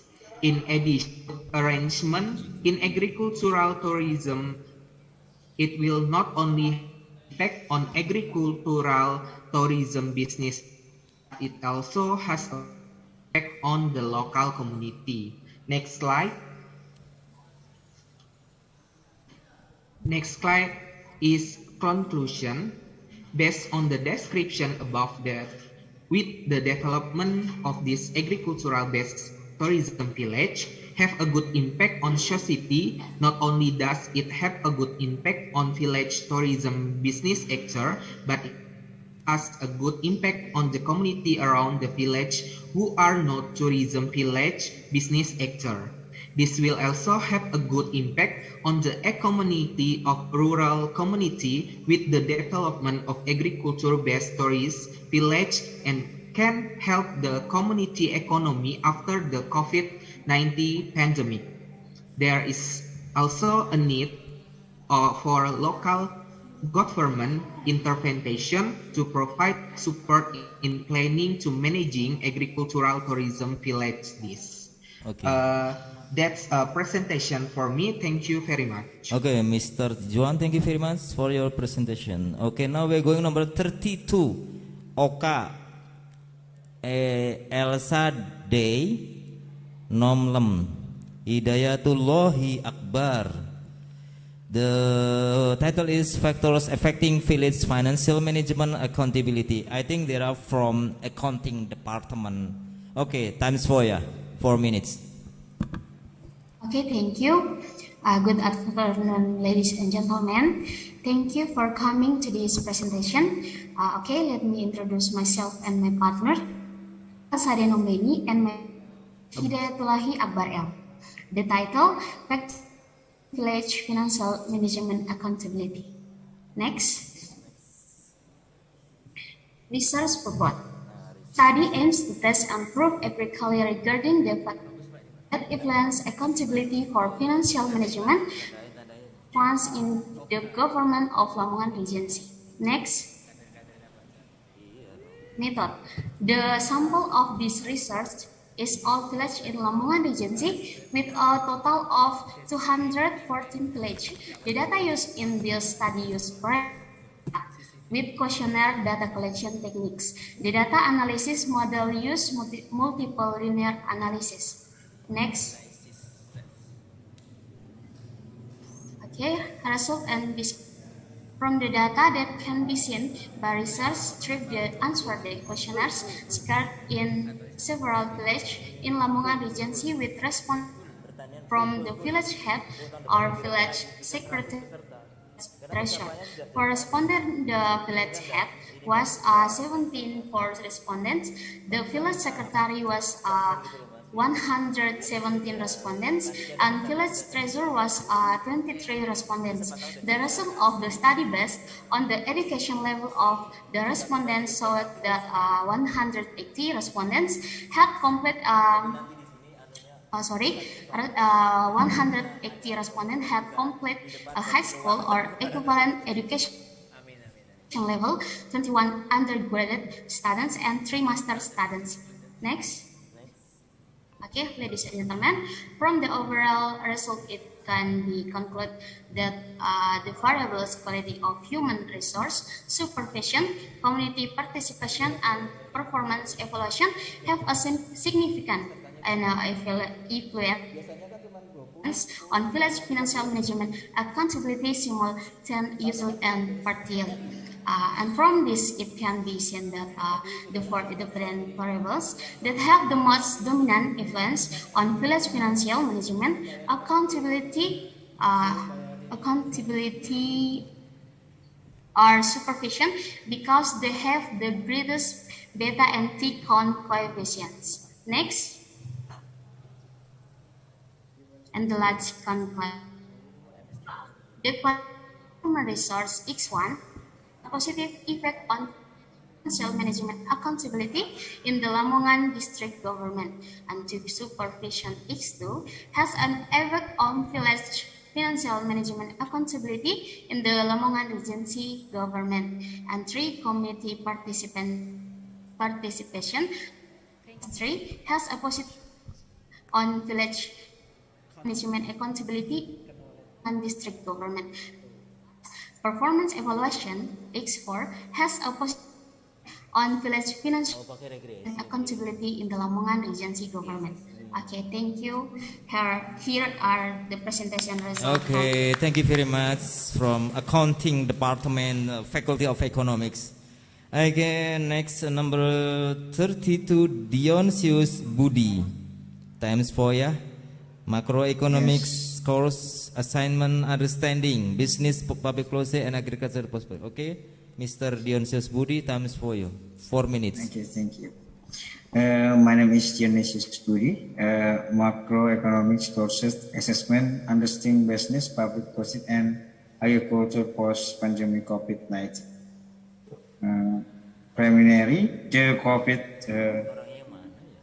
COVID-19 pandemic has affected human life in all sectors, agriculture, which has been affected by this pandemic, not only in Indonesia.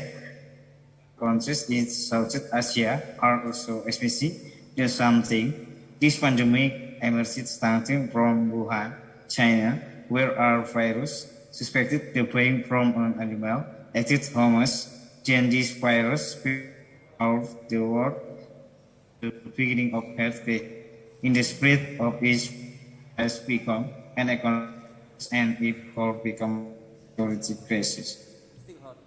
Literacy, a sector that is sensitive Asia's economic development, agriculture has an important position in something makes this sector abundant. The impact will be by my people.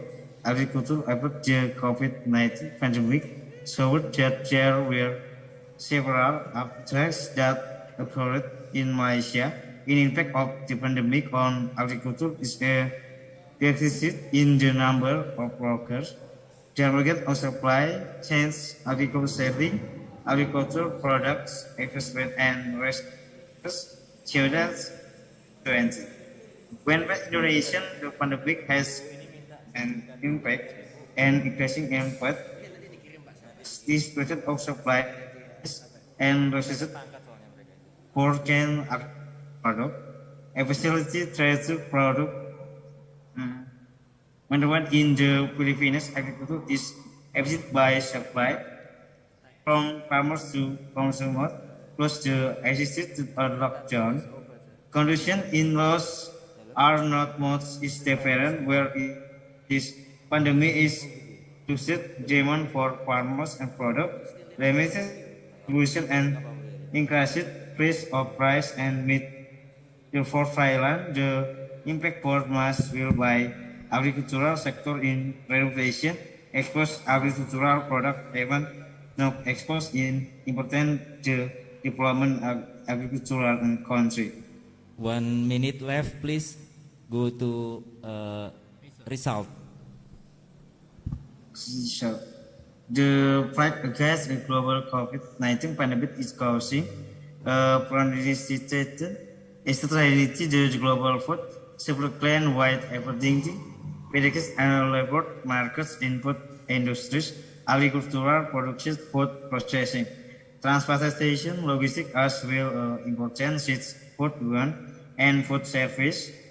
In the certain the economic and social impact of problems under the challenges positive outlook on agricultural production, food compensation government set is creating ready policy and address urgent needs. So labor status and created sustainable vegetation and agricultural sector in Zimbabwe. Government classifies the agricultural sector, important service sector in promoting food security, during and other the lockdown. Okay, conclusion. I'm sorry, yes. Time is over. Please, conclusion, please. Conclusion. That means account more than 40% of domestic product and more 70% of jobs created on low-income countries. However, many companies are forced to not reach their maximum capacity facility in an industrial country like Ethiopia. Among these tribes, access on finances on the most vulnerable limited as several examinations have shown. Thank you. Okay, you're welcome, Mr. Budi. Okay, and now the last but not least, number 24, Rosilia Lini Rohi. Kayak petinju aja. Lady Gaga, oh no, Ladiana Mbeo. What in English is Mbeo? Mbeo is following. Good. Okay, and Katarina Wulan Arkian. The title of their paper is Skills and Administration Training to Improve the Human Resources of Workers at UMKM Tologo Mas. Time for ya, Rosela Lian. 4 minutes. Okay, thanks. Allow me introduce myself. My name is Rosela Lee, and my partner Lidiana Mbeo and Katarina Wulan Arkian. We take to the title Skill and Administration Training of the Human Resource at UMKM Plogoma.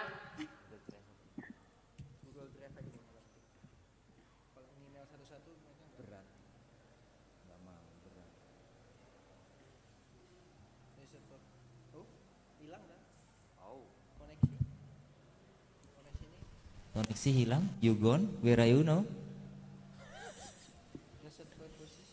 Reset purposes, please. Hello, are you still there? Rosilia Lini Rohi. Ya, sorry Pak, jaringan Pak. Oh, okay. In English, please. International conference. Okay, please continue.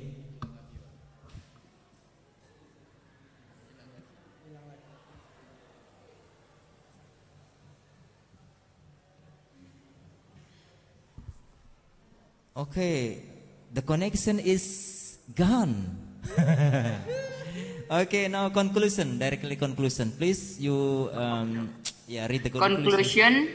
Saying from of your research, we conclude that skill and administrative training for improving SMA human resource is very important because it is one have an expert and skilled workforce and encourage work efficiency and effectivity, encourage productivity, encourage sales and profit. That's UMKM. Thank you. Yeah. Okay, you're welcome. Now, this is the last presentation, and I am going to ask about why do you choose this title from Florentina? From Juan Helvin. Please, you answer my question. 1 minute, please. Okay, thank you. Thank you. The reason I choose this title is because I feel the development of tourist village nowadays is very appropriate to do in helping the community economy. Then for its own charm is that with the development of a tourist village, there is a good hope of helping community in improving the family economy after pandemic COVID-19, and also being able to reintroduce agricultural tourism in Indonesia. Thank you. Okay, Mr. Juan. And now, Miss Oka Elisa Day. Hari-hari Elisa Day. Nomleni and Hidayatullahi Akbar. Please, 1 minute. My name is Hidayatullah L. Well, here I will answer the question given. Why we chose this title? Because the use of village funds is important for our research. Why is it important? Because we want to prove that there is still fraud in managed village fund. Here we also want to prove the existence of variable quality of human resource X1, supervision X2, community participation X3, and work evaluation on accountability of village financial management W variable. So here we draw the conclusion or four will have a positive effects on the accountability of village fund financial management. Thank you. Okay, you're welcome. Now we are going to Mr. Dionisius Budi E. What's E? Mr. Budi, please answer my question.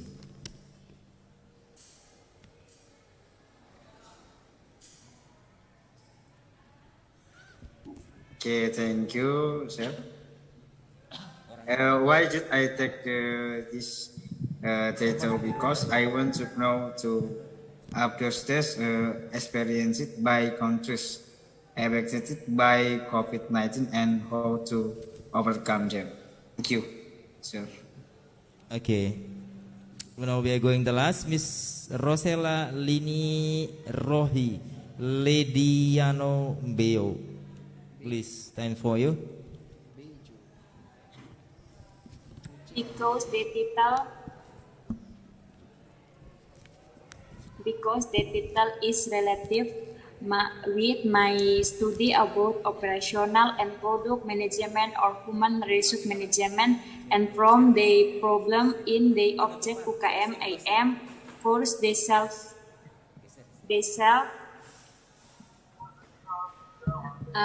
to solve the problem from my wit and knowledge.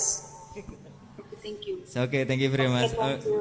Okay, Alhamdulillah, Hirabbil Alamin. All of presenters already presented their papers.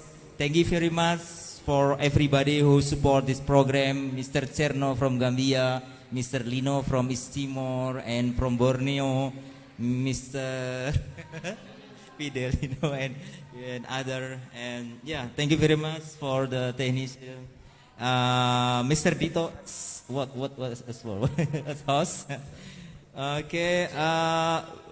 After this, please, we are going to correct or revise your paper, and after that, if it's okay, based on the reviewer on editors, okay. So we publish in the book chapter in 2023 in January. So this is the good opportunity for you. Thank you very much. Okay. And see you next year in December 2023.